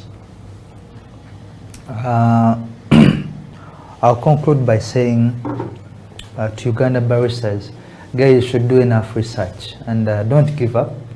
Don't give up in anything you're doing in terms of coffee, even the personal lives. Dream higher, you get whatever you need. Then still on our board, UCDA, please, on the other point which Mr. Amon said, please think about it. Yeah, think about it and continue supporting our industry. Yeah. Well, thank you, Saddam, for those nice words. Well, guys, I would like to make a shout out to the guys who have been watching the show. Gad Rogers from Twitter has been watching the show. Eddie Pages on Twitter has been watching the show. And Pinky has also been grilled on the show. So, guys, we're just at the early stages of the start of the year 2022. What I need to tell you is find something that you can do best and concentrate on that. If it's coffee, go deep down in coffee. Give it all your life. Give it all the passion that you're supposed to put into the coffee industry. Because you see this cup right here, it can bring you things that you can never even imagine that you'll get in a short period of time. I'm not saying that it's something that you're going to do and right away in 2 days or 3 days you get something out of it in terms of money, in terms of skill, in terms of value. You need to invest time. Anything worth investing time, please, you should go for it. And for this time round, as a coffee break show, we're telling you, please invest time in coffee. Because coffee is well paying. Coffee is a skill that you won't get away. You train grandchildren and daughters and sons, nephews, and you'll be training them to make a good cup of coffee. It will only help you also to make coffee that will bring in money into your pocket, but also to help you to make a good cup of coffee for your own benefit in terms of health, in terms of physical and mentally. Okay, so guys, invest your time in coffee. As a coffee break show from me, Diallo on the camera, the producer of the show, that's Emma, and as House of Talent at large, we say have a beautiful 2022.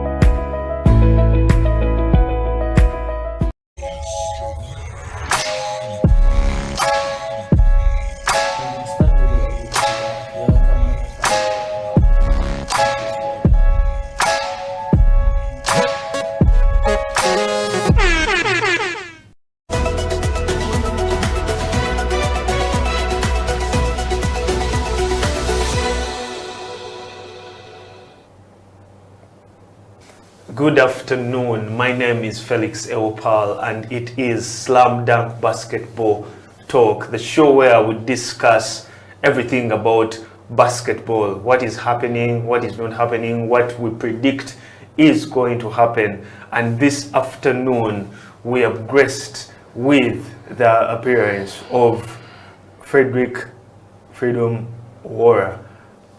Thank you so much, sir, for gracing Slam Dunk Basketball Talk with your time. Thank you, Felix, for inviting me to the show. I'm honored to be here. I think it's been a while.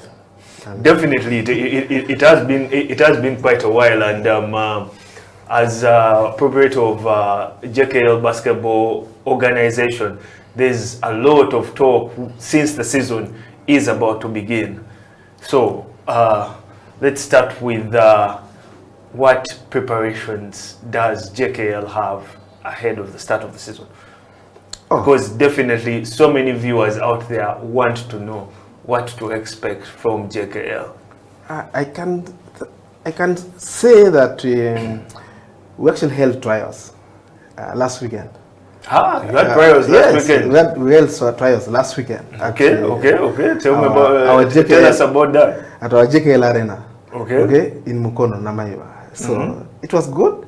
We're happy with the turnout. Some players came as far as Mbale, Soroti. Okay. The couple of players from Kampala that came. And we even had a friendly. You had a friendly. Which team did you have a friendly with? With Bugema University. Bugema University. Yeah, how did that go? It was a friendly game. You know, you can't come and beat us at home ground. Most people don't know about the JKL Arena. Please enlighten our viewers out there. We are live on Facebook, on Twitter, on YouTube, and on our website, House of Talent Uganda, UG. Our JKL Arena is in Mukono. It is on Katosi Road, a place called Namaiba.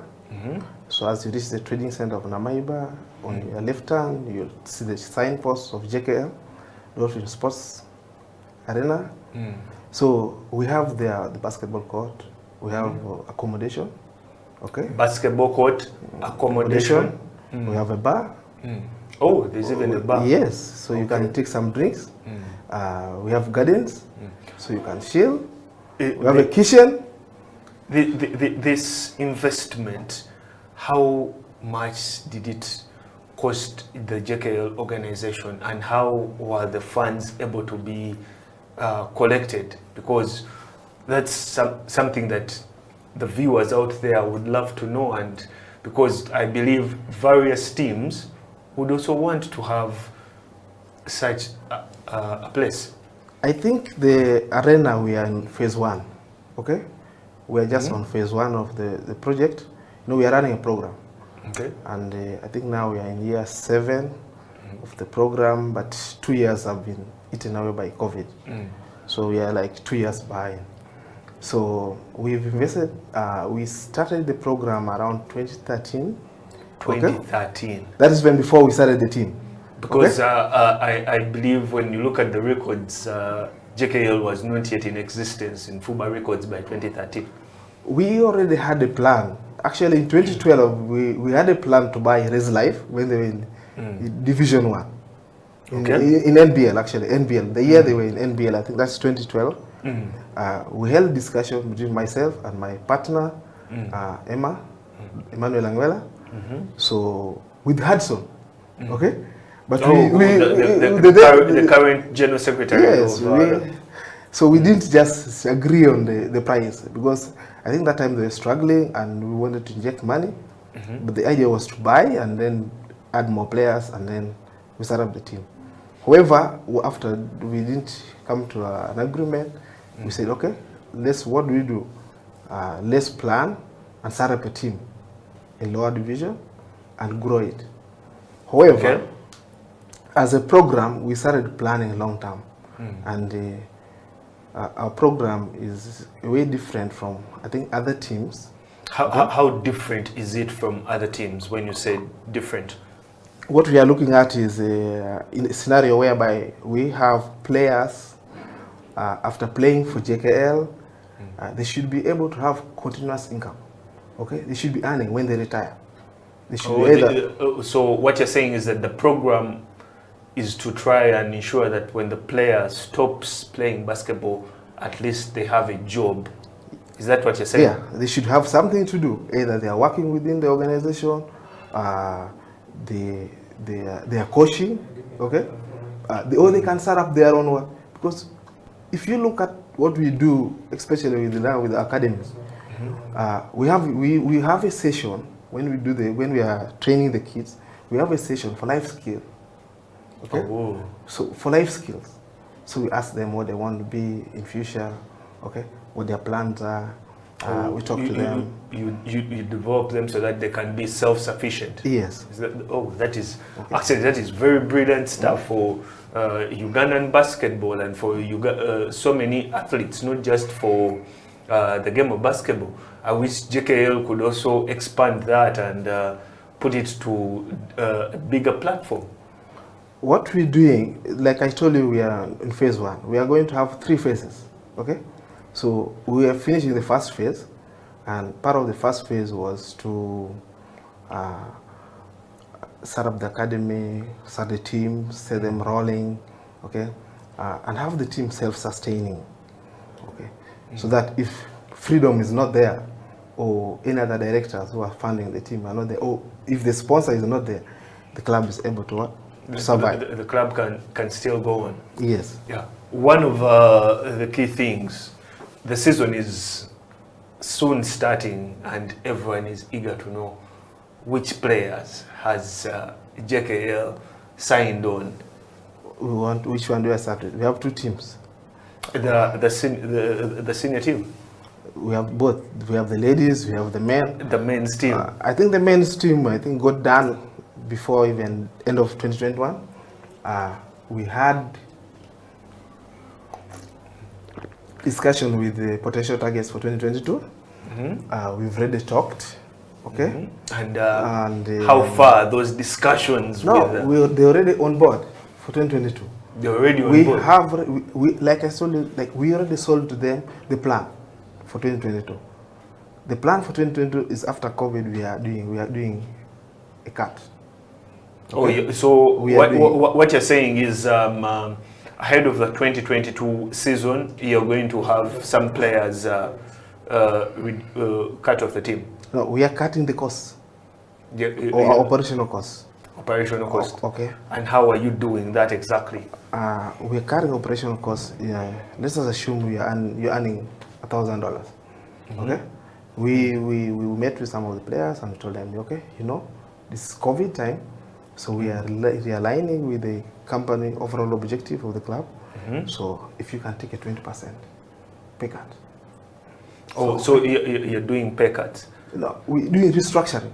How okay, calling it restructuring is a way of being euphemistic about it. No, but how are the players interpreting it and taking it? They're okay. The players are okay. And we already have a team for 2022 season for the boys. I think which surprises can you give our viewers at the moment that they will be seeing wearing a JKL jersey? There are many players. Actually, we are rebuilding the boys team. We are rebuilding for BAL, so we are looking at a 3-year program. So most of the players are young, okay, and then we have some experience. Oh, you are rebuilding for BAL. Yeah. So that means JKL is going all out to win it, because you cannot go to BAL unless you're a champion. We are rebuilding, so it's going to take a 3-year program, okay? I said we are rebuilding for BAL, like for 3 years. We are trying to do a 2 or 3 year program to rebuild so that we are able to participate in BAL. We want to cut our expenditures slightly, okay, to align with the current market. Number 3 is we're going to recruit players that fit our profile. What is that profile exactly? What is the JKL profile? Our team is built on first skill, okay? Then we have, when we recruit players, there's not everybody fits the system. There are those who love the club, okay? Like come to you and I say, Felix, oh, some players come and call me like, you know what, we want to come to JKL. So like, what are your expectations? Okay. And what do you tell them when they come and let's say such players and they ask for wanting to have a place in JKL? No, they are free to come, train with this team, and the coaches will decide. Oh, so it is open, they can come and then you evaluate? Yes, they are free. What criteria do you actually base on when doing that evaluation? One of them is, it's not about the skill set. We normally sign players who go hard. Hard. So attitude, yes, desire, positivity. That is what I believe when you say heart means. Attitude, desire, passion. Yes. Okay. And players, you know, in the process of talking to them, we realize what do they want to be in the next few years. Okay. Okay. What are their structures? What are they planning? So those are some of the things we use when we are recruiting. But the boys we already have, I think we remain in one slot, two slots, I think 2 slots, which we are keeping for the boys team. For the girls, I can tell you, JKL Lady Dolphin has been amazing. So I don't know if the trend is going to continue going on. It is 2 years without players actively playing, so it's difficult to assess their fitness levels now. And you know, a winning club, you know, we won like for 2 years, we're going to the 3rd, 4th. You won JKL Lady Dolphins won back-to-back. Yeah, so originally the plan was normally, if it's any successful team, you can win 4 times with the same team. Well, City World has been doing it for 7 years. Because they keep adding new blood. Okay, as others leave, you keep adding. Okay, so then you start to keep adding. So I think if you've seen the way they have run, they won like for 3-4 years comfortably, and then they kept adding more younger players into the team and some experienced players, more younger players into the team and some experienced players. You can't keep the same old players. So that is the same strategy that your ladies side is going to be taking on. It is for both teams, both the boys and the ladies. And the ladies, we're going to have young and experienced. And I think the ladies, I have one player who I think is going to be amazing. I think he'll be in the national team in 2 years. I think. You have I have high expectation of the kids. We have added so far 3 new players, fresh from high school. And you know, when they come to the league, they take 1 or 2 years to settle in. Yeah, because I was just about to ask you that if they're fresh from high school, then the transition usually is not that simple. Yeah, we have a program. You see, our program with the young players also different. There are so many things that take place behind the scenes that people don't know. The young players have a special training program. Okay, so which facilitates them to join the senior team. Okay, at earliest opportunity. We have a special program for the young players. Because most of the fans, or even when you go to the comments and everything, they're like, when is JKL winning a title? Is this their year or not? We have already won a title. Which title? The men's team. Oh, the men's team. Yeah, that is. I think last year we had a chance. Those are the comments. Even when I posted and I mentioned to our viewers, our fans, that you would be our guest today. They were asking, when can you tell us when JKL will be able to win a title? JKL is going to win a championship, okay? Because the men will win the championship. Some of the views are that you have one of the best power forwards in the country in Brian Namake, and yet the team is still struggling. What is your view on that? Prior to 2019 season, I think we had kept a team, a unit for a while. Mhm. We actually needed like 3 players to take us to the next level, and that was the target. But you see, we tried to look for those players across the region. There were few that fitted the profile we wanted. Okay. Why were you looking for players across the region? Couldn't you like look for talent or within the region? You see, at that time, most of the best players within the region were already locked up in their clubs. Okay, so it's difficult to get the player from maybe City Oil. I think you understand. It's difficult to get a player from them, or it's difficult to go to APA. This Patriots in Rwanda. It's difficult. Okay, it's difficult to get a player from there. So we were looking. The scouts sent some videos, but as a TD, I don't believe in videos. Okay. Oh, you believe in first looking at the player and assessing them yourself. So I was supposed to travel. There was a player we were targeting in Zambia. They told us there was a big man. I was supposed to fly there to identify the player. And then things came around. I was supposed to travel to Nairobi to check on some players. And that expense is quite something. We will get back into the discussion. We are with Frederick Freedoms Onyora, the proprietor and technical director of JKL Basketball Organization. My name is Felix Upal. We return after this short break.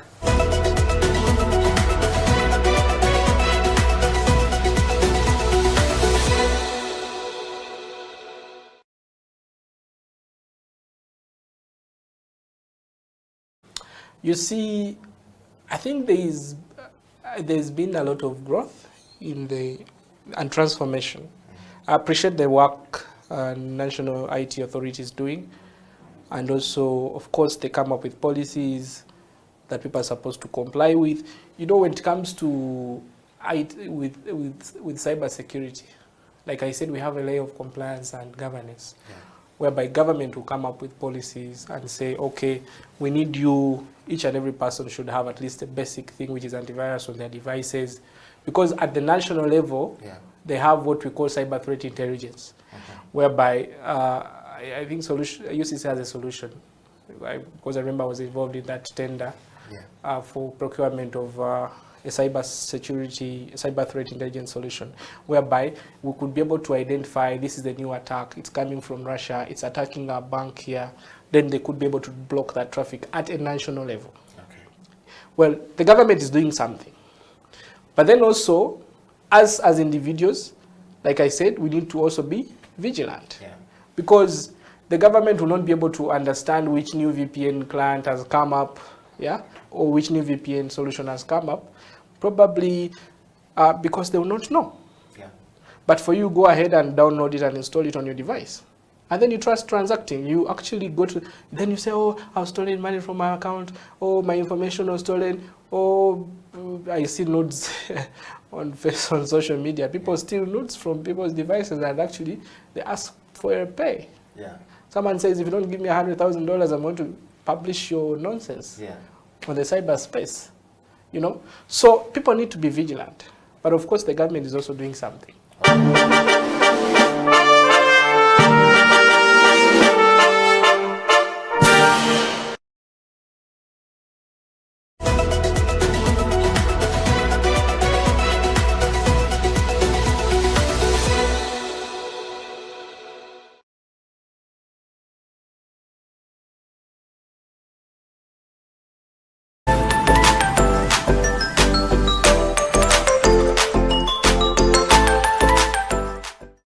That's when I started learning that, this is how coffee is.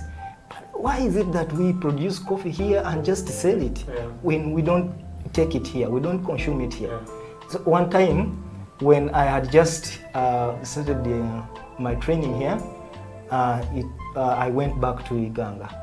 And then I went to a hotel, a very established hotel. I will not mention its name. Then I wanted to see if I have people that know about coffee in hotels, because I knew maybe probably big hotels serve coffee.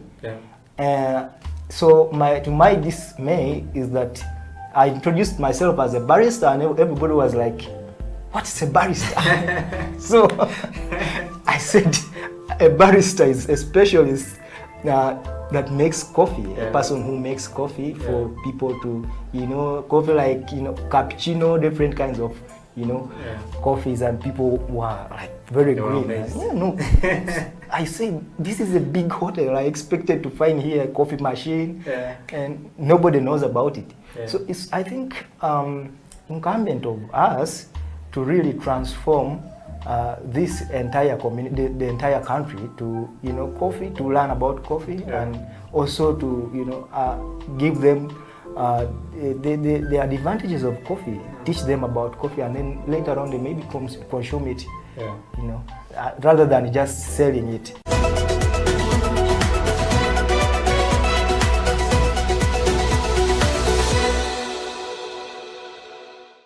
Historically, furniture, woodworking has been passed on, carpentry has been passed on through apprenticeship. So that is the biggest challenge. You learn the skill, you don't get the business skill, because the teacher wants to keep their customers. Yes. But then, due to the current development, we have the technical schools teaching carpentry. They're teaching the theoretical part, but they are indulging less business. And then the business methods they indulge in are also less practical. They have been written in books. They have not been actually applied sometimes. So I think one needs to first of all learn the dynamics. Consider carpentry as a business, as a trade. And the rules of trade are the same regardless of which trade you're going in. We have standard rules that don't change. So currently, I think it is something I personally took upon myself, and in our kind of business, we do have apprentices, by the way. We do take in students. They learn, especially through the lockdown. We've had a lot of them coming in and to take on the skill.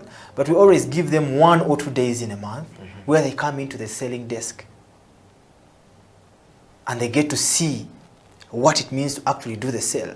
You don't have to be on the planer all the time, on the circular saw. You need to know that after the circular saw, this customer doesn't know it exists. How do you inform them that it is the step that is going forward on their object? And then we've opened up the industrial part of carpentry to the customers. They're actually very thrilled when they see how these things are done. Yeah, so you actually take them in and show them the process, like they say, process by process, process by process, how these things are going. Yeah.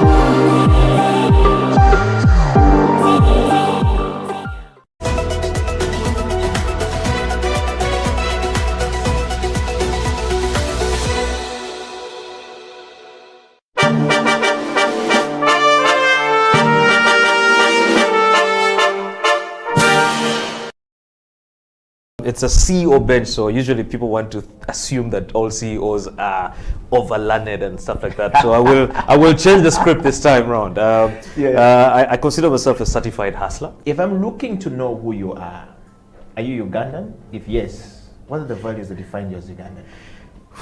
That's the easiest question, I think, to answer. I am a typical Lao man from a Rute North, in a place called Ogur, and where I will be laid to rest is in a village called Agweng. So if you go there and you just say Otoa Tony, they won't really know me because my father is also Otoa Tony. You have to ask for Junior, and when you're asking, you have to ask with an accent. Junior Tikwene, where is Junior? And they will identify me. But I'm typically Ugandan, only Ugandan, from Lira. I pride myself from being from Lira. Earlier on, I was joking and saying I'm the coolest Lango south of Karuma. When you cross Karuma, there are so many. But when you're down the south after Karuma, I think I'm number one. Wow. Well, now that you know Tony Otoa is Ugandan, and of course, what are the values that define you as a Ugandan? I think it's the love for country, love for nation. You know, truth be told, the country is in a lot of, it's a crisis. Leadership crisis, economic crisis, social crisis. There's so many mismatching areas. But at the end of the day, it's home. You know, you cannot run and abandon your home because of the issues in your home. I think that then creates an opportunity for you to do something to change what's happening and what you see as a crisis. So in terms of what I see as a value, or what I take out of that for me, I think is just the love for country, the need to serve country the best way I can. And I mean, I can't say I can change everything, but the little I can do to create a difference, I think is more meaningful. Wow. Mr. Tony Otoa, growing up, what did you want to be in life? And what was the journey like for Mr. Otoa? Yeah, you know, my father is crazy. My father would call us and he would show me the compass. The idea was supposed to be a pilot. You know, the planes would fly over our house and my father would be like, yeah, you're going to be a pilot. But of course, as you grow, you realize that you have so many things that really define you. I was never a sportsman. So I enjoyed a lot of debate and, you know, a lot of indoor activities. And that is, I think, what really drove me into some of the things that I do up to today. Public speaking, the love for debates and really a lot of intellectual discourse and all this stuff. But besides that, I think it's also the fact that I won't lie. I didn't know what I wanted to be.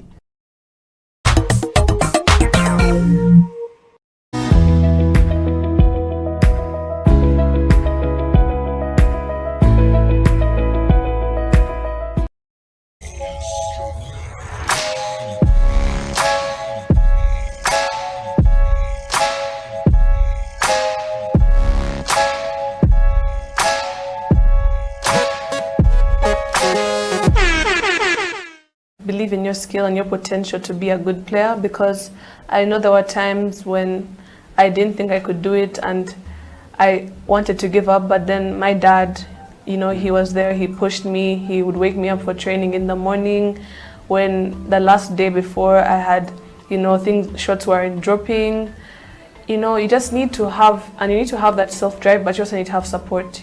So seek for support from your parents. Don't be shy to bring up the idea of, you know, can I go for training today? Or maybe can I get a basketball and be dribbling? Because you need to be able to not make excuses for yourself. That's a thing that a lot of people subconsciously do. They're like, well, I don't have a court at home, so I can't do anything. But you can get a basketball and learn to dribble, you know. Then when you actually are able to access a court, you'll have a starting point, you know. And also to, you know, just if you love something, give it your all. Because I know there was a time when I played basketball, but I didn't love it. So I was just, you know, going with the flow, not really, I didn't have any sense of direction. I didn't have any goal. But when I started setting goals for myself and actively trying to reach them, that's when I actually started seeing results, like with the national team. I set that as a goal, and you know, it paid off when I got to play, and also the Kenya camp. Because the second I came back from Cairo, you know, I was sleeping one morning, I had slept, it had come back, it was the second day we'd been back. I hear a knock at my door, it's my dad. Get up, coach is coming in 30 minutes, be ready. You know, you have to be able to do that for yourself, or have someone who's willing to do that for you. And you know, just look for opportunities to play. if I know there's like a lot of people who can't, it's not as simple as just waking up, getting a driver to take you somewhere. But look around, maybe your area, there's like a place you can go for pickup. Maybe you can borrow someone's ball, just if you want it enough, you'll be able to put in the work. Yeah.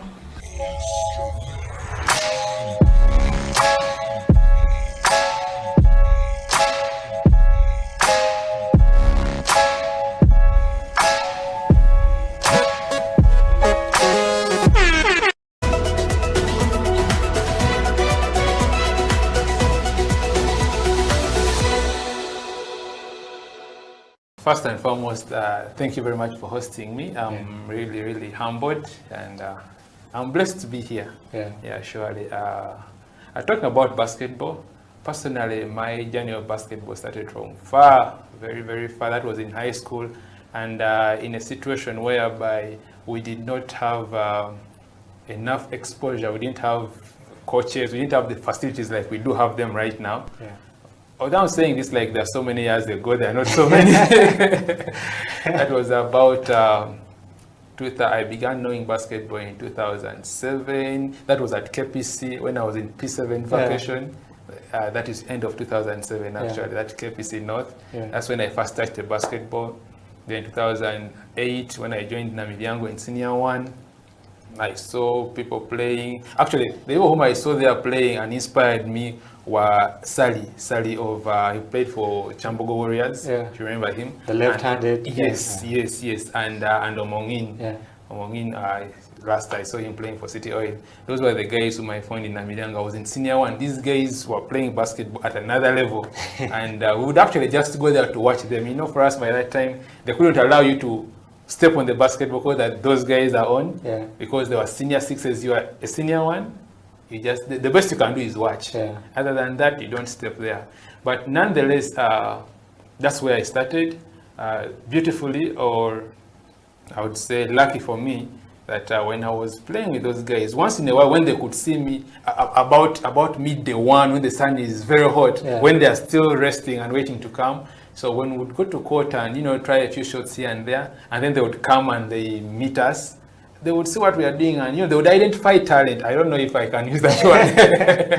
So one or another, they identified my talent. They realized I could at least throw in the ball. At any sport, they would just give it to me. Although I was weak, I didn't know how to bounce. They only told me one thing: throw in the ball. And throwing in the ball gave me an opportunity to play with them. When I was in Senior 1, Senior 2, but still, of course, I still had people who didn't believe in me, and it was challenging.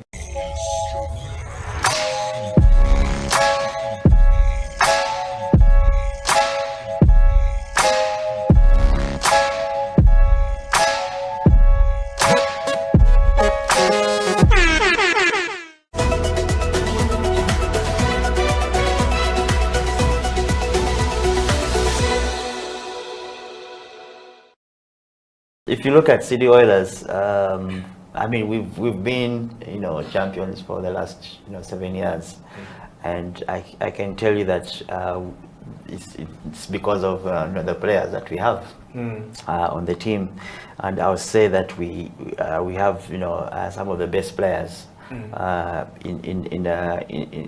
Ugandan league, on the City Oil. So as a coach, you want to pick your best players in the country to play, and I will not say it is unfortunate that they all come from City Oil, but a lot of those players are City Oilers, and I really don't want to see it that because I'm a City Oilers coach and management is City Oilers, it's just purely on statistics, and in summary, you're saying it's purely based on merit. It's definitely based on merit.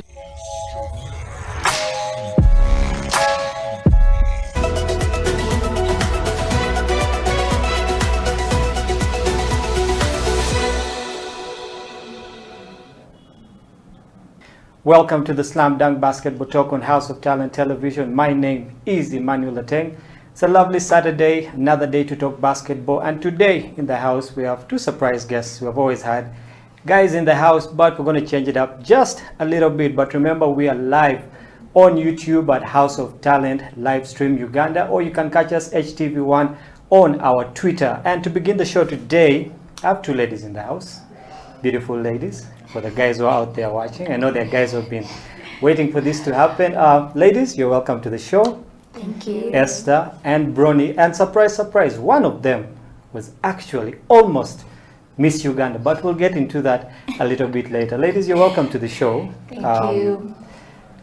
We've had a lot of guys on the show, and it's a rare thing to have ladies come through. Yeah, so I believe the guys out there have tuned in, you know. So,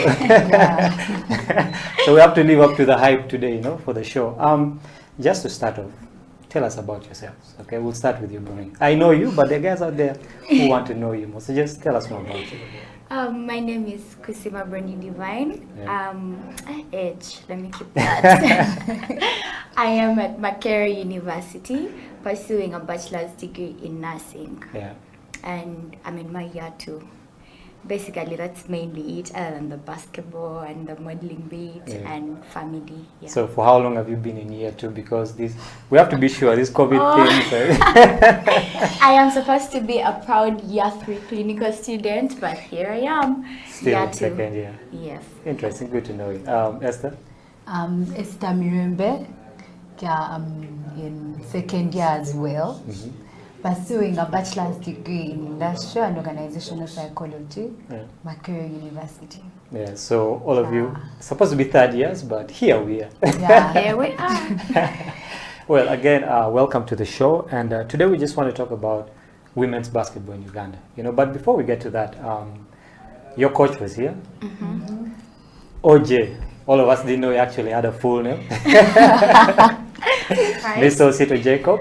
Yeah. And before you guys went for the FISU games in Kenya, he was here and he was telling us that his girls are going to win. Okay, and it's good to see that he lived up to the hype. You guys actually walked away with a bronze. You see you taking the gold for that. We just want you to walk us through the whole experience, you know, from training at the main ground to the bus ride, all the way down to the games, and what happened there, what was the experience, how did you guys come up with the bronze instead of the gold, you know, what were those things that, you know, happened along the way? I'll go to you, Esther, first.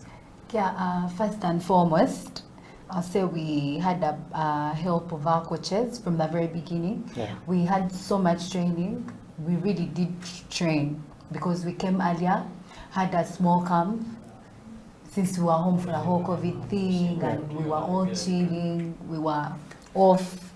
When it comes to, we were really off. Yeah. So yeah, we had training, we had a camp, we all came, all of us, the 5. We had a team selected, so they kept on choosing and choosing until the final 4 players that were to represent Makerere University. And yeah, it was to the whole thing of the traveling and all that. The university made it easy for us. They facilitated everything, actually. Yeah, we recommend them for that. It was a good ride. Even the boys' team, they also had the same experience. We had different coaches coming down to help us. Even to choose the team, the coaches were there to help. So they made sure at least they would have a team that would bring something back home. Yeah, that is it. Yeah. But did you have a different perspective on, you know, what happened? Maybe to supplement, and just to say that this was our captain for the travel. We sadly lost Sharina because she had an injury. Yeah, but we traveled with her and we had her support all through.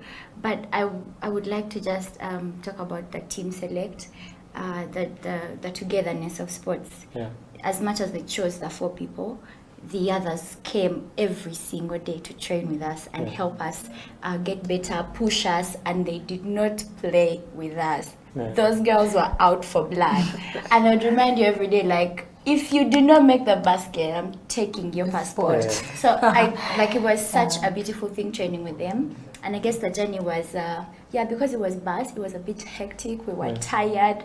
We just wanted to reach. But when we got there, Makerere took very good care of us, the facilitation and everything, and I guess having that exposure to look at other teams play and what they do and learn a bit from each and every one of them, and our coaches and the support system, it was a beautiful experience. Well, it's exciting to know that Makerere took care of you, because you've had complaints about Mook not actually taking care of its players. But I mean, if they took care of you guys this time, I don't complain. Well, that's a good thing then. Esther, going for the games, we had teams that represented Uganda. There was you guys, of course, Makerere University. There was the UCU. We had Ndeje coming through. Okay, and there's a particular style of basketball we play in Uganda, which I believe is kind of different from the basketball that is played by the Kenyans or the Zambians or the Senegalese. Okay, what are some of those things that you learned from the other teams going forward? Because I believe that you have a tournament 5-on-5 coming up in July next year. So what are some of those lessons that you learned from playing these other teams that will carry you forward into next year's tournaments? Okay, those the teams that we played gave us a really good challenge from the very beginning. There was no team that came joking. That is number one. All teams came when they are looking at the gold. Whatever the case was, it was the gold that they wanted. So they came prepared. One of the things that we saw, we have teamwork, that is one. But at a point, with 3-on-3, it kept on being, there was no shot clock for those games. But somehow the games were running so fast, and they were using the easiest way of making the baskets. Is it the shooter on the the three-pointer line? They would like get the ball, dish it out there straight, not think of, okay, now set, do this and all that. It was quick reaction throughout the whole time, all teams.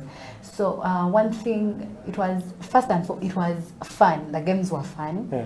And also we learned different things with the different plays that we usually use in our games that our coaches gave us, even as the ones that we tried to use.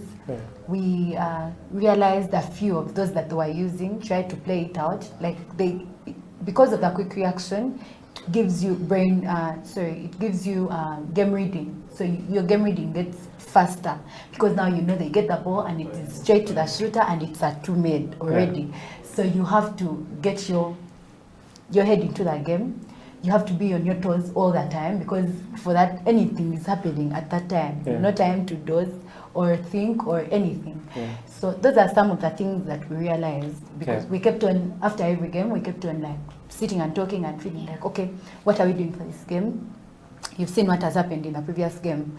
This and this and this happened, so what are we doing? Because this other team that is coming up, they play like this, or they have this kind of thing. What are we doing for it?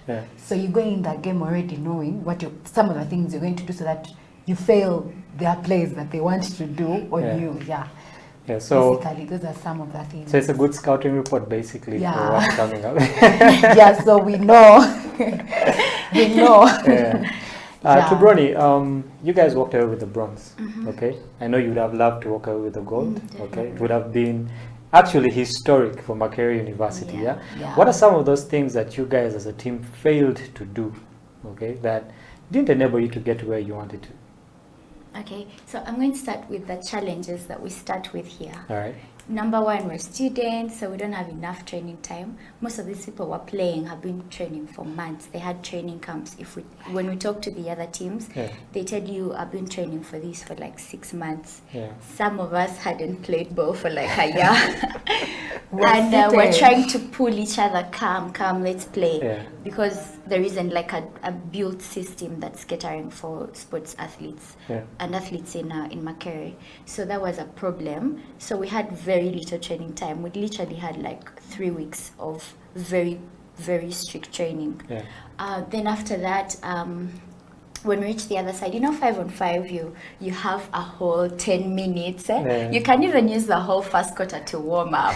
You're in your zone. But 3-on-3, the moment you're on, it's business from second one to the last second. So I guess given that most of us had not played 3-on-3 a lot, it was taking time for us to adjust at the beginning, or maybe we'd get lazy in the middle of the game, and yet those 10 minutes are supposed to be strong throughout. You do not stop.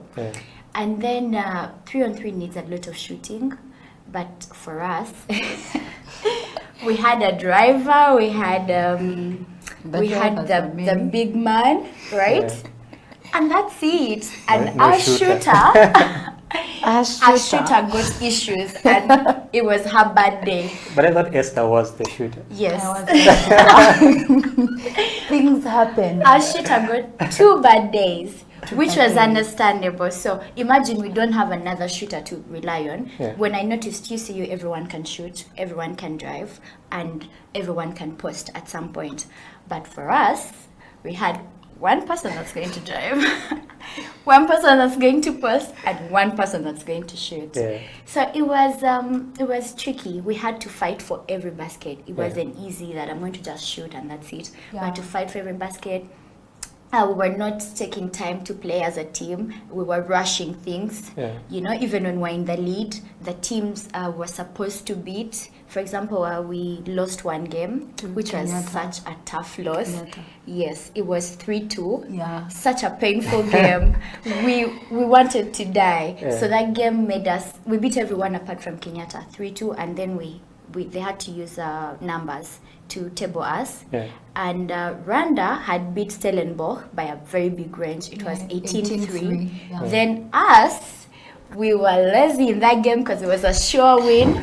So there were very little and small ranges. So it turns out that we ended up being second, which made us play UCU and not Zambia. So not Zambia. It was Senegal. Yeah. So those are all things that we're not looking at, because coach told us, had you guys beaten Stellenbosch, the small games are also important. Yeah, so those small things that mattered. Yeah. Interesting. You talked about having a bad day as a shooter. Yeah, so I believe that for every game you go for, every tournament or every training session that you go for, there is a certain kind of preparation that you have to, put in. Okay, so you as a shooter, entrusted to shoot for the team, going in and having a bad day. How do you bounce back?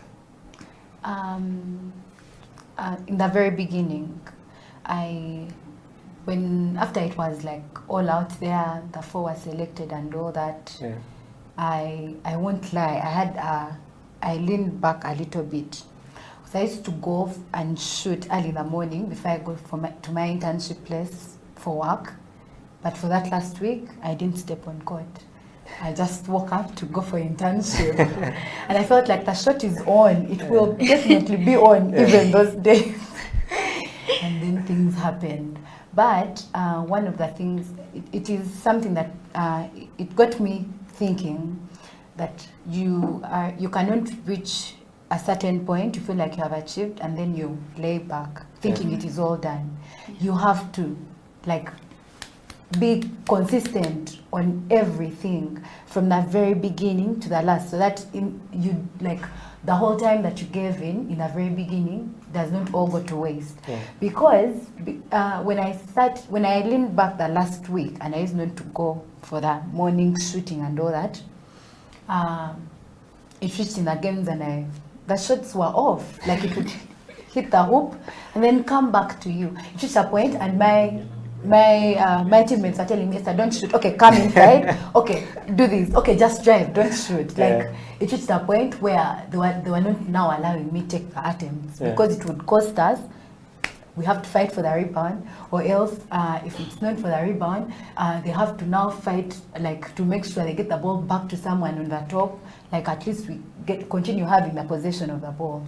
So one thing I learned. And I learned from experience, I cannot do it again. I cannot. Good with it. Because now my back, I feel like all the time I invested in the very beginning all went to waste. Just by cheating in the last week. And then when I reached, the energy was too much or it was less. So you just don't give up. You continue until it is the time for the game, so that you're still on form. You realize your hand is moving the other way, because it's a point and my hand was doing this instead of going straight. And I realized that in the game. But whenever you used to, you do your trainings and you put that right, you know that the first shot may go wrong, but the other shots are going to be right. So just don't lean back. You just have to continue. So the lesson is here: don't procrastinate. Yeah. I always say True. don't become a professional procrastinator. That takes away from you. Well, you're watching the Slam Dunk Basketball Talk on House of Talent Television. My name is Emmanuel Ateng. In the house, Esther and Bronny. And like I said earlier, one of these two ladies was in Miss Uganda. We'll be getting to know more about that after the break. Stay here. This is House of Talent Television, Slam Dunk Basketball Talk.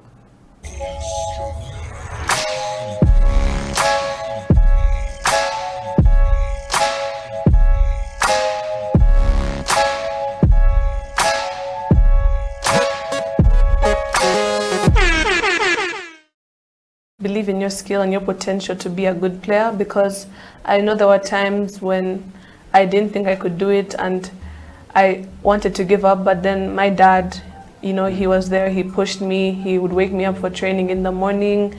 When the last day before I had, you know, shots weren't dropping, you know, you just need to have, and you need to have that self-drive, but you also need to have support.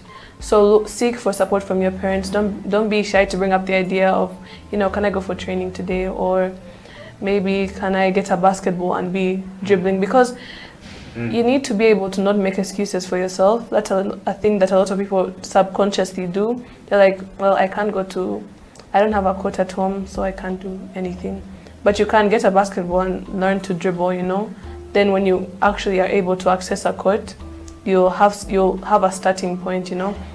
And also to, you know, just if you love something, give it your all. Because I know there was a time when I played basketball, but I didn't love it, so I was just, you know, going with the flow, not really, I didn't have any sense of direction, I didn't have any goal. But when I started setting goals for myself and actively trying to reach them, that's when I actually started seeing results, like with the national team. I set that as a goal, and you know, it paid off when I got to play, and also the Kenya camp. Because the second I came back from Cairo, you know, I was sleeping one morning, I had slept, I'd come back, it was the second day I'd been back. I hear a knock at my door, it's my dad. Get up, coach is coming in 30 minutes, be ready. You know, you have to be able to do that for yourself, or have someone who's willing to do that for you. And you know, just look for opportunities to play. I know there's like a lot of people who can't, you know, it's not as simple as just waking up, you know, getting a driver to take you somewhere. But you know, look around, maybe your area, there's like a place you can go for pickup. Maybe you can borrow someone's ball, you know, just if you want it enough, you'll be able to put in the work. Yeah.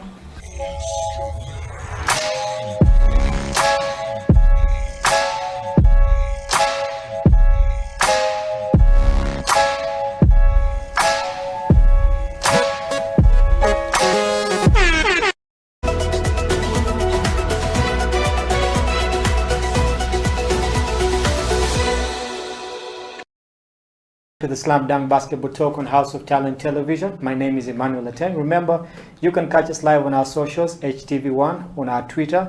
You can go to our website, houseoftalentuganda.com. You can go to our YouTube, House of Talent Uganda live stream, or just go up to our Facebook, catch this show live, share it far and wide. If you know there is someone who needs to be watching this show, especially for the ladies, and I know the guys out there are interested in what's happening here today, just share the show.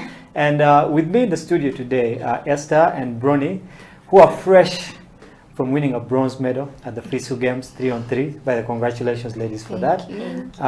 Before we went for the break, I will talk about how you bounce back, you know, from being a non-shooter, as we like to say it on court. Yeah, but it's always good to own up, you know, to the mistakes that you make on court. So, to Bronny, when you realize that one of your teammates is having a bad day or a bad tournament, okay, most of us would maybe shout at them, okay, which would really put them down. All right. So what do you do in such a situation? You as Bronny, okay, when your teammate is having the worst day possible and you know you're supposed to depend on them, okay?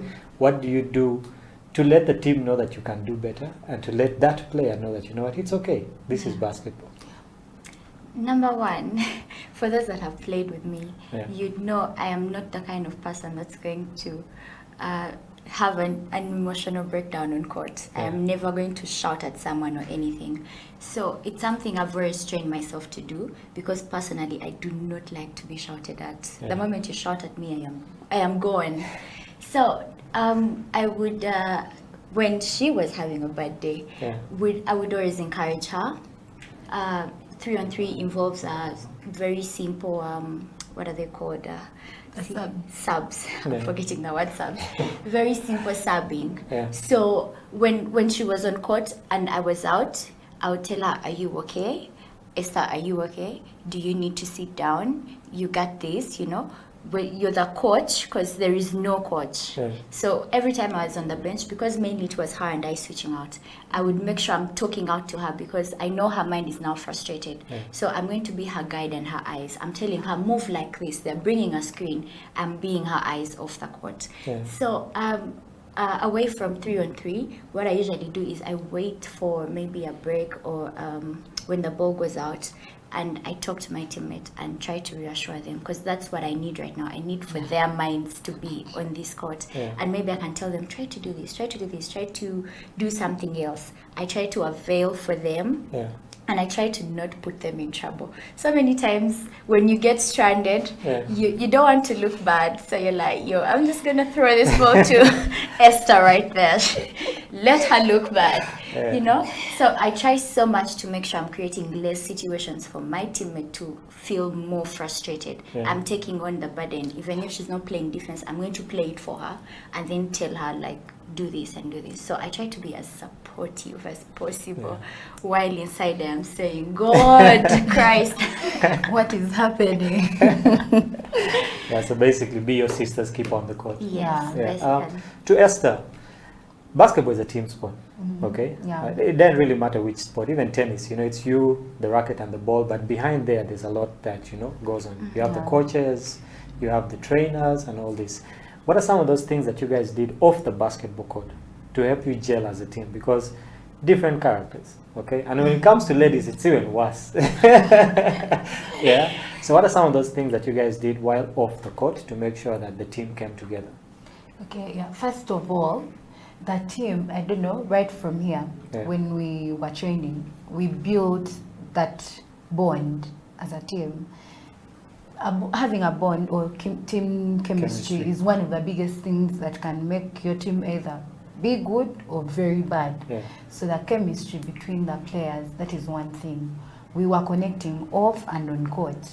Like if it was anything, we would, before training, we communicate to each other, are you coming for training? Are you coming for training? That is one thing. We always knew what, where, how, about everyone. Like, where are you? What are you doing? We never walked alone, even for the games. Yeah. We were together the whole time. If it was to watch a certain team, be like, guys, let's watch this game. And then everyone was given room to speak. I don't know. I was the captain, but I didn't dominate. Yeah. I made everyone feel like this is a very free world. Like, please Yeah. say whatever I feel like. And it helped us a lot. Like the friendship. We are friends. That was like the biggest thing. First of all, from the very beginning, we were friends. Yeah. So it helped us even connect more, have the chemistry more, know how each other wants to play, how they want you to play, Yeah. when they do this, what they want you to do. So it lessened the issues that might have come up. Yeah, that is like the whole thing. It lessened the issues, the friendship, the bond, the care. That is it. Yeah. Yeah. Interesting, because I coach a ladies team. And I've coached both of you before. Ladies always have a lot that is happening. Yeah, so for them to bond and come together, I believe that when they actually bond, it's a very strong bond. Okay, but lack of that, you guys are student athletes.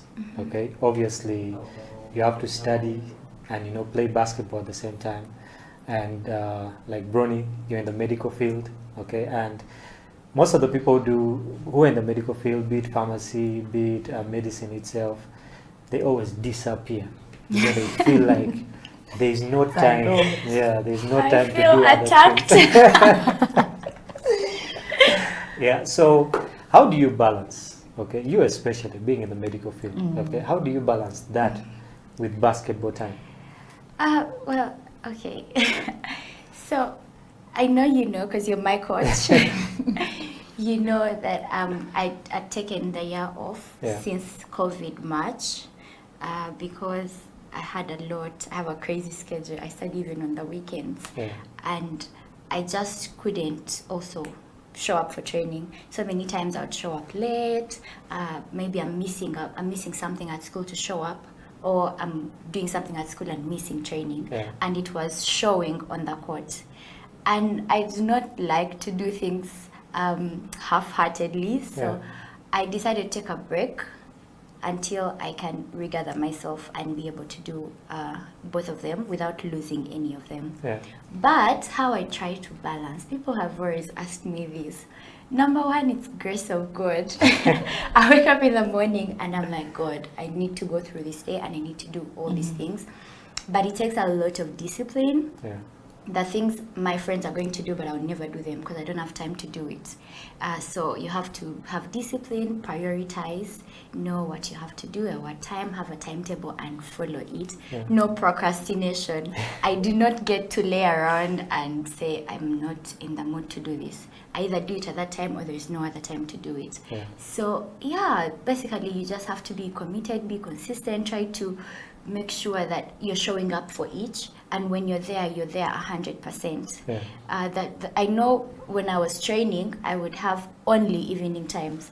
I'm the kind of person that never had extra time to train past high school. So every time I was on court, I would give 100. Whether my teammates were slacking down or not, when coach said sprint, I would sprint like my life depended on it, because it's either now or never. So try to give 100, and basically at the end of the day, I just trust God for all those things. Interesting. To Esther, you're doing psychology. Okay.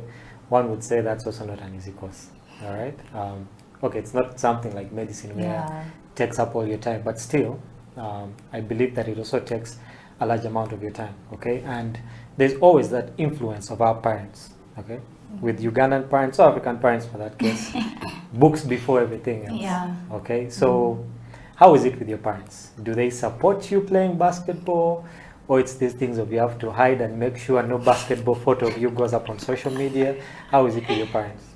My parents are very supportive. They are very, very supportive. I actually thank God for that, because we have had fellow teammates where they have to hide, like you've said, hide or facilitate themselves for anything and in everything about basketball.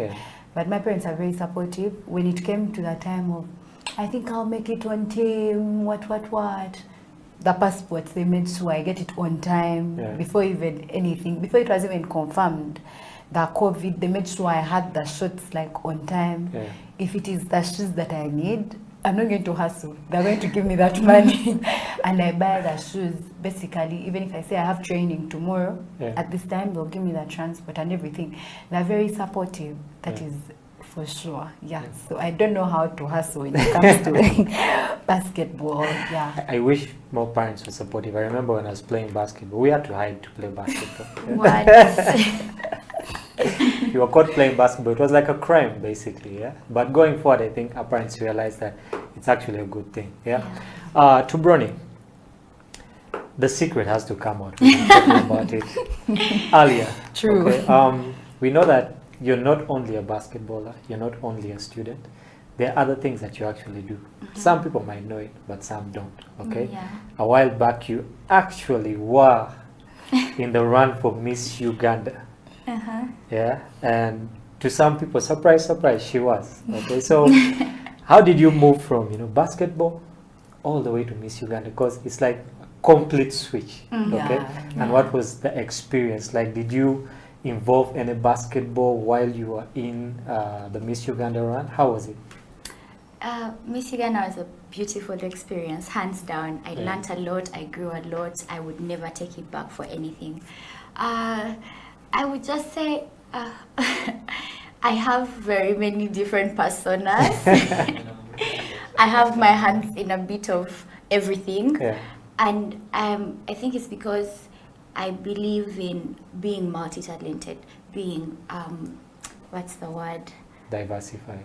Diversifying everything. Because when I was in Miss Uganda, my theme was creating a multi-talented youth. And I believe maybe I'll do it through sports and all these other co-curricular activities that are there to do in addition to education. So it was a beautiful experience, and I'm a kind of person that dreams, and I will move heaven and earth for my dream to come true. Yeah. So yeah, I reached top 5. I was Miss Sports, Miss Pulse, and when I was there for talent, we have very many different things that we do. There is a beach photo shoot and all that. But for talent competitions, I was doing a poem. Yeah. But I didn't want to do the normal kind of poem that people do. I recited a Maya Angelou poem, and I made a few tweeters to it. I hope Maya Angelou was proud. And I put on my basketball attire, because the poem was about a woman and all the things a woman is going through. I believed that my basketball attire was maybe a representation of something a woman is trying to do that is thought of as a manly thing. Yeah. And I went with my basketball, and I just held my ball and recited my poem as I was doing a bit of dribbling. Then at the end, I put the microphone down and I did a bit of dribbling. I almost lost the ball. But it was such a beautiful experience, and they were shocked. People kept asking me, "You play basketball? Tell me about basketball." And I felt like at some point it helped me put basketball out there for the world and maybe other people. So, yeah. Interesting. I remember seeing that video, and as a coach, I was just praying, don't lose the ball, don't lose the ball. Right? I was thinking, okay, I'm doing this, but I can't just do the front dribble. Yeah. Let me try the between the legs, behind the back. So as I'm doing the third behind the back, I hit my heel, and the ball just goes away. But everyone is like, yeah. So yeah, saved by the scream. You got away with it. I got away with it, but it was beautiful. Yeah.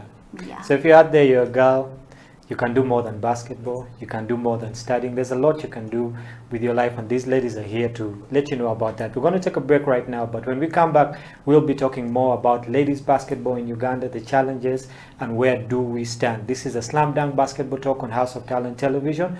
My name is Emmanuel Ateng. We'll be right back after this.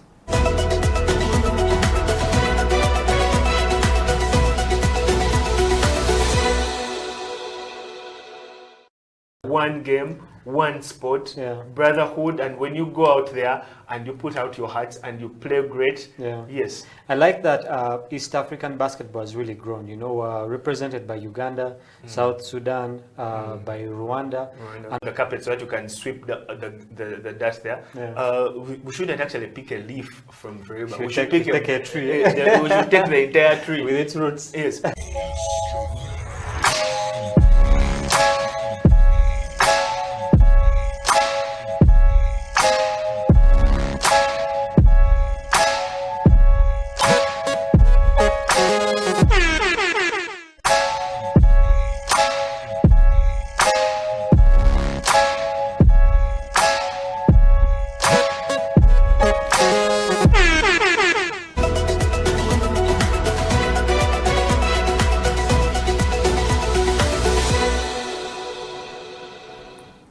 Welcome back to the Slam Dunk Basketball Talk on House of Talent Television. My name is Emmanuel Ateng, and in the studio, Esther and Brony. For those of you who are waiting for that secret, well, the cat's out of the bag. Brony was, in fact, in the run to be Miss Uganda. She didn't. She fell short of it, but she got a lot of things that other people just dream about, you know. So, Brony, what was the feeling like when you didn't actually make it all the way? I know that you would have loved to be Miss Uganda, but what was the feeling like, you know, going home that day and knowing that, you know what, I didn't reach the goal?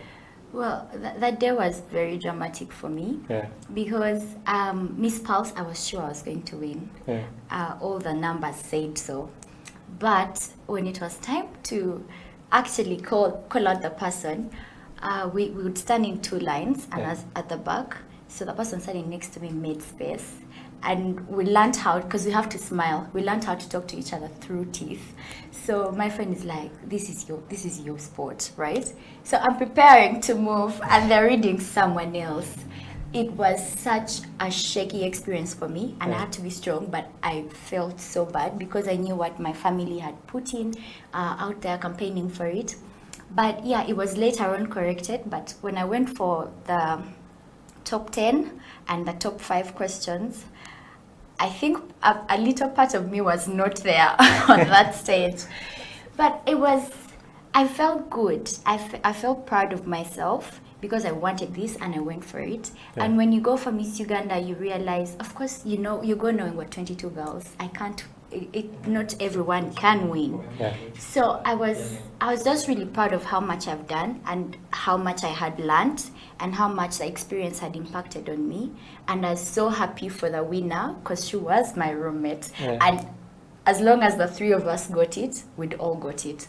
So yeah, I was really proud of myself.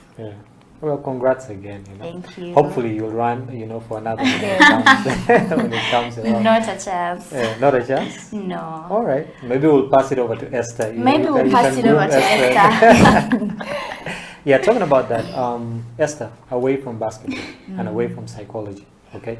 What are some of those things that you do as Esther? We never know, you might be a Rihanna in the making or, an Azawi in the making, So what do you do outside basketball and school? First and foremost, I'm a pastor's daughter. Yeah, so I grew up in church. I can try singing. I'm not a whole Rihanna, but somehow, I'm there. Yeah, so I'm in the choir ministry. I'm a worshiper. Yeah, that's it. That is most of the time when I'm not doing basketball or campus, you're going to find that I have practice on Tuesday, Wednesday, Thursday, Friday, Saturday, and Sunday, of course. Yeah, so it is church, basketball, books. So balancing church and basketball is a tricky experience because the culture of basketball has always been deemed to be one of, guys who are kind of wayward, guys who are not really straight, if I could put it that way. So how do you balance your faith and basketball? Because if I come and say, Esther, we need to go and do this, and your faith says, no. So how do you balance, that kind of temptation that comes with the culture around basketball with your faith? I would say it is the grace of God, because you cannot just stand and say, I'm not going for this. Trust me, by your own power, strength, you can't. Because it is fun. When you look at it, it is really fun.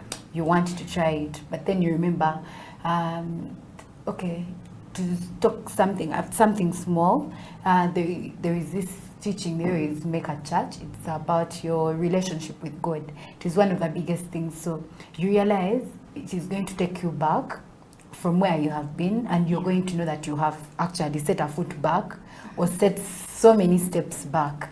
So you know how much it is taking you back and how much you're going to go through going back so that you can reach where you have been or even pass it. So it is basically God. Also, like, you have to pray so much. You ask God for the strength because not everyone can do it. Otherwise, if you just chill, you may just find yourself that side and everyone just looking at you. As for my dad, who is a pastor, like, he will tell you, I'm not going to come looking for you around clubs, what, even if I hear that you were there or something, I'm not going to come looking for you. You know the right thing to do. So that is the first thing. I'd be like, oh God, my dad knows I know the right thing to do. So how is he going to hear me that I did this? So I just decide to accept what is happening, what I am, and then do the other side of it, like the right thing. Basically that is it. Otherwise you cannot just do it by yourself. Interesting. There's a lot of things that go into basketball. Okay, obviously, Bronnie, you mentioned one earlier, discipline. Okay, and I believe that to handle such a situation, yes, you need God, but you also need to be disciplined. Okay. True. God will create for you situations where you need to be disciplined. He won't give you the discipline. Okay. Bronnie, what are some of those other elements that you have learned in the game of basketball, through the game of basketball, that have helped you in your normal day life? Number one, hard work. There is talent, yes, but hard work beats talent. I know for a fact most of the things I do, I am not a natural talent. yes, there is a bit of talent, but I would attribute most of it to hard work. Yeah. So hard work is very important. You have to work hard for the things that you want. You have to go for the things that you want, which is basketball. If you want to make the basket, you want to win the game, you have to wake up and decide, today I'm going to be aggressive, today I'm going to do my part to win this game. Basketball is a team sport. That teaches me to work with other people, to work with a family. I'm told I'm a great leader. Yeah. I will get things done. So that's something I know I have got from basketball. Yeah. Basketball gives you exposure. It's a big field. We know basketball usually has large crowds. Yeah. So it helps you learn how to handle different kinds of people, how to handle the spotlight, because we know basketball is known as a cool sport. Yeah. In school, when you play basketball, it's like the basketballers are coming. They're going to sit right over there. So it helps you know the spotlight, how to handle it when it comes. However small the spotlight is, when it comes, it's a spotlight in whatever perspective of your life it is. Yeah. Then basketball has taught me to persevere. Life is not easy. When we left Form 6, they were telling us, hey, when you leave high school, things are going to be nice. It's a lie. Accident. Adulthood is a lie. There is so much you have to do. There is so much you have to show up for. There is so many people are looking at you and expecting a lot from you. Yeah. So all that, if you cannot persevere, if you cannot get all those things from basketball, from sports, from whatever line of your life it is, and just fix them in also your normal life, it's just not going to work. When I talk to most basketballers, Claire Lamonu, for example, was telling us in high school, she's an athlete abroad, and she plays, she trains twice, she works, and she has education. Yeah. So with all that, she has 2 hours of sleep. That's something you can't just do as a normal person, but you know you have to do this. Yeah. And those are things you learn, because basketball, even if your muscles are hurting, you have to defend that basket, even if, so all those things put together are things I get from basketball. Yeah. Over to Esther. Is there anything else you can supplement on that? About what she said. Yeah. Or about, the different challenges maybe you'd have in basketball and all. Okay, so the different challenges that are in basketball for the women in general, I feel like there is a lot of stereotyping. Like you said, when we had just come, you said it is usually the men. Yeah, so it is usually the men in the basketball community. But so many women have come up, but there is a way people feel like, oh, so you play basketball? When you look like that? No, you don't look like you do. Can you even push some? Okay, can you really stand your ground? Can you, it is, the stereotyping is there, but that alone cannot stop the women from playing. So I urge guys, the girls, please, continue playing. Whichever stereotype may be there, it is for us to, hit and go through that glass ceiling, whatever that is, so that we can be better. And then maybe the other thing, like she said, the brain drain in athletes. Most of the times, I for one, if I got a very good opportunity to go abroad for basketball, I would surely and also pack my bags because I feel like there is so much more that you get from outside than what you're going to gain from here, right from that training, I don't know, there are so many activities, the way they're going to get you prepared for the training, the things that you're getting out of it. You're going to play, you're going to play your whole heart out, knowing that everything else is set. But here you're playing, you don't know if supper is actually there. So you have to go and hustle out. So sometimes you'll even be like, okay, I have training, but I have to work. Basketball is not going to feed me. Let me go for workout, train some other time. You get that is another thing that I feel is affecting the women basketball kind of thing in this country. Yeah, those are the few things that I think. Okay, well, 2020 and 2021. Okay, with the coming through of COVID, the basketball league was cancelled. That's the actually all basketball in Uganda was cancelled. Okay, so basically 2020 no basketball, 2021 no basketball, and we had the men playing the Afro basket. Ladies were supposed to go play a similar tournament, but government or NCS in that form did not actually put in the finances for them to go out there. We also have the second division basketball league that is running right now, all men. Okay, the ladies league was not reinstated. Okay, so it looks like basketball in Uganda has become a male dominated field. Okay, now how do we get the women up there when it comes to basketball? Because I believe that you guys are looked down upon. Okay, just like you said, when someone looks at you and is like, hey, you also play basketball. Okay, yet when you look at the international scene, okay, look at the WNBA, look at basketball in Europe, okay, it's a situation whereby the ladies might not be that up there, but they're somewhere, okay, and in Uganda we need to get ladies to that point. Okay, so what can we do to develop women's sports in relation to basketball in Uganda? Number one, before I talk about the we, I need to talk about the I. As women, what are you doing? You know, when we look at the world in general, we've been fighting right from the one get-go, right? Like a girl has to stay home. There are all these things about a girl that a girl has to do. So if you want something, what are you doing to fight for it?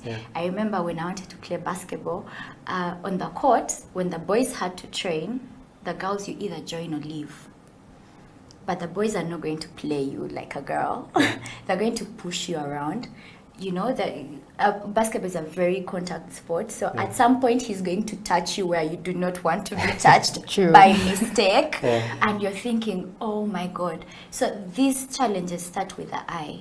When all those things happen, what are you doing? Are you crumbling or are you standing out to fight for yourself? I remember so many people we started with left because I want to train, but they're getting me off the court. Those that wanted to train would stay and just push through with the boys. I want to train, but I can't run. Basketball is a running sport. So what are you doing when they're cutting off the women's basketball? What are we as women doing about it? You know? People are always raising funds for a lot of things. What are we as the women that want basketball to grow doing? I remember they collected money for the male team sometime. Did we as women come up to say, you know, let's do the same for the women? I'm sure most of us also contributed for the boys as well to go. So number one, what are we as women doing? Number two, when we go to the big level, we need more women reinstated in like big places. For example, we need more female umpires. We need more female coaches. That only, if you ask me to state a female coach, in my mind, I know one person. Coach Mavita Ali. That's it. She's the only lady I know and have seen ever since I was a little girl playing basketball. She's the only lady I know that, maybe there are others, but she's the one that I've actively seen do something for the women through what she was doing with Score Beyond. I know there is Angels doing something. The different teams are doing things. There are grassroots programs. What are we doing to bear the girls? Girls do have challenges, so as much as we preach equality and equity, girls are going to need a little extra attention for them to have to go against all those challenges at home, in their lives, in their bodies, to show up on court and do what they have to do. Then the opportunities that are set for girls. For example, university, there is that four points that are given to the girls, or the scholarship, the sports scholarship. It's giving a girl a bit of a higher chance, you know. Some boys will argue that it's unfair, but it is that those are some of the things I'm seeing that are done. So now when we look at the league, what are they doing to make sure that those young kids are getting in? If it wasn't for my coach, I wouldn't know about NBL and how to get in. So these teams, what are they doing to go to schools and scout the little girls that are playing so well to join their teams? Because I know most teams wait for the girls to come to them. They put it out there, we're waiting for players, and girls go. But as teams, are you reaching out to make sure I've gone to the grassroots to see which girl is playing so well? I've noticed in the abroad, when you're going to play, they scout you, they give you a training program, and they keep an eye on you. In Uganda, coach is going to see you at nationals and be like, you play so well. You should come play for my team when you finish. Which class are you? Senior 2. Okay. Then all the way to senior 6, you'll never see him. You'll even forget his name. You'll see him again if you get a chance to play. So what are you doing to monitor that child that is continuing? Boys are always looking for things, you know, playing the 3-on-3 street basketball, looking for the coach. But girls have a way they are set back, and they need to be led. They should know. They should let them know that if you actually show up and just let us know that we're going to do this. So they need to create a platform for them to know that they are welcome. And that starts with the top. There is no I'm going to show up if I'm not seeing a female national team that is moving. If I'm not seeing a national team select that is on the side training and playing for a chance, because I have seen the same people in the national team for as long as I can remember. And I also know a lot of people that deserve or can be on that team, but are not being noticed or appreciated or corrected, and I've seen them go wee all the way down. So those are the I could go about this all day, but I guess I'll just stop there for today. Well, we're pressed for time, but before we get to the end of the show, Esther, Bruni has talked about the I and the we when it comes to the ladies, okay? In like 30 seconds, what can the men do, okay, to promote women's sports, or basketball for that matter? Yes, so today morning, someone told me, he made research, actually my brother, that these days the NBA actually facilitates the WNBA games to see that they're also somewhere. How about the NBL men starts doing something, not totally like investing in and all that, but it can be with the support system. It can be one very good thing, seeing that creating more opportunities for these ladies, putting up different games like, so as like women can be like seen or showing that these guys also like care. It can start with support, and then with time they can also like recommend whoever facilitates them to like partially have his thoughts somewhere on the women's team, so that like they can all go about like together in solidarity. I think that can work. I don't think it's something big. It can start with support and then financially with time. I'd actually love to see, you know, a structure like that. I would give an example. In school, there is a time they were not going to take the girls, and the boys stood and said, if the girls are not going, we are not going. They had to get the money, so that was a good thing that the boys did for the girls. So just kind to of supplement solidarity, on that. All right, so your final thoughts. Bruni, there's a girl out there watching, she wants to get into basketball, she's really not sure. Or there's a girl out there playing basketball, but she wants to get into modeling, she wants to get into a music career, really not sure what she should do. What would you say to that girl? I would say, number one, you will never be sure with what you want to do with life. Life is fluid. As soon as you understand that, life is going to be easy for you. So for me, number one, it's God. I have to pray, I have to talk to God, I have to, you know, he's my moral compass. Without him, I wouldn't be here. Number two, family. Make sure that you involve your family in everything that you do. Make sure they're working with you. Have a support system around you in whatever you're going to do. And the one thing I always tell people, go for what you want to do. Live, laugh, love. Take the risk. You know, if you don't do it, what are you going to lose? If you do it, you'll probably get it or not get it. If you don't do it, you're not going to get it. You miss 100% of the shots you don't take. But you have a 50% chance of making the ones that you take. So just go for it, whatever it is. And you can reach out to me on my social media. I have people that I've talked to and maybe helped where I can. And I know we can deep dive into the details of what you want to do. And finally, Esther, there's a girl out there, she thinks, you know what, it's too late for me to start basketball. Or it's too late for me to start a singing career. It's too late for me to do A, B, C, D. what would you tell such a girl? Yeah, it is never too late to start anything, that is for sure. You can start on anything and everything at any time. It is not yet, time is not lost, you can do it. Put God first, like Bernie said, put God first. Number 2, I have a mentor, she's called Letitia, the one of KCCA. She will call me to ask me, did you train? Get that one person that is going to do that for you, and I thank God for her. Yeah, get that one person that is going to do that for you. It can be your coach, it can be someone that has played the game. Yeah. Bernie is here and she's willing to do that for you. Please reach out to her. Yeah, basically that is it. And also trusting yourself, it starts with you. If you feel like you can't do it, even when you try it, it's not going to move. Yeah. But when you feel like you can do it, with God helping you and having your mentor by your side and all that, you can surely make it.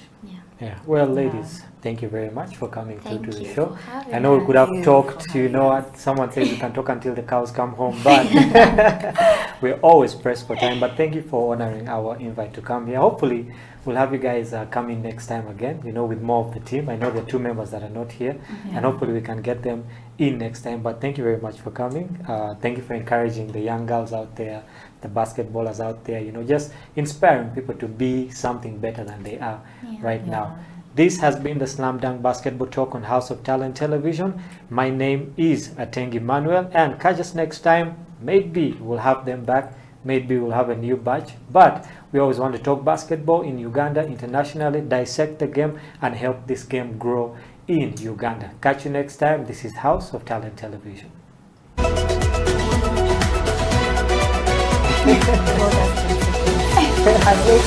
Right? I was also counting 10 seconds. 10 seconds on TV is like 2. I had, shots weren't dropping. You just need to have, and you need to have that self-drive, but you also need to have support.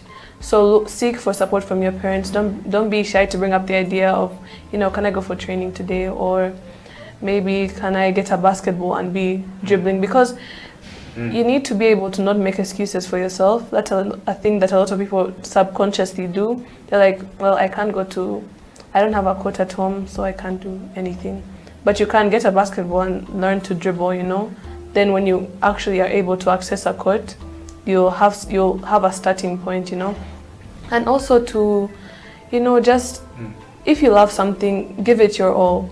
Because I know there was a time when I played basketball, but I didn't love it, so I was just going with the flow, not really, I didn't have any sense of direction, I didn't have any goal. But when I started setting goals for myself and actively trying to reach them, that's when I actually started seeing results, like with the national team. I set that as a goal, and it paid off when I got to play, and also the Kenya camp. Because the second I came back from Cairo, I was sleeping one morning, I had slept, would come back, it was the second day I'd been back. I hear a knock at my door, it's my dad. Get up, coach is coming in 30 minutes, be ready. You have to be able to do that for yourself, or have someone who's willing to do that for you. And just look for opportunities to play. I know there's like a lot of people who can't, it's not as simple as just waking up, getting a driver to take you somewhere, but look around, maybe your area, there's like a place you can go for pickup, maybe you can borrow someone's ball, just if you want it enough, you'll be able to put in the work. Yeah.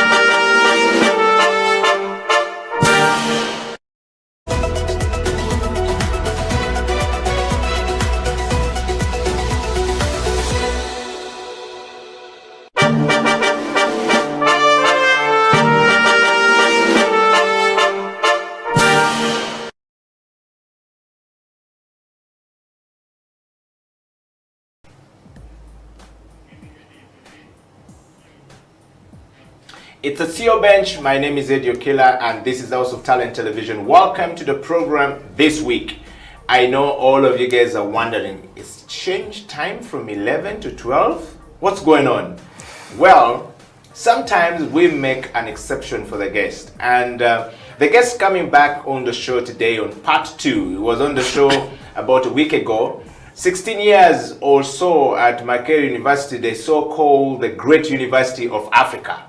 Once the greatest university of Africa. We don't know whether we're still there, but he's been on that street and living there, going to refactory his way is now at Clark International University. We'd like to take this moment to welcome Mr. Michael Nietegeka back on the show on part 2 while we discuss rethinking education and of course repositioning education for purpose. Michael, welcome back to the program. Thank you, Eddie.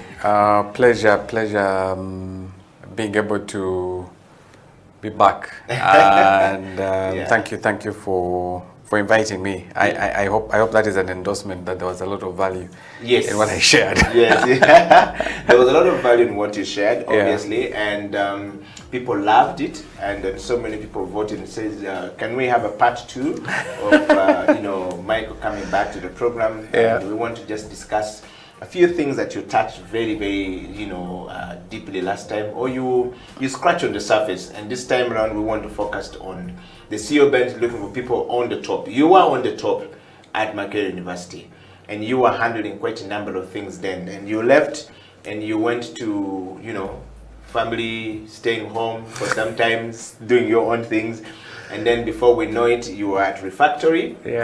Or at Clark International University and doing the same thing again, but this time around from a different perspective altogether, skilling people. Now, the CEO Bank looks at people who have been on the top, are on the top, or are going to the top, and when they are coming back from the top, they are managing change. What kind of change are they managing? How do we deal with this change? So we discussed this quite a bit on the CEO Bench, just basically give us a learning of, picking, from you guys who have been up there, done that, what lesson can we pick from you? How do we position ourselves to keep learning from you guys going forward? And so the show today is focusing on the education system and the repurposing of the education system, as you would like to put it normally. So to start with, Michael, our education system that we know, that the British left with us, seems to be teaching us only how to operate the machine and not to create the machine itself. Is that the case? So the easier part is to blame. Okay. Because blame takes away responsibility. Okay. And for me, it's like I said, it's the easier part. The harder part is to do it different. Because once you've done with the blaming, then what next? Because we can blame everybody else you really think is extremely critical. But what next? And I think for me that's the most important thing. So has the education system, or what the British left us, has it evolved? Has it given us the impetus for us to reflect and rethink what we need to do? I think yes, there is need for us, and probably the time has long gone, if I could put it that way. We should have done that maybe about 20 years ago. Fit for purpose. And I'll give examples where I think we blame ourselves. We got to know that we have oil in this country in I can't quite remember the time when we had the first discovery pronounced. It's actually believed that it was known in the Obote one. Exactly. In 1960, I think it was 68. And until 2000 something, I think before I left Makerere, we didn't have any program for oil and gas. Oil, wow. But we've known this thing for all this long. We knew that there was oil. We knew probably going to be an opportunity. Yeah. We knew these opportunities required expertise, but we never acted. Like even when entities like Talo and that started doing a bit of going beyond just discoveries to setting up, it took us another 10 years to have a degree program set up. Wow. So do I want to still blame the colonialist? Certainly not. I mean, it's something we want to do here. Yeah, because technically what should have happened is if you don't have the competence or the capacity, is hire the people to come and set up the program for you. Equip you, give you the skill, then they take off. Yeah. So our inability to move from where we are to where we should have been, I can't entirely blame it on the colonialists. They gave us a handle. The question is, do you stay onto that handle or do you use that handle to move to the next level? That's the first bit. The other example that I always give is, so when I had an opportunity, when I was still in Makerere University, we built our IT programs based on what you call the Association of Computing Machinery Framework, which is a US-based framework. Now, that US-based framework identifies 5 computing disciplines.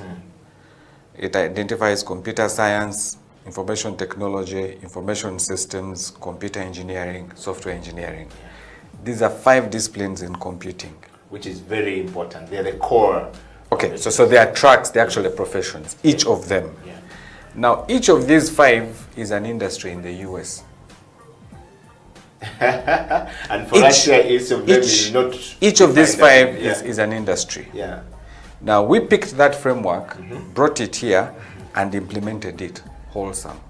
As one unit? No, as 5 different as 5 programs. different units, yes. Now, when you look at the way our industry is structured in the region, not just Uganda, Africa, I don't think you have 5 distinct industries. What is happening is that each of these guys that graduate from university then end up and converge into a place called software engineering.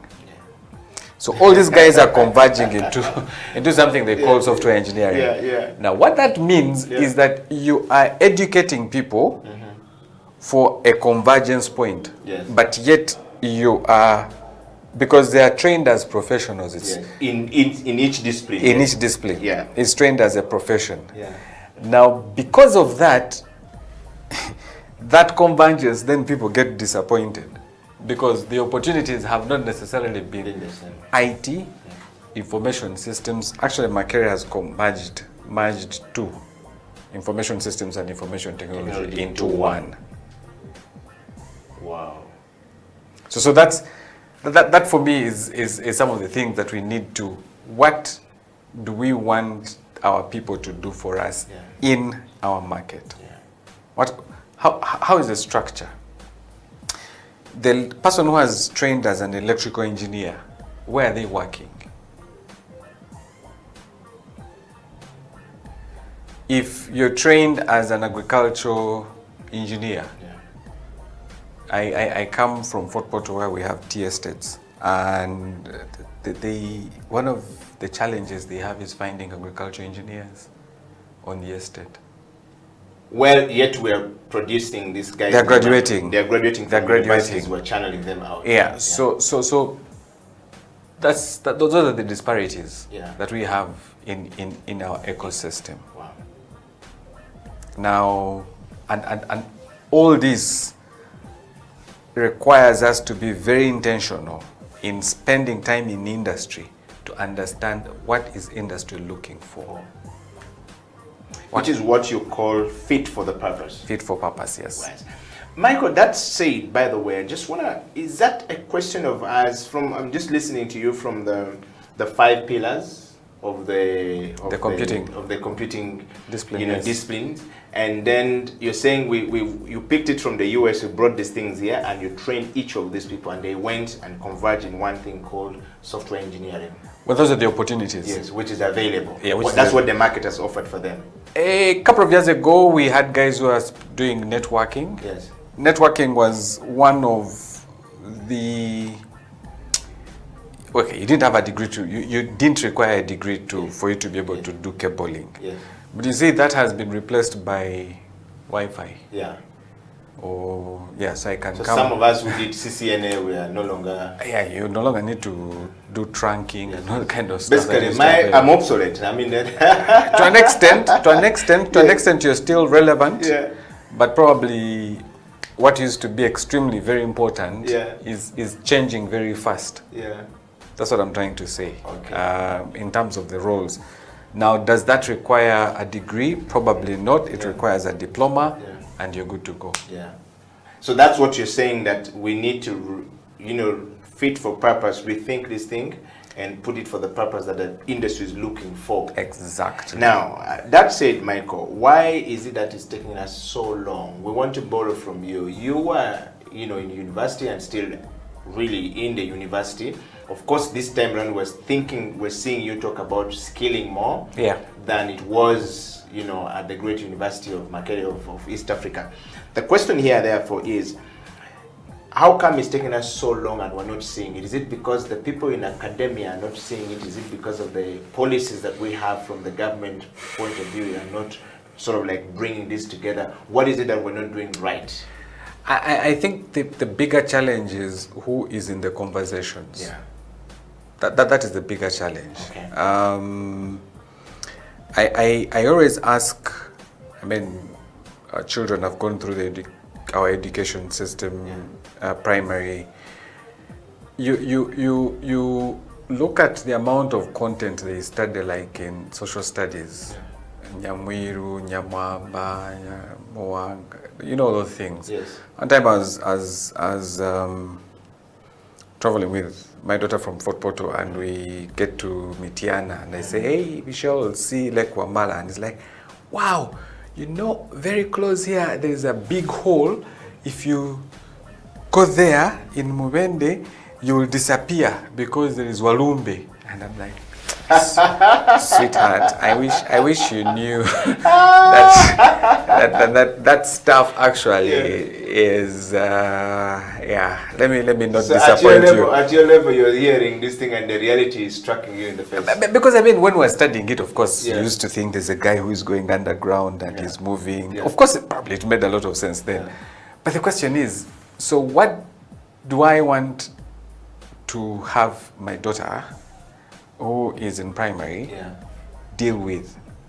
Because yes, and we can argue that maybe because she's in Kampala, she's exposed a little bit more.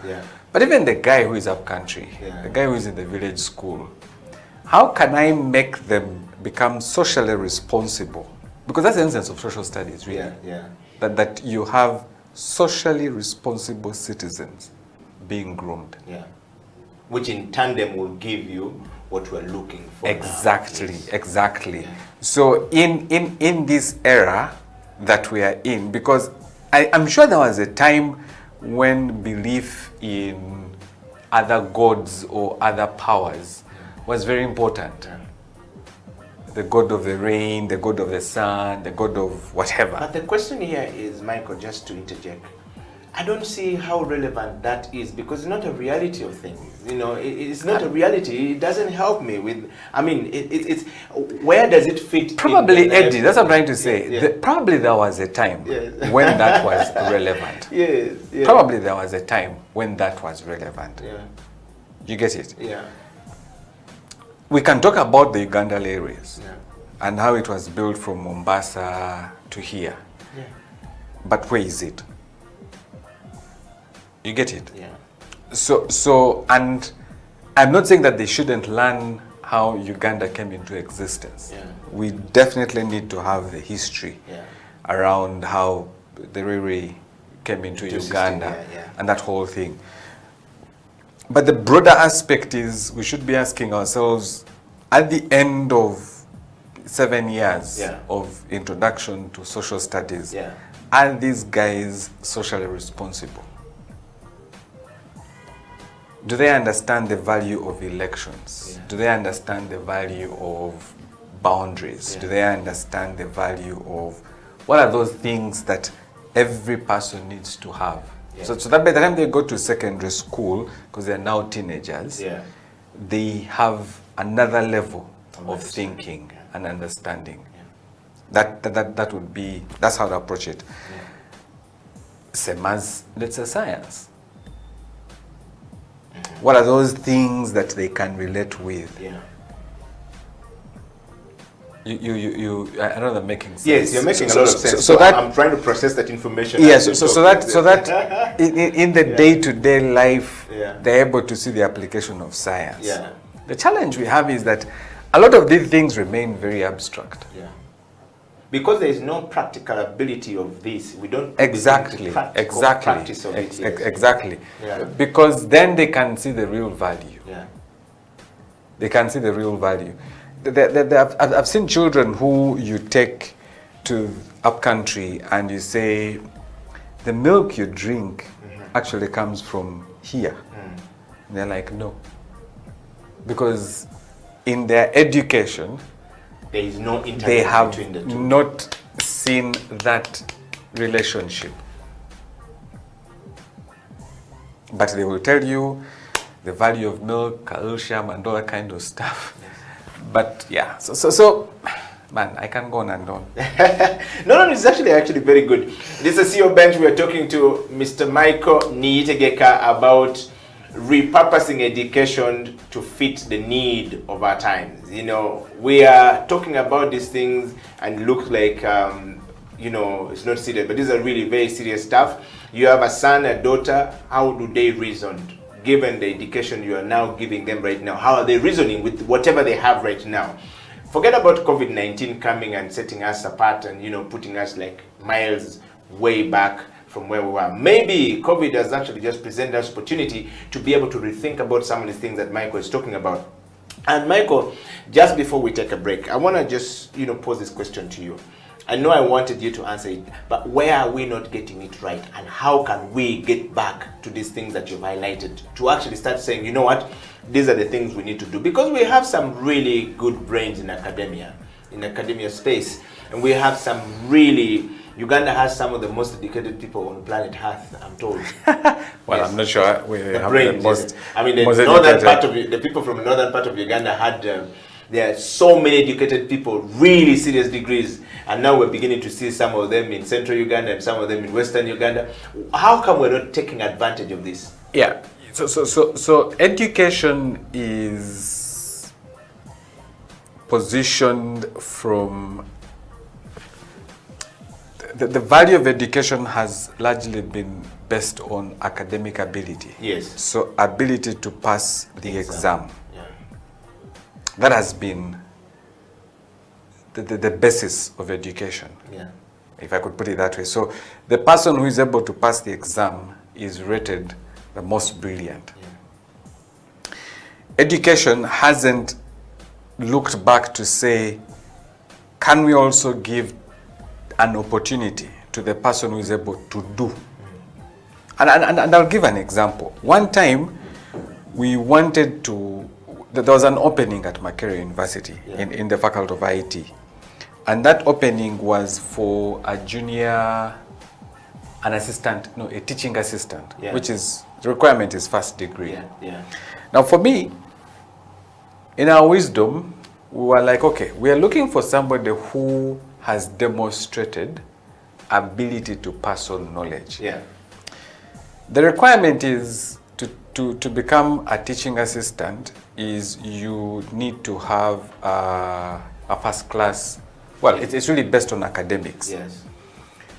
So we advertise, we sit at the faculty, and I make a case for a young man who had invested quite a lot when he was in year 2. He was teaching his colleagues, like he was running seminars for students. And for me, right there, I was like, this guy, he has the ability to join the academia because he has the heart to teach. Yeah. So we make a recommendation to appointments board and it was rejected.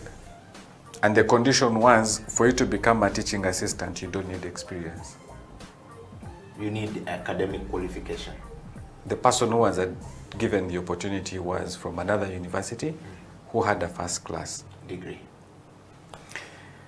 And yeah, I will leave it there.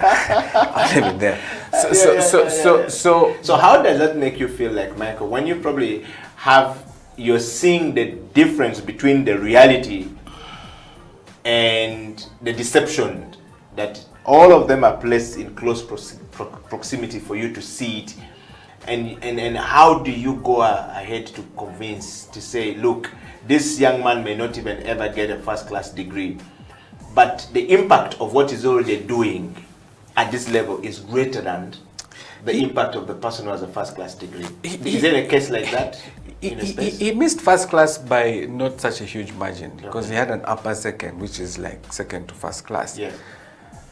But the fact that appointments board threw this out, and guess what this guy did? This guy went and set up a training academy in Wandegea. Yeah.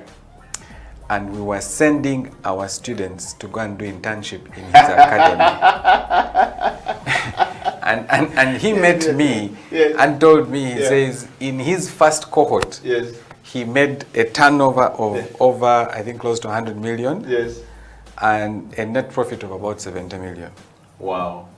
I'm like, which the colleague of the first-class degree from another university will take him so long to probably publish so many papers to try and get it. Of course. Yes. But you see, that's where sometimes, and I don't blame university, because you see, universities world over take a very long time.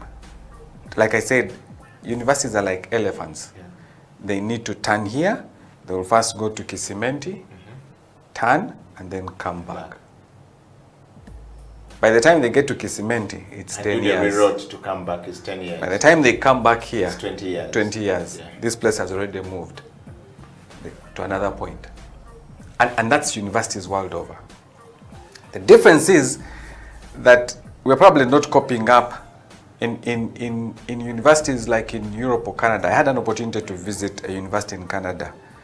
And they have already created positions of professors of practice. So, Eddie, based on the work that you're doing right now here, you would be appointed a professor of practice in the mass comm department because you are in practice. You don't need a first-class degree to go and teach. Which is better than the person who is teaching without practice. Exactly. Now, when you look at our education structure, you, other than the teacher, secondary, primary education, at university level, you get a first class, upper second, you're the one who is retained. You go ahead and do a master's, you go ahead and do a PhD, but you've had limited practice. In secondary and primary, the people that have failed to make it to university are the ones who end up in education. Technical schools, yes. And the technical schools. And there is the imbalance, if I could put it that way. So this guy goes into education not because it's a desire. It's because that's what is pushed there available. Because he failed somewhere. The education system. I wouldn't want to, because the education system defined you as less academic qualified to join university. But does that make you less competent in other fields? Probably not. That's absolutely true. Now, to change that system is not something that we're going to dream of. Like it's going to happen. And so opportunities like Refactory are there to demonstrate that we can actually remodel. Now, for me, the advantage I have is the agility.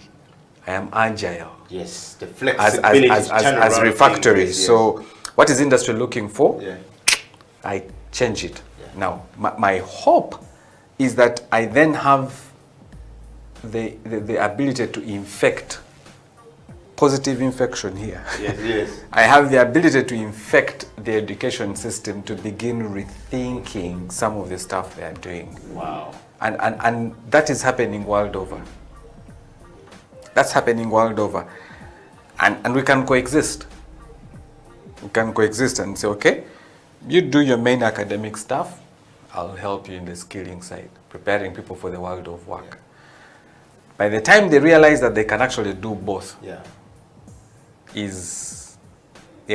I said, they'll first go, 20 years, come back. 20 years, which is 40 years. Well, 10. Yes, 40 years. Yes, the CEO bench will go for a break, and when we come back, we will be looking deeply into the question of you failed in school, but you are more excellent at practice, and you are better than those who got the first class. And of course, the studies are quite very clear. We've seen these people who are academically very bright. They say it's very bright, but they are walking and drinking, and they are mad on the streets. And the one who was never academically very sound in class is actually running a factory, or is running an industry, or they've built a conglomerate of business, structures, whatever we call it. That in itself is a disparity that needs a very big discussion to happen. And that's what that's what Michael Nietegeka is helping us to understand. It's also important to know that Michael has 16 years under his belt as a man who has been, teaching, but also at some point he was directly involved in setting up exams at Makerere University. And of course, who better discuss this when he's talking about refactory, reskilling people?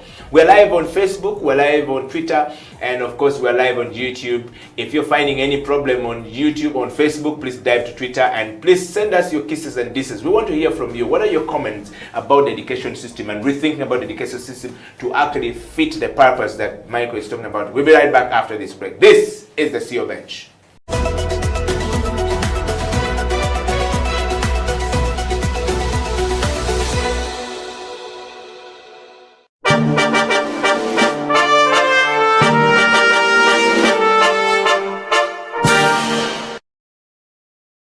An army of sheep led by a lion will beat an army of lions led by a sheep. That's a fake. Yeah. So let's be very honest about this thing, and really understand that you need to understand where you lie and where you fall. So it's very important for us to understand that leadership has to be definitive. You can't be laissez-faire. It has to be definitive.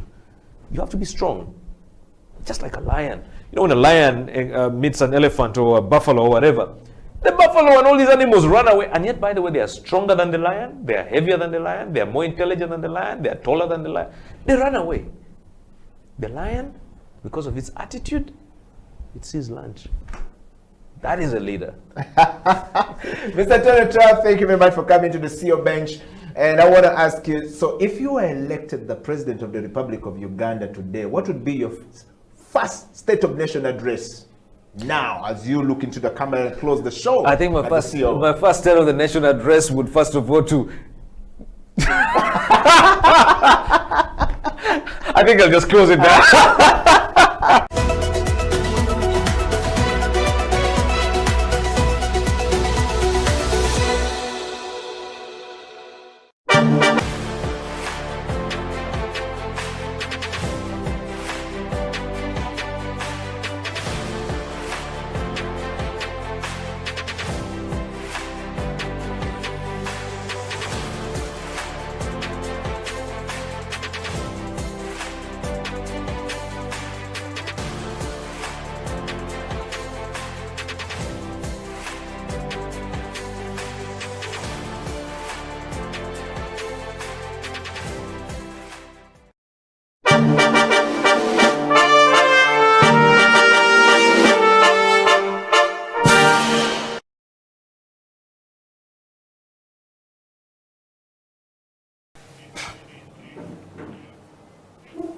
Welcome back from that break. My name is Eddie Okila, and this is CEO Bench. In the studio is Michael Nietegeka, who we're talking to about repurposing education for, the job market in Uganda. I mean, you can talk about Kenya, you can talk about Tanzania, you can talk about any other country in Africa, but we want to focus here in Uganda. And this particular CEO bench is talking about how do we, reorganize our education system to basically fit and start focusing on more skilling of people and making sure that everyone that is out there is able to get a job at some point. Michael, welcome back to the program. Thank you. I just want to take you straight to this question we've always had before. You've seen, these people who high school, primary school, in high school, they were always excellent. They always teach you. You don't understand SST, they are very good when the teacher finishes class like this, then they take you from that point. Yeah. And they never read.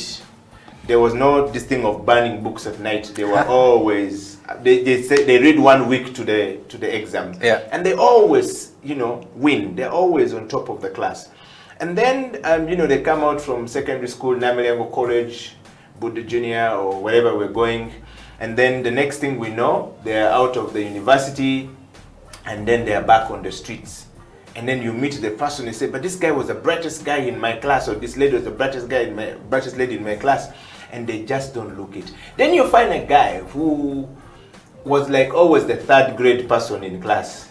Okay, somehow in senior 4 actually got the 4th grade, and then they said you cannot continue to senior 6.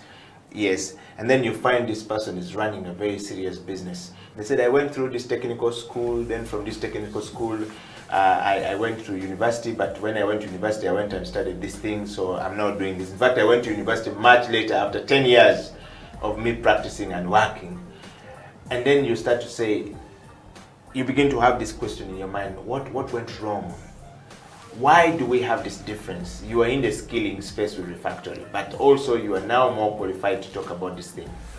Can you help us understand why we have this situation?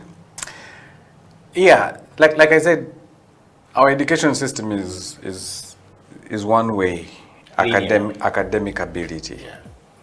And so the opportunity for people to navigate to other areas is limited. I'm also not a believer of if you have failed here, then we must, like this whole approach of enterprise. We're going to teach people how to start a business, how to manage a business. Yes.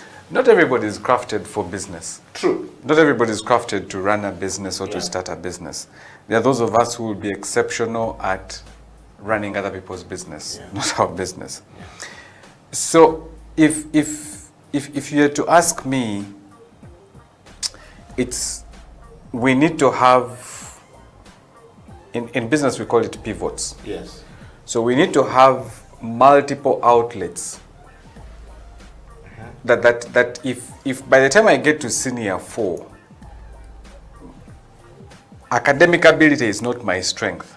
So I can't memorize, it's not my strength. My strength is in working with my hands, doing stuff. Maybe I don't need to go to senior 6. I just need to go into that place called a technical college, or if music is my passion, if music is my passion, if sports is my passion, I need to take that direction. Probably I don't even have to go to senior 1. Yeah. I don't have to take the whole academic space. Yeah. It's that recognition that education is not about you being in this track called school. Yeah. That education is about making you a responsible citizen that can contribute to the well-being of the economy because you're productive. That's the essence of education. Now, having those multiple outlets then helps as many people as possible begin to see value in education. It doesn't matter which areas you're tracking in. There are certain fundamentals that you need to have. You need to learn how to live with other people. You need to learn how to work with other people.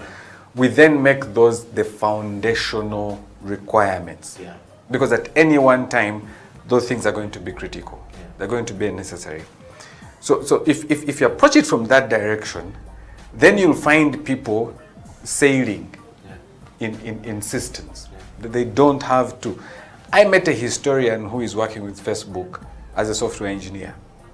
But his first degree is history, his second degree is economics. He's never studied software engineering. But he's working with Facebook as he's working with Facebook as a software engineer. So what I'm trying to say is that, and these verticals are possible. It's not rocket science. We just need to recognize them. That's number one. Number two is that there is a lot of investment that is required to educate us, the parents, to think beyond law, accounting, medicine, engineering. We need to think beyond that education is not a vertical. What we call the linear vertical. That education is, like I said, making me a responsible citizen who contributes to the well-being, to the development of my economy, of my country. Now, whether I'm a musician, whether I'm a guy who is making noise by the roadside, the question is, do I have the awareness that I have a responsibility to contribute to the well-being of this country? Doesn't matter whether you studied physics or not. That should be the foundational stuff. Now, if those things are taken care of, then this guy who is super brilliant, but struggles to find relevance, and because he struggles, probably his wire has gone nuts. Also shows that they don't have to go through. I mean, we've seen people who have gone through education because the world, the society demand for you to go through and to be able to approve anything you are going to do. We've read about guys who have gotten their degrees below the age of 20 because the system there recognizes that their mental ability is far above the average or even close to the super. So their ability to process knowledge is way above. So they are not taken, you must go through the 3 terms of school. No. Are you there? Do these things make sense to you quickly? Can we test you at the next level? Yes. Can we test you at the next level? Yes. Can we test you at the next level?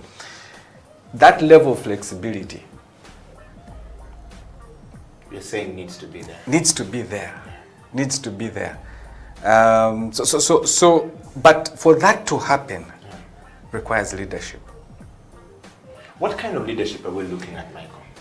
Leadership that appreciates that people cannot be a box. That you must do 7 years of primary, 4 years of O-level, 2 years of A-level, 3 years of university. Or 4 or 5 years. Yeah. That leadership that appreciates that humanity is diverse, that humanity has a multiplicity of capabilities, but making sure that each of us can thrive and strive in the environment. Now, then what leadership does is create the environment. That's why you don't need to have done biology for you to be a nurse in the US, because they have come to appreciate nursing is care.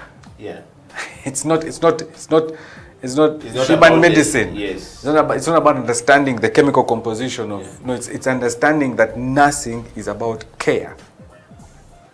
And care doesn't require you to have so much. No. In biology. It's understanding that so you'll understand the human body. You'll understand. So if somebody says I'm feeling this, you can process. I mean, you go to a massage parlor and somebody says, okay, where do you feel? And they will start pressing. And you're like, but the people you will say, okay, this one seems to know what they're pressing. The others, it's like they don't care, really. Their work is to press you and give you this. If you say, So they, you see what I'm trying to say? Yes, I get you very much. And that's how we are evolving Yeah. and evolving rather fast. And I mean, for me, that's the reason why at refactory I don't require any qualification to enroll. It's passion, period. If you can demonstrate to me you have the interest and passion, you're in. Academic qualification added advantage. Wow. But I don't even look at it. I'll not even say you have a degree, be this side, you don't have a degree this side. No, everybody there. In the same hole. Let's see. Wow. This is the CEO Bench, and we're talking to Mr. Michael Niyitegeka, who is from Refactory, and of course, you know, the man at Clark International University, and of course the country, you know, regional country manager for ICDL, which we always want to know what it means. So ICDL is a digital certification program. Okay. And it started in Europe, and in Europe it was called the European Computer Driving License. Yes. In Europe, when it started, the argument was you need a license to drive a car. Yeah. And so they also, the British Computer Society, Yes. then also decided to say, wait, you also need probably close to a license to be able to use a computer. Yes. And so they called it the European Computer Driving License. Yes, yes. But because it's now gone beyond Europe, Yeah. it's now called the International Digital Skills Standard. Yeah. The ICDL is used to be the International Computer Driving License. Yeah. And our primary focus is to equip people with skills to use computing technology for productivity. Wow. Because there are quite a number of people who have laptops, but they never go beyond Microsoft Word. Yeah. And playing music. If they're good. Yes, on desktop. Because once you go to playing music, then you can navigate applications. Yes. But that's the reality. Yeah. Or PowerPoint. The people who they struggle with PowerPoint. Yeah. They just pick text and dump it there, but they don't realize that there's a science, there's an art around having captivating slides that people want to keep watching and following what you're sharing.